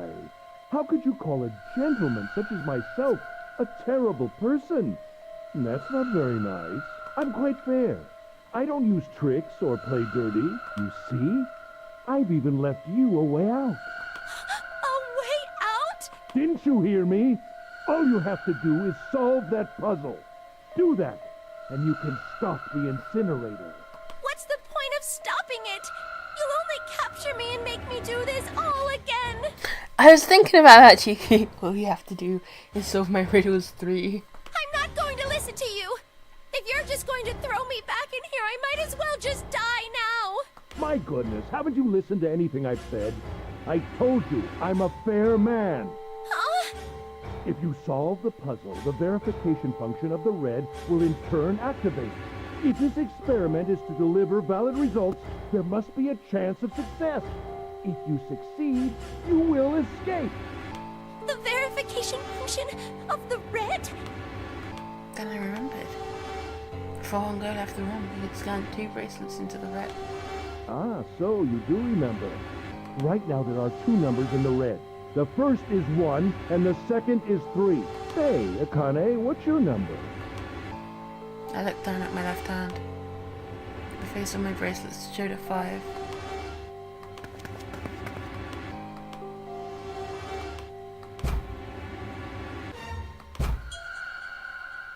You really aren't one for listening, are you? I hear Hongo's muffled voice from across the room. I've already told you, didn't I? Typo Once spotted. you solve the puzzle, the verification function of the red will activate. In other words, if you haven't solved the puzzle, you can't enter your number. What kind of fool are you? Why are you doing this? You could never understand. You don't know what it's like to spend every day surrounded by monkeys. Now start the experiment. Solve the puzzle. I can't! I don't know how! Of course you don't. Isn't that the point? You understand, don't you? Access the morphogenetic field and find the solution. I can't! Then you'll die. You'll burn alive. It's gonna be quite hot in there in a few minutes. I imagine it will be very painful.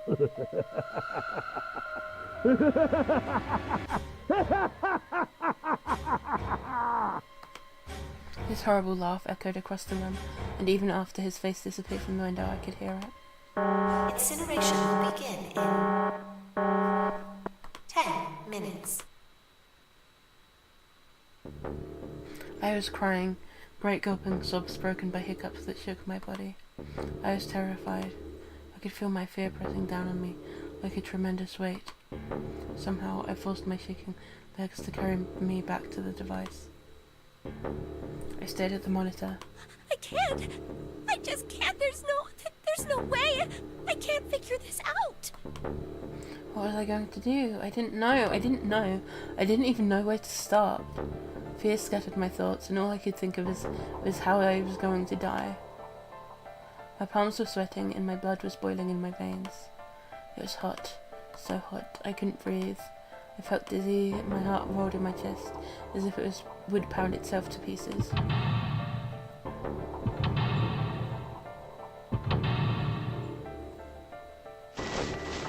I reached into my pocket. I wrapped my hand around the thing I'd come back to get. The dull jumpy he'd given me. At least I had that. I held it tight with both hands and prayed. Help me! Jumpy! Help me! Help me! Help me! Jumpy! Jumpy! Jumpy! Please! Help me! Jumpy! Akane? Akane? Who the hell is Akane? Shut up! Just shut the hell up! Seven and Lotus don't understand. I think Clover and Snake have an idea though. Clover's looking at me.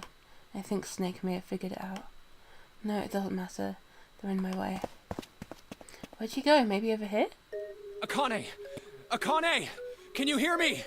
Akane! Say something! Fuck! Did something break our connection? I swear I just heard her. Shit! Akane! Answer me! Akane! Jumpy?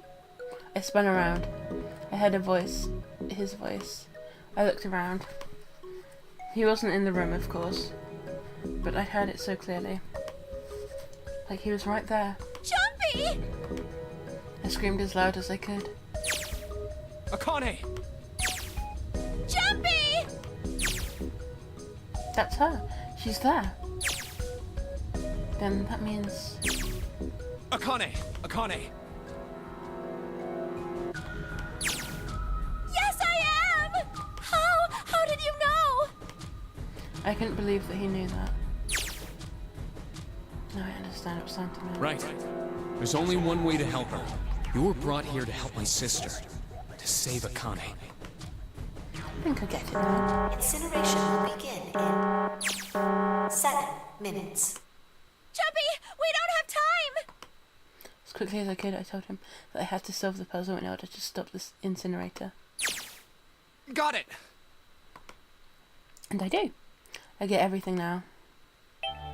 Last, I finally understand what all of this means. I know why the nunnery game was held today. I know why we were kidnapped and brought here. It was all for this moment. All of this was planned out to lead to this one moment. Oh my god. This is insane. I can't believe it, but there's only one possible answer.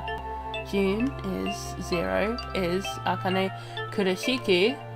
She recreated the history of the future that she had a glimpse of 9 years ago. She tried to save herself that way 9 years ago. No, she's trying to save herself right now. That means that there's only one thing for me to do.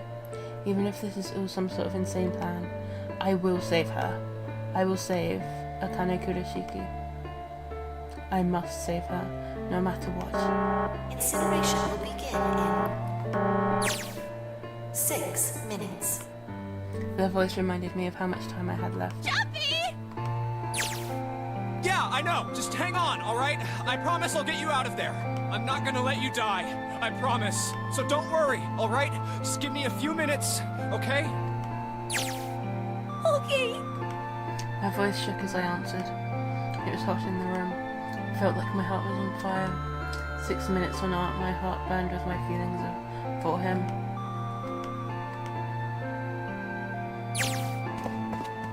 Right, time to get to work, Junpei. I'm still confused. So, grown-up Akane has vanished, and because child Akane in the past,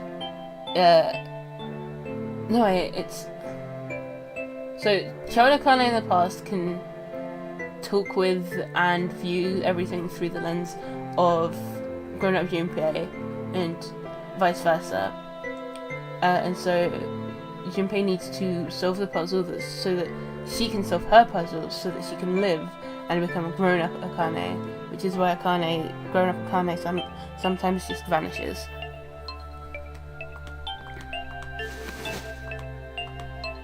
Hey, what are you... Just trust me, okay?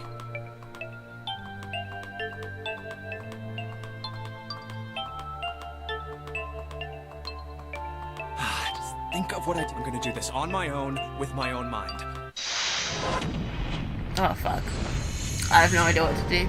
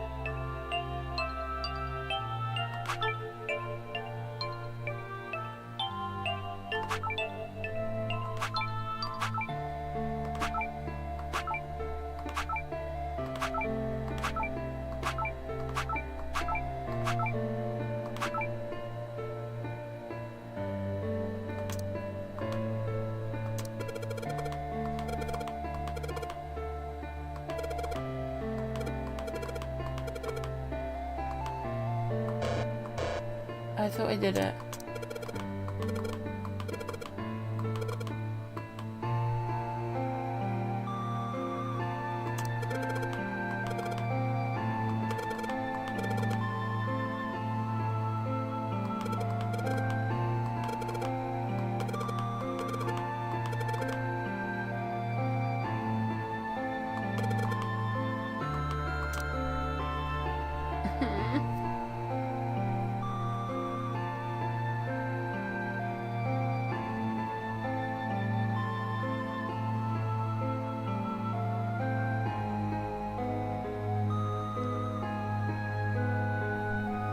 I wish it was a Sudoku.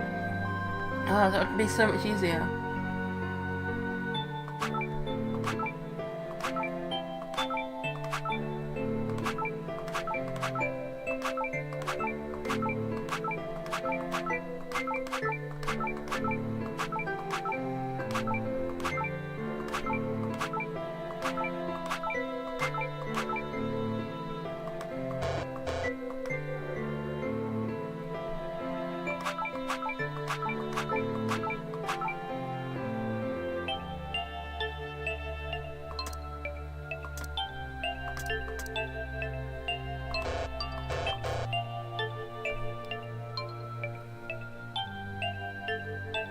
That's so cool. I wish this was Sudoku.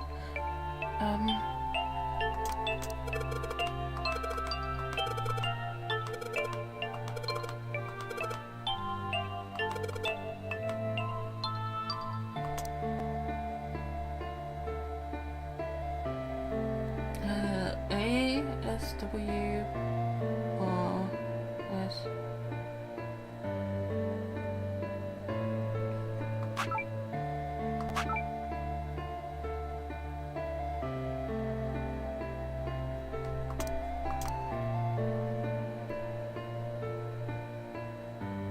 I don't get it.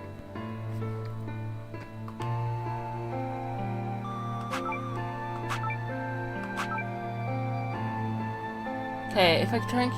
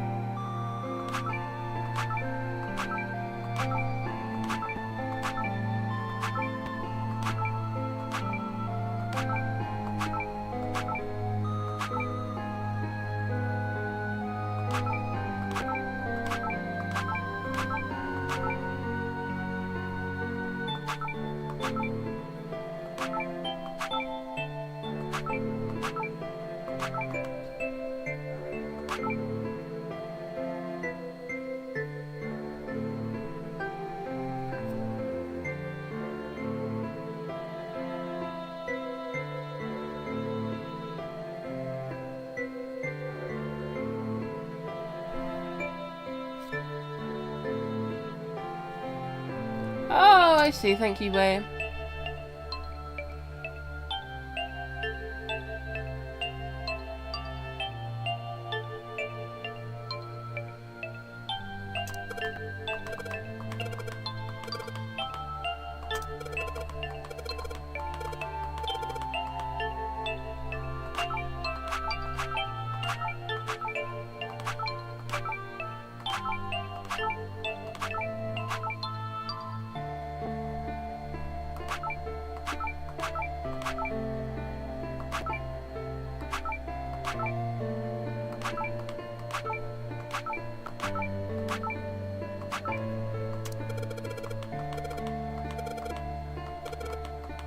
Okay, what?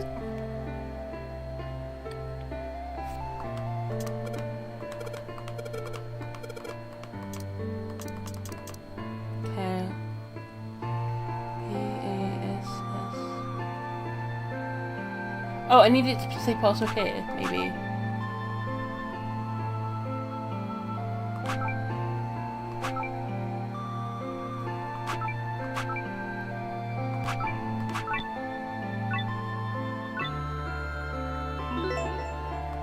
That's not fair. I literally had an alternate solution and it didn't count. That's not fair. Shit.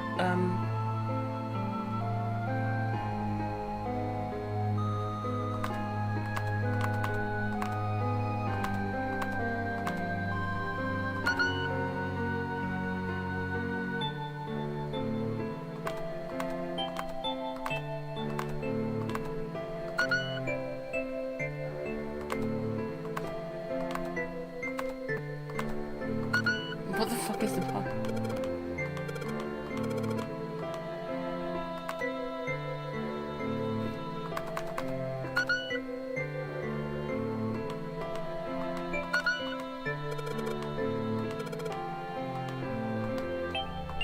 Well, maybe it was, but I can't see it.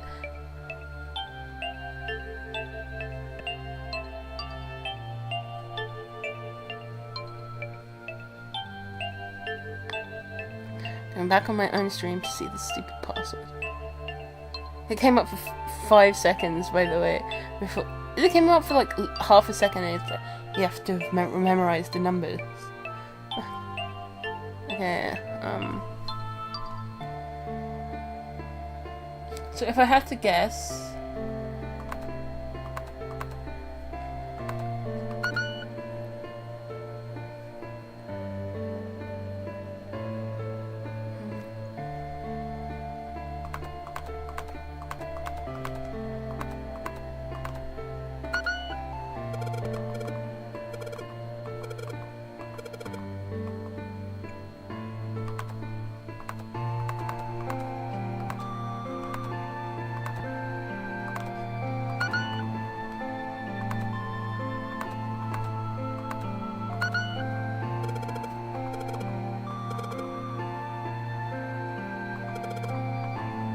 What the f-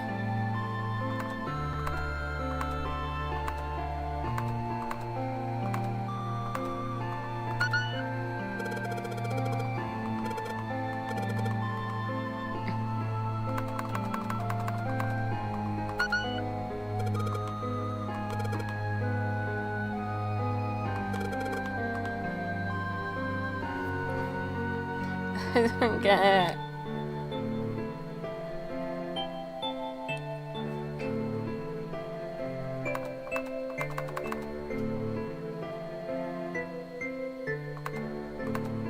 I've already tried nunnery.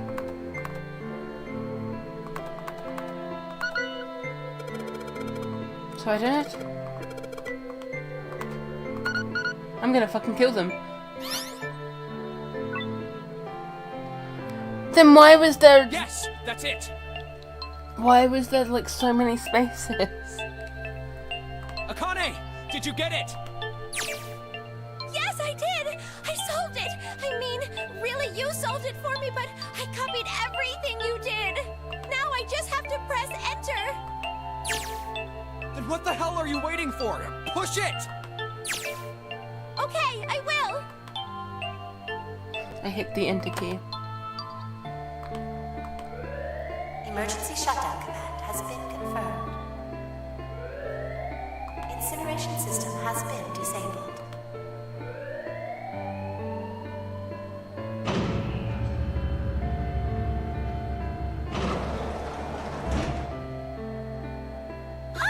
Jumpy!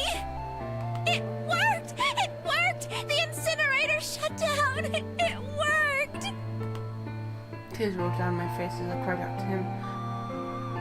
But they were a very different sort of tears. A wonderful feeling of accomplishment and relief flooded my body. At the same time, what strength I had left disappeared, and I collapsed to the floor. For a while, I just lay there, laughing and crying and enjoying being alive. Every time I thought about him, I thought my heart would burst. Whew. I can't quite believe I did that, but I am so glad, so glad. I feel like my heart's on fire.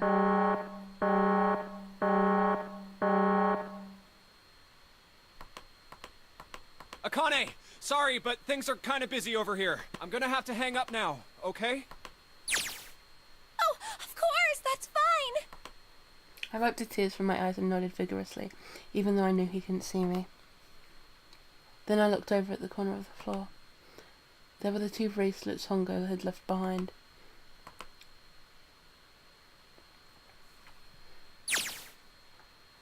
Now. Junpei, are you... Okay. Shut it.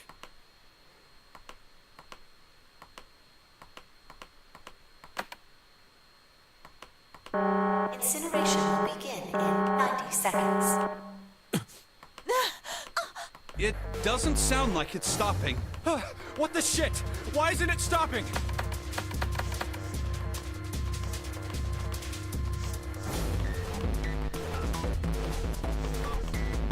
Incineration will begin in 60 seconds.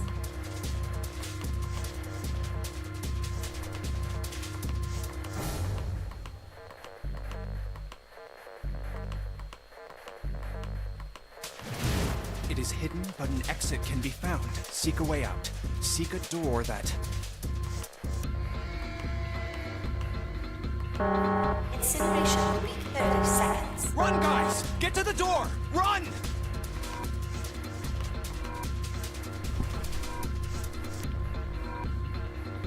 Quick! Verify your numbers on the red! Verify? Who?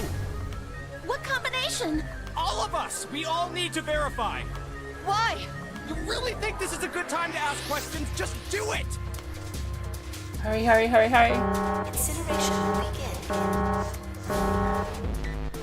10 No, seconds. Cheeky, can you join the cool and entertaining way while I brush my teeth? The reason I'm being so quiet is I've gotten distracted by how bad my teeth feel at the moment.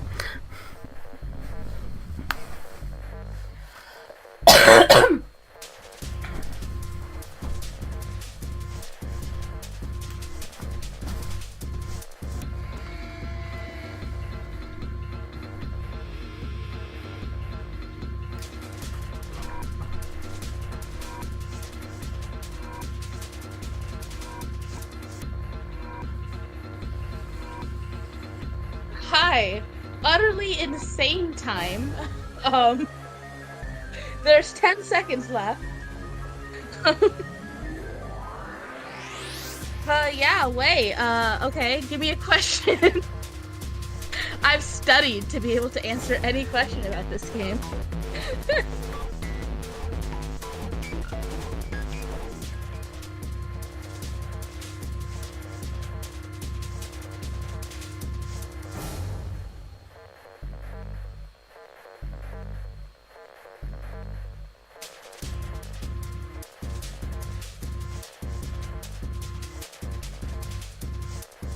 Dinner done? That's excellent, Way.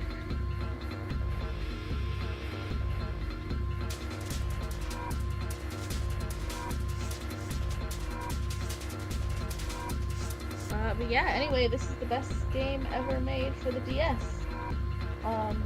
Even if it's not necessarily the best game ever made, I think it is. On the DS, to be clear, not this fucking port. But even if it's not the best game ever made, I think it is not objective, but I think it is the best game ever made for the DS. Because of how it uses the DS.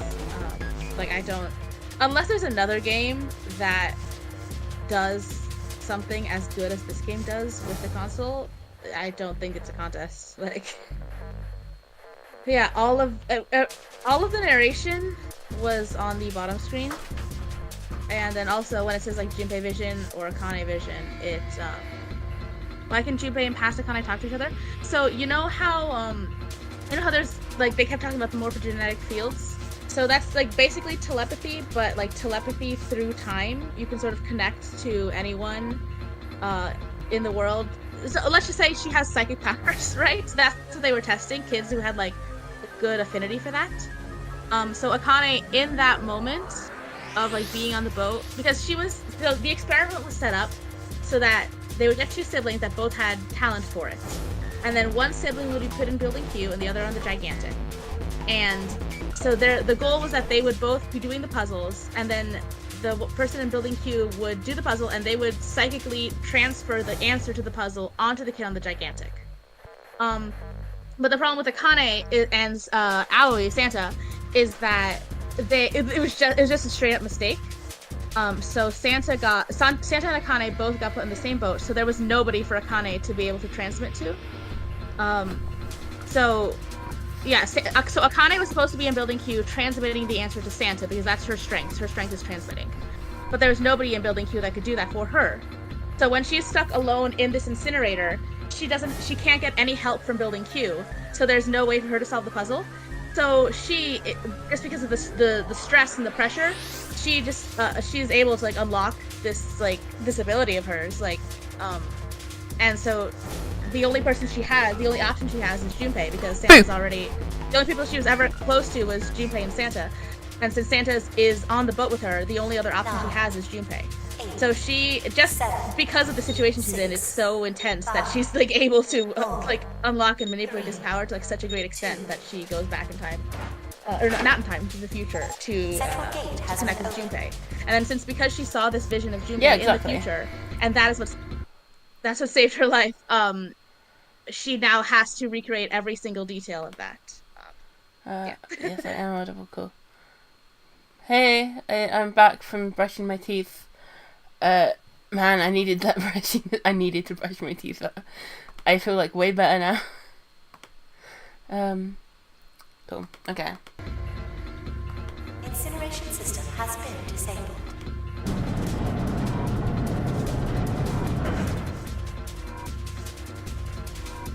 Oh, thank fucking Christ.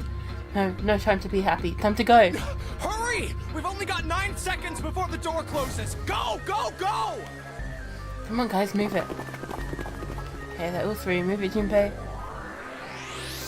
Just in time.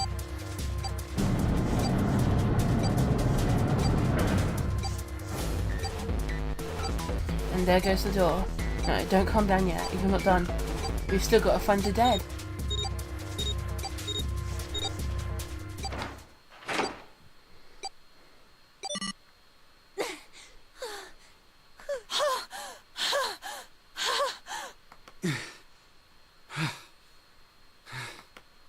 Shit.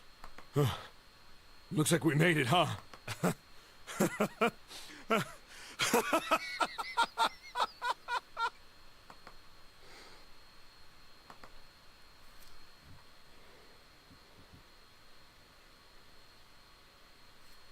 Looks like Clover and Lotus are totally out of energy.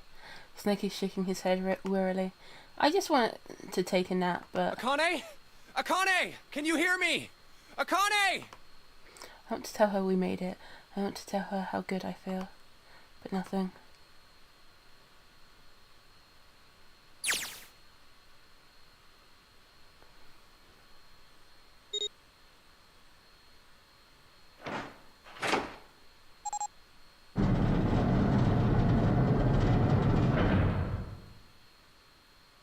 The door opened. Standing in front of it was my brother.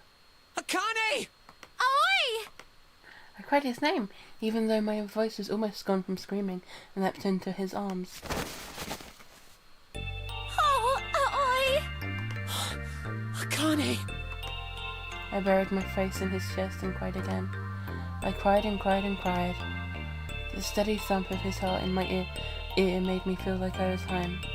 Its beat was almost like a lullaby. I wrapped my arms around him as far as they would go and held him as tight as I could. Just to be there felt like a miracle. I hadn't felt the warmth of another human body in what had seemed like an eternity. I just wanted to stay there in his arms forever, but I couldn't. The moment I passed through the door, my bracelets had begun the countdown to death. I leapt away from him and looked around. The door had already closed. I spotted the dead only a short distance away. It took me only a moment to get to and scan all the bracelets. I left the ones Hongo had dropped on the scanner panel. This was it.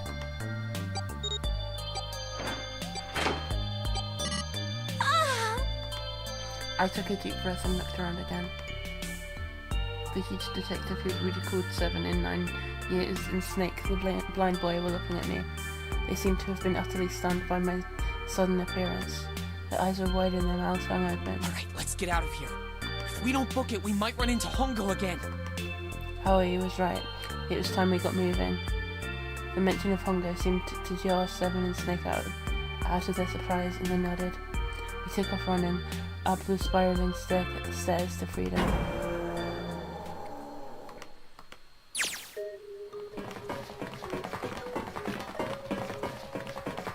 My heart's beating so hard I can barely hear, but I can't wait to breathe the real air again.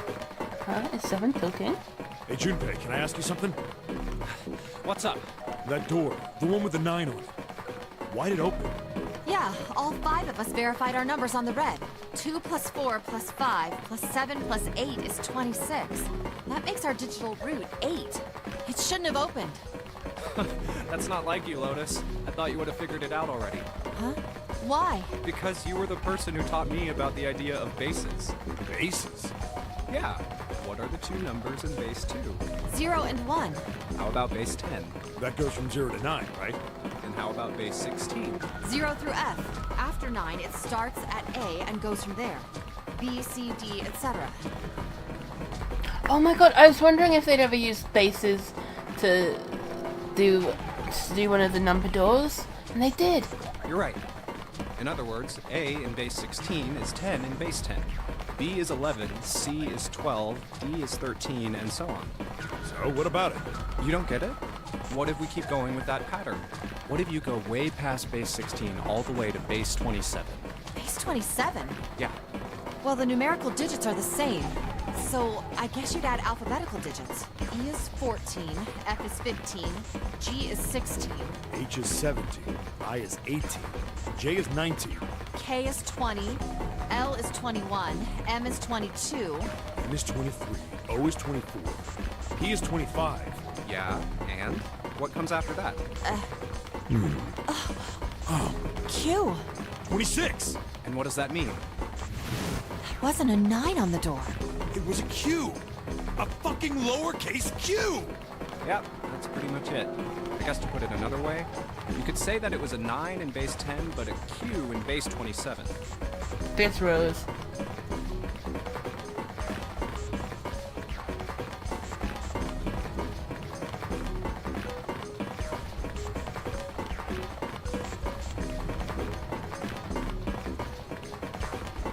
Damn, every breath I take is a trauma. I feel like my lungs are gonna burst. Maybe it's just a short rest. And I can't stop. Don't have time. Come on, legs. There can't be many more of these steps left. Let's run. Run like a bullet down a rifle barrel. Like a tornado cutting through a sea of clouds. I feel like we're running along the back of a giant coiled dragon. Originally in Japanese, Zero only spoke through the loudspeaker and said, "Seek a door that carries a Q." Oh, that's clever. And they managed to do it. That's really lucky and really good translation there.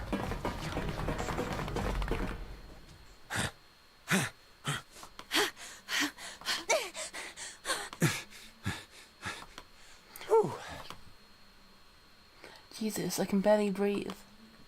No, Junpei, no time to rest. Pull yourself together. You're almost there. All right, I'm gonna open it. Yeah. Yes, we're finally here. Please do. Sure, you look like a big heavy door, but you're the only thing standing between me and my freedom. But even more important than that, you're the only thing standing between me and Akane. You're gonna open, and you're gonna open now.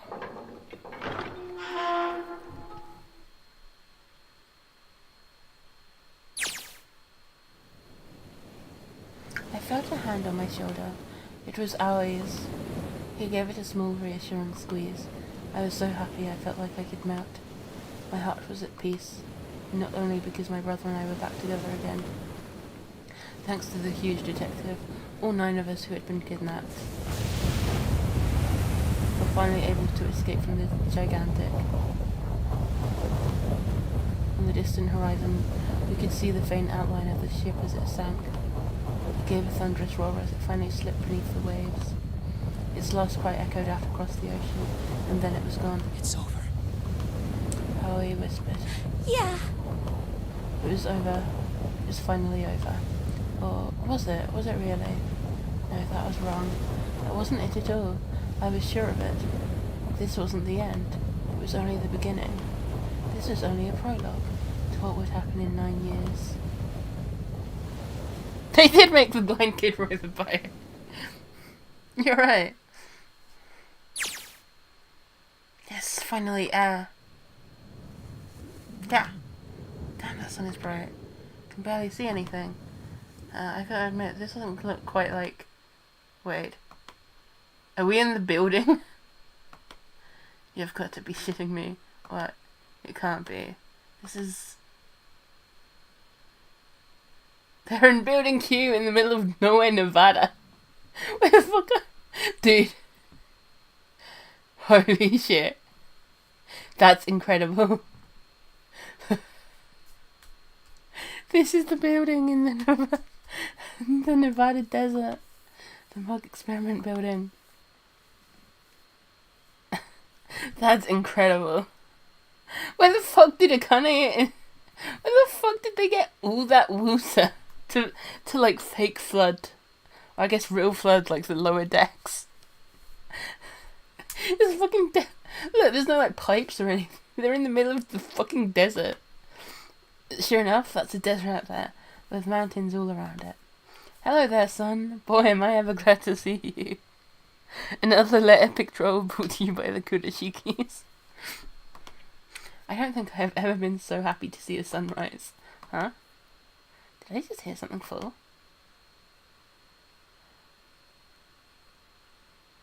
The bracelets! Okay.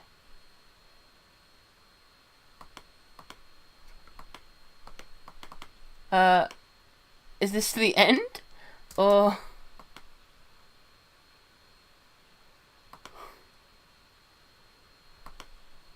Well, great game, guys.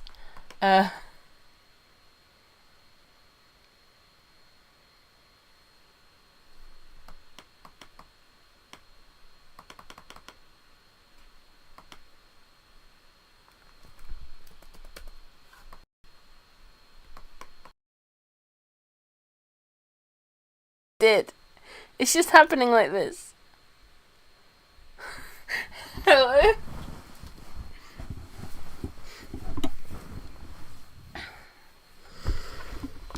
God. No. Fuck, I haven't saved in ages.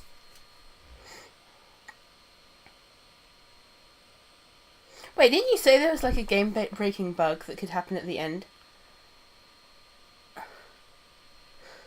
Or I like it insane.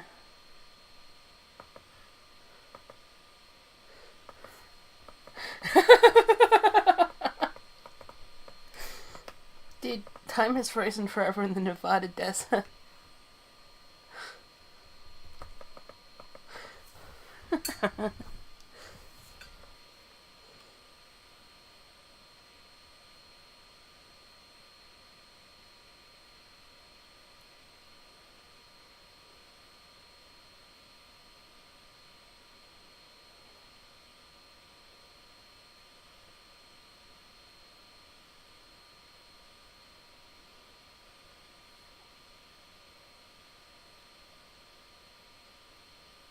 Okay, so I discovered a new bug, guys. Isn't that epic? Alright, guys. Let's learn the art of speedrunning. Hello, Alex? Hey, let's just load up my save and just fucking speedrun. Christ. Yeah, I mean, I can talk about 999 to entertain the crowd. Yeah, go ahead. So what was the cultist outfit anyway? Oh, well, I sent you the lore for the cult outfit. So you know how they said that fucking Lord Gordain bought the Titanic? Yeah. Or the Gigantic? Yeah. So Lord Gordain, he also have the psychic power? I think he did. Wait, hang on. Oh fuck! I can't even skip. Okay, hold on. Yeah, go ahead. Yeah, I'm finding the lore. There we go. Oh yeah. So then Lord, you know what? I'll read the fucking answer. Like we might as well. How far back does it take you? I knew. Fucking ages. Santa. Fuck. What the? Okay, well, whatever. I'm sorry, I promise. Oh yeah. So so the question is, You know what? this is a Q&A that God, that I Uchikoshi did. You have... So it says, what did the robe Snake was wearing after you rescued him out of the coffin Because mean? And what did the flags next to the coffin mean? So he says, well, we sort of made Nagisa Nijisaki wear Snake's clothes. I believe the only other thing he could have worn were those ceremonial clothes in Building Q. I think Akane and Santa felt bad that they made Snake naked. Oh yeah, so then, remember when I said that I have read this thing 12 times, and on the 10th time I noticed a big spoiler that I didn't notice the other 9 times? That was literally the mention of Akane and Santa. I caught like a minor spoiler at the end. What's up? But I forgot about Santa. Do you need some... Despite that being like the main thing I needed you to know about so that I could talk about them. But yeah, I think Akane and Santa felt bad that they made Snake naked. As a side note, that ceremonial outfit belonged to Gordain. Hey. Back in the day, he and his friends were conducting strange ceremonies in the incinerator of the Gigantic. As another side note, the Nonary game wasn't Gentaro's idea. Gentaro Hongo. It was Gordain's. He would take young Englishmen who had accumulated massive debts and force them to play games on the ship. He would enjoy the show with his millionaire friends, and they would bet money on who would survive. All the losers were burned in the incinerator as a sacrifice during the ceremony. After many years of this, Gordain died of old age, but the games continued. In the final game, Gentaro Hongo was abducted and forced to participate. He was victorious and felt that if he could win the game, then he could come up with a better one. He told Gordain's successor and his fellow millionaires as much. They decided it sounded interesting and told him to do it. That was what led to the Nonary game that happened 9 years before 999. Of course, Hongo's true intention was to test the theory of morphogenetic fields, but that was the story behind the Nonary game. He inherited the ship from the millionaires and hosted the game. That was how he got all the funding as well. In other words, there were millionaires watching the game 9 years before 999 and placing bets on who would live or die. Yes, they were truly rotten people. Then the rest is the spoiler that still hasn't happened yet. Akane? Akane! Who the? Shut up! Oh yeah, now I can send you all. There's so many things that I can't send about Akane because fucking Aoi is always there. Because they are everything to me. Yeah, they're everything to me too. Yeah. Oh man, I was talking about Clover and Snake, and I was like, oh, I love like doomed fictional siblings. You must have been like losing your mind, dude. I was going crazy, dude. These siblings in 999. Like obviously Clover and Clover and Snake absolutely cannot be under appreciated by any means. They were crazy. They both went batshit over them the other dying. We don't have time. But oh my god, Aoi did everything for this girl. He makes me crazy.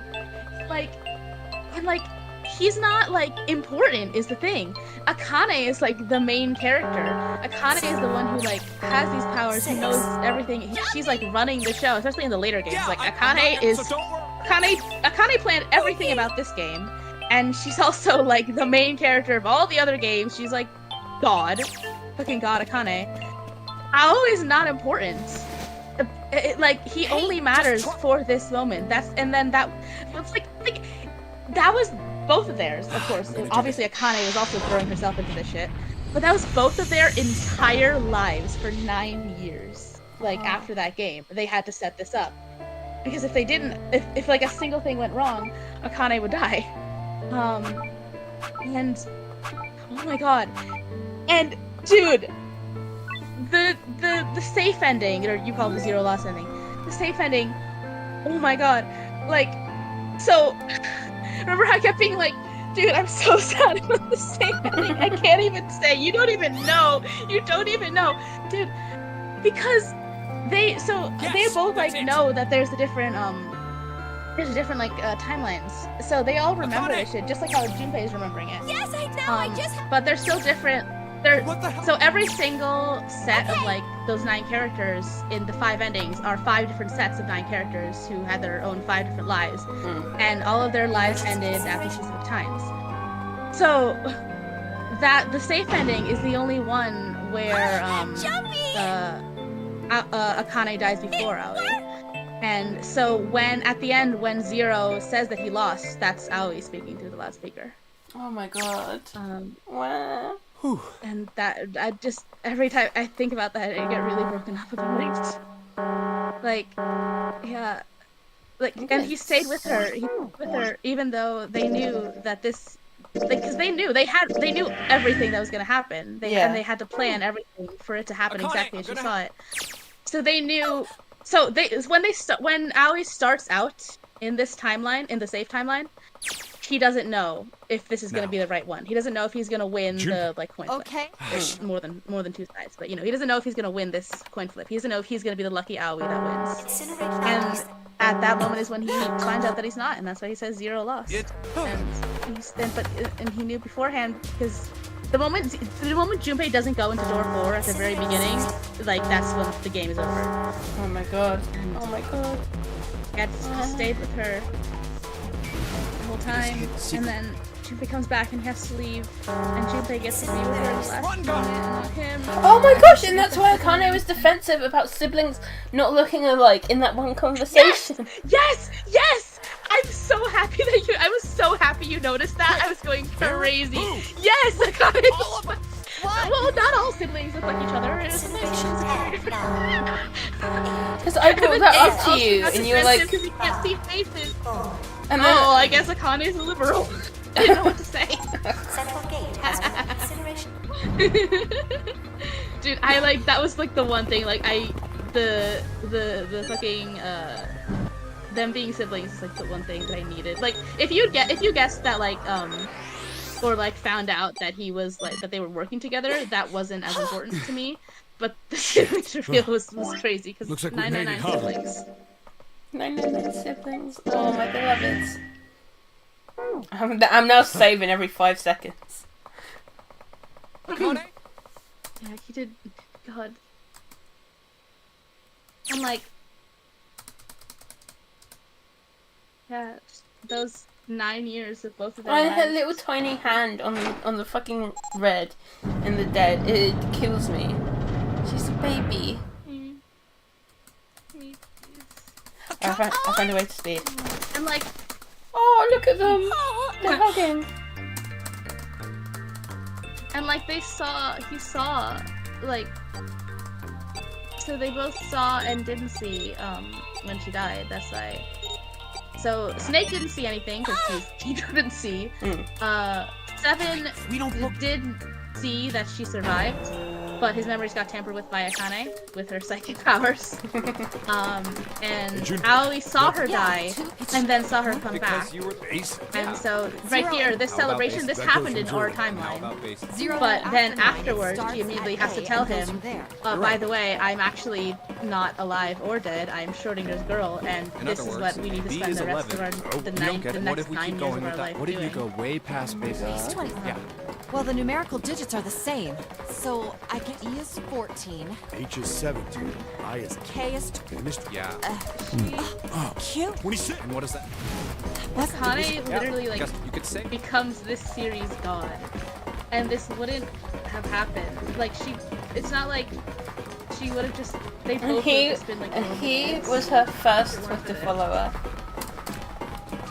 Yeah. He was.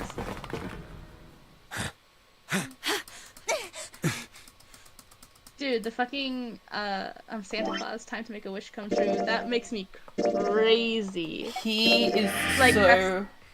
He's just so. He's wonderful. All right. Yeah. Yes, we're fine. Please. Yeah. And dude, I made sure to keep bringing up that fucking moment where Akane lit epic trolls Santa on his dead sister. Because I knew it was gonna pay off in a massive way once he figured it out. Dude, he was real mourning for his dead but alive sister, and his fucking dead but alive sister is straight up trolling him, and he just has to be like, I can't. Akane is crazy. Yeah.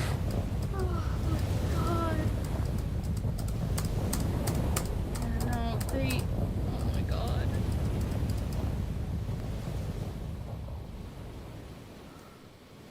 I can't believe the fucking game crashed. Holy shit. One last troll from the Kurashiki siblings. Taru! No. What? It can't be. This is. Oh man. Oh, and the single car, we just... There was a single tiny car that they must have all been towed in. This is the building in the Nevada desert. The mock experiment Oh building. God, him fucking wondering if he's like This like, whole doing the right time thing we or were not. in building 'Cause, Q. yeah, he's saving his sister, but those 5 timelines, those bad timelines that they both knew would have to happen in order for Junpei to be able to do this at the end, those still happened. Those people still died. and but he can't not do it because it's for Akane, and he has to do everything for Akane because he is a 999 sister guy.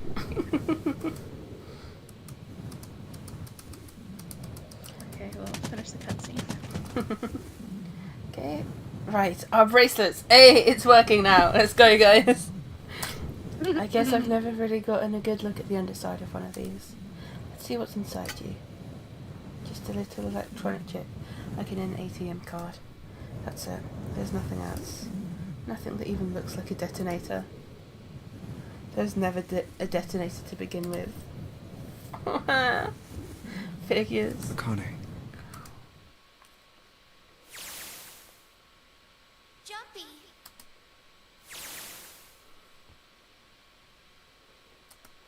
Guess I must be pretty crazy about the girl if I think I'm hearing her voice in the wind. It crashed again. Oh no! No, it's fading out. I thought it crashed again.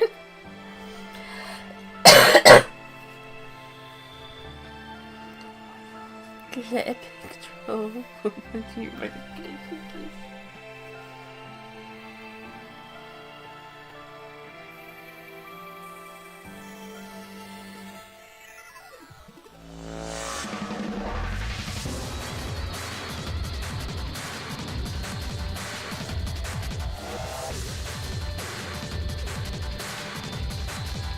Good game.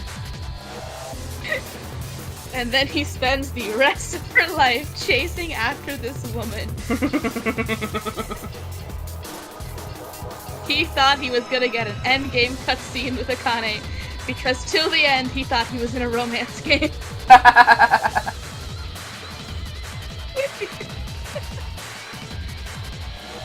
Oh man.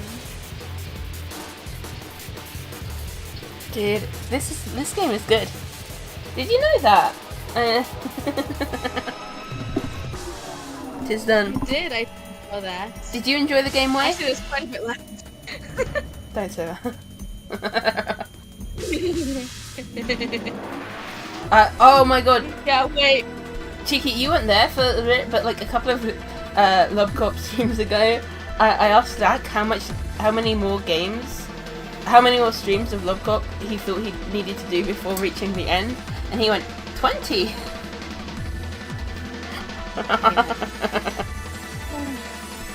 Frank Bo DeWitt the second.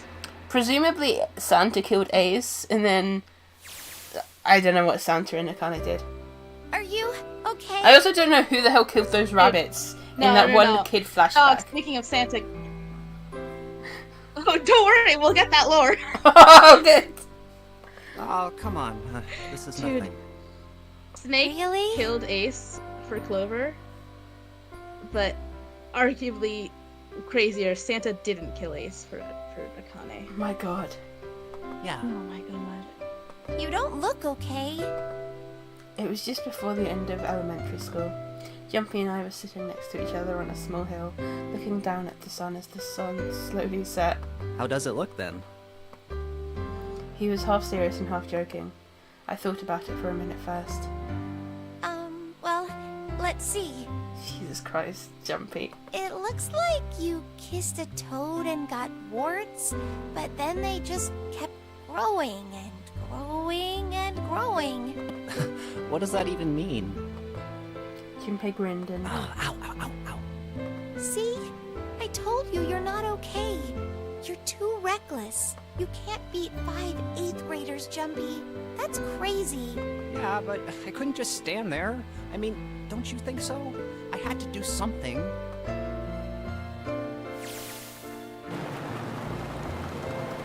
at the Nevada desert go past. I need to know which one of these motherfuckers can drive. I mean, presumably Lotus can drive, but I don't think she's the one driving. I think she would be like, alright, one of you guys can drive. For an SUV, this thing is a pretty smooth ride. She always nice of someone to leave the purse outside the building, keys in the ignition and gas in the tank. Almost like it was a present, you know? Anyway, we jumped in, and now here we are, screaming across the desert. Lotus is over there in the passenger seat. Snake and Seven and I all squeezed into the back seat here. I still can't believe we let her drive. Woohoo! This is so fun! Yeah! This is so awesome! Driving is so great when there's nothing around. And there's no Fuck speed yes. limit. Hey, Clover, watch those bumps, all right? This car jumps even a little, and I think I'm gonna get crushed to death. Dude, this is just like the scene in Animorphs where Marco is driving and everyone is terrified out of their minds. Hey, shut it. I can't help if I'm big, alright? Suck it up. Why don't you drive, Seven? I'm a cop. I ain't gonna break the law. He doesn't have an international license. Yeah, but you could have sat in the passenger seat. Oh, hell no. There's no way I'm giving this seat up. And Clover, there's no need to slow down. Hell yes. The car Santa and June are in should be somewhere down this road ahead of us. Yeah, I saw some fresh tire tracks going out. There's no doubt about it. Then we've got to hurry if we want to catch them, don't we? Sure thing. Oh shit. God damn it, she doesn't have to drive so fast. Man, I didn't even think a car like this could go this fast. But sure throwing up a lot of dust.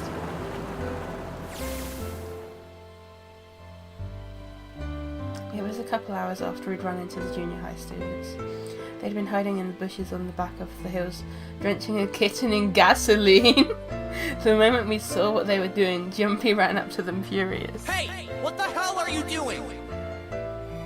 Clover can legally drive in Nevada. Then he jumped on them. He quickly scooped up the kitten and tossed it to me. I caught it and ran for the police station as fast as I could. Help me! Officer, please! You have to come with me! The policeman and I headed back to the hill. All we found was Jumpy, sprawled on the ground with a face covered in big swelling lumps. You couldn't run away after you threw the kitty to me? I asked him.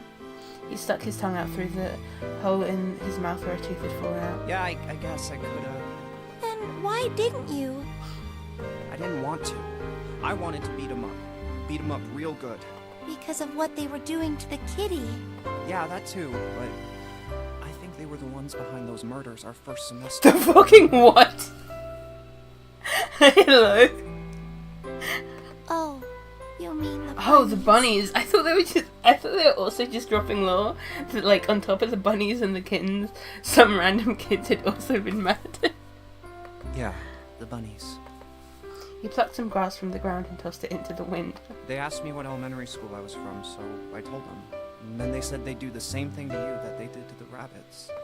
I couldn't forgive them for that, so I...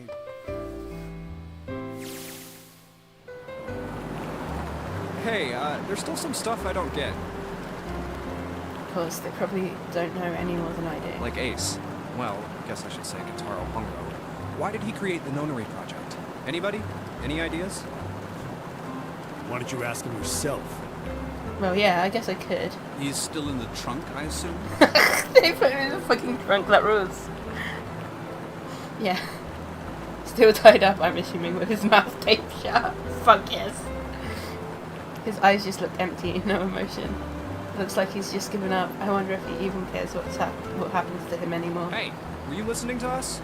He just misses his boyfriend who he murdered in cold blood. Why would 8th graders bully a cat? I don't know, they're just evil, I guess. Some of them. Yeah, go ahead and try to pretend you weren't, you bastard. Let's get that tape off your mouth. Come on, I know you were. Answer me. You could at least look at me when you talk, man. I only wanted to see the faces. Human faces, I thought if I could gain the ability to access the morphic field set, then perhaps I could see faces. Dude, Snake can't see faces. You don't see him doing death games. By peering into people's minds, you could understand how they were processing the expressions of others. That's it? Yes. If you want to put it simply. Maniac. But if you are looking for a more philosophical answer, I can supply that as well. You see, the human collective consciousness... I think that's enough out of you, pal. Time for the tape to go back on. All right. So what's your second question? You said there were some things you didn't get, didn't you? Well, somebody's a little nosy. Well, my next question doesn't really have anything to do with you two. This is for you, Seven. It's about the whole Alice thing. What's the deal with that? Yeah, why was the whole Alice thing relevant? It wasn't relevant. Well, you see, 9 years ago, after I escaped from the Gigantic, I kept going after Hongo on my own, hoping I'd catch him when he finally slipped up. During the course of my investigations, I learned a lot more about the Gigantic. I also found out about Bourdain and Alice. You're not really answering my question. Was there actually a girl who wouldn't melt at room temperature? Sounds like Hongo has something to say. Alright, fine, I'll let you talk, but you gotta behave. What? Alice doesn't exist. 9 years ago, I found Alice's coffin behind the library on the bottom deck. There was nothing in it but the root of a peculiar plant. My research determined that it was a member of the genus Mandragora, of the family Solanaceae. I was able to extract a particular alkaloid from it. I used that extract to create Sopo. Its creation was a tremendous boon to my firm, and we grew rapidly. Shit, this is gonna go on forever. They're just going back on Hongo. The rest of my questions can wait a bit. For now, I think I'll just enjoy the ride.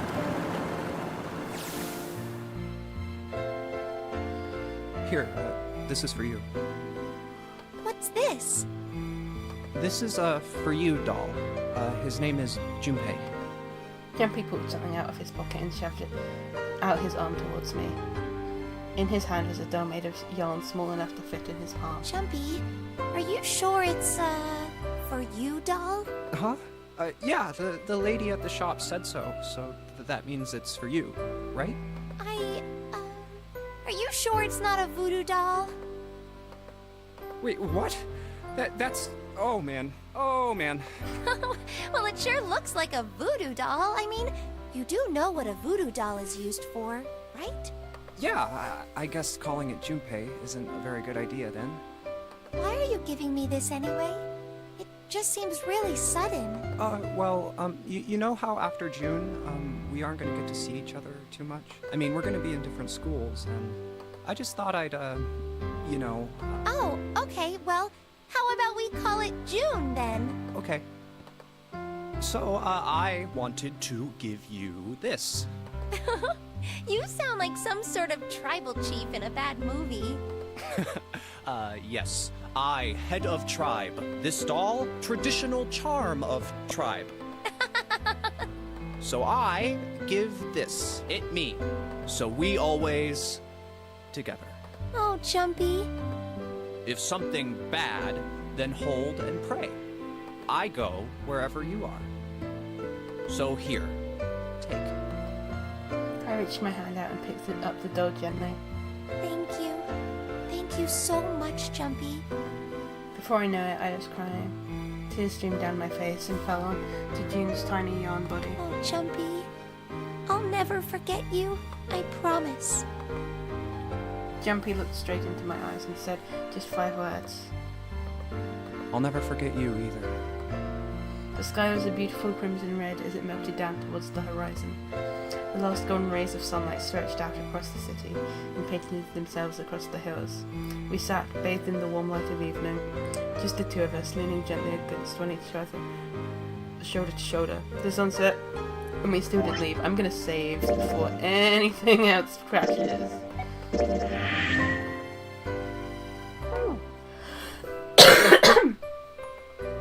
We watched in silence as the darkness deepened, and one by one, the lights of the town began to flicker on.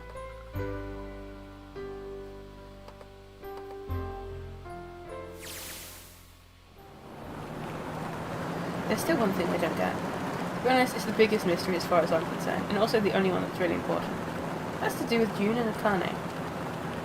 9 years ago, she died in the cinema show. Yep.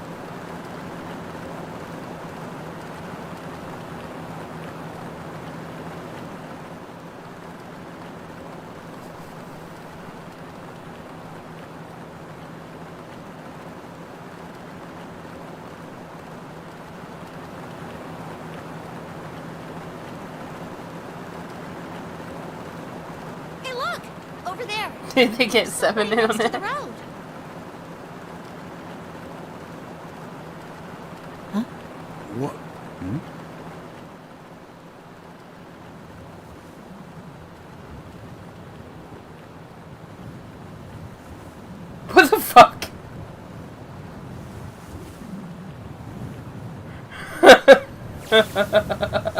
What?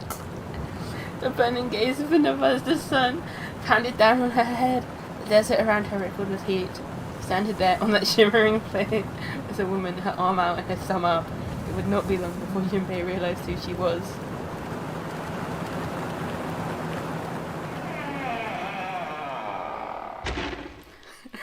Fucking hello. And Wei said wood.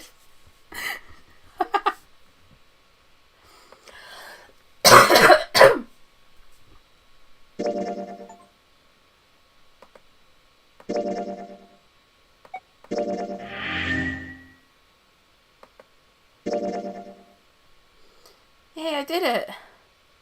I beat the game. He said what? He said what? He said what? That's just a random.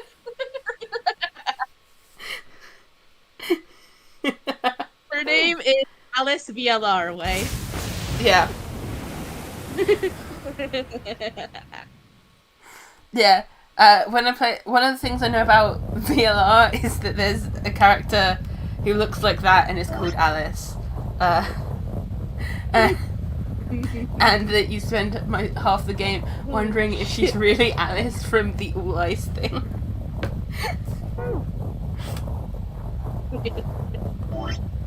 Fucking incredible. Okay, hang on. Let me immediately send you this fucking puzzle before I blow up. Okay, hold on. Let me close this game. Because I will never have to do the fucking moving a single block for 50 turns ever again. Oh my gosh. I'm getting happy just thinking about that.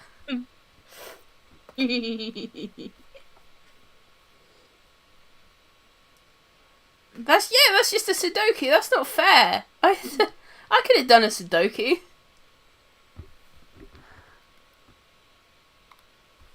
And see, you see the dual screens. You see how it's really good, and how you see how the game is good. Wow. That's not so cool. The best game ever made. It is the best game ever made for the DS. Yes. I'm looking at this and it's so good.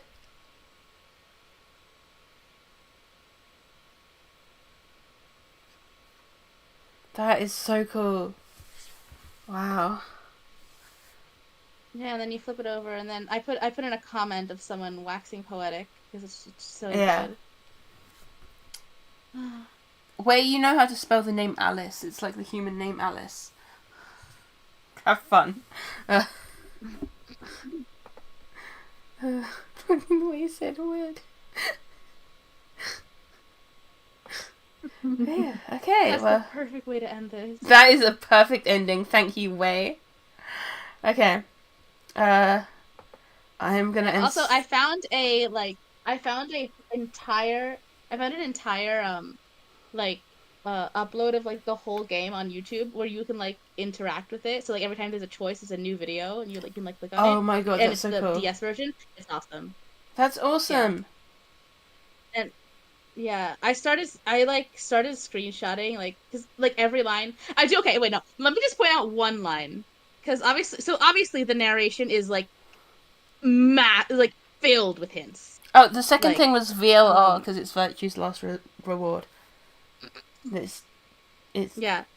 So this is like from the very start of the game, and all of the narration is in third person. Like Junpei did this, he thought this, but then that single line is, "Did I leave that open?"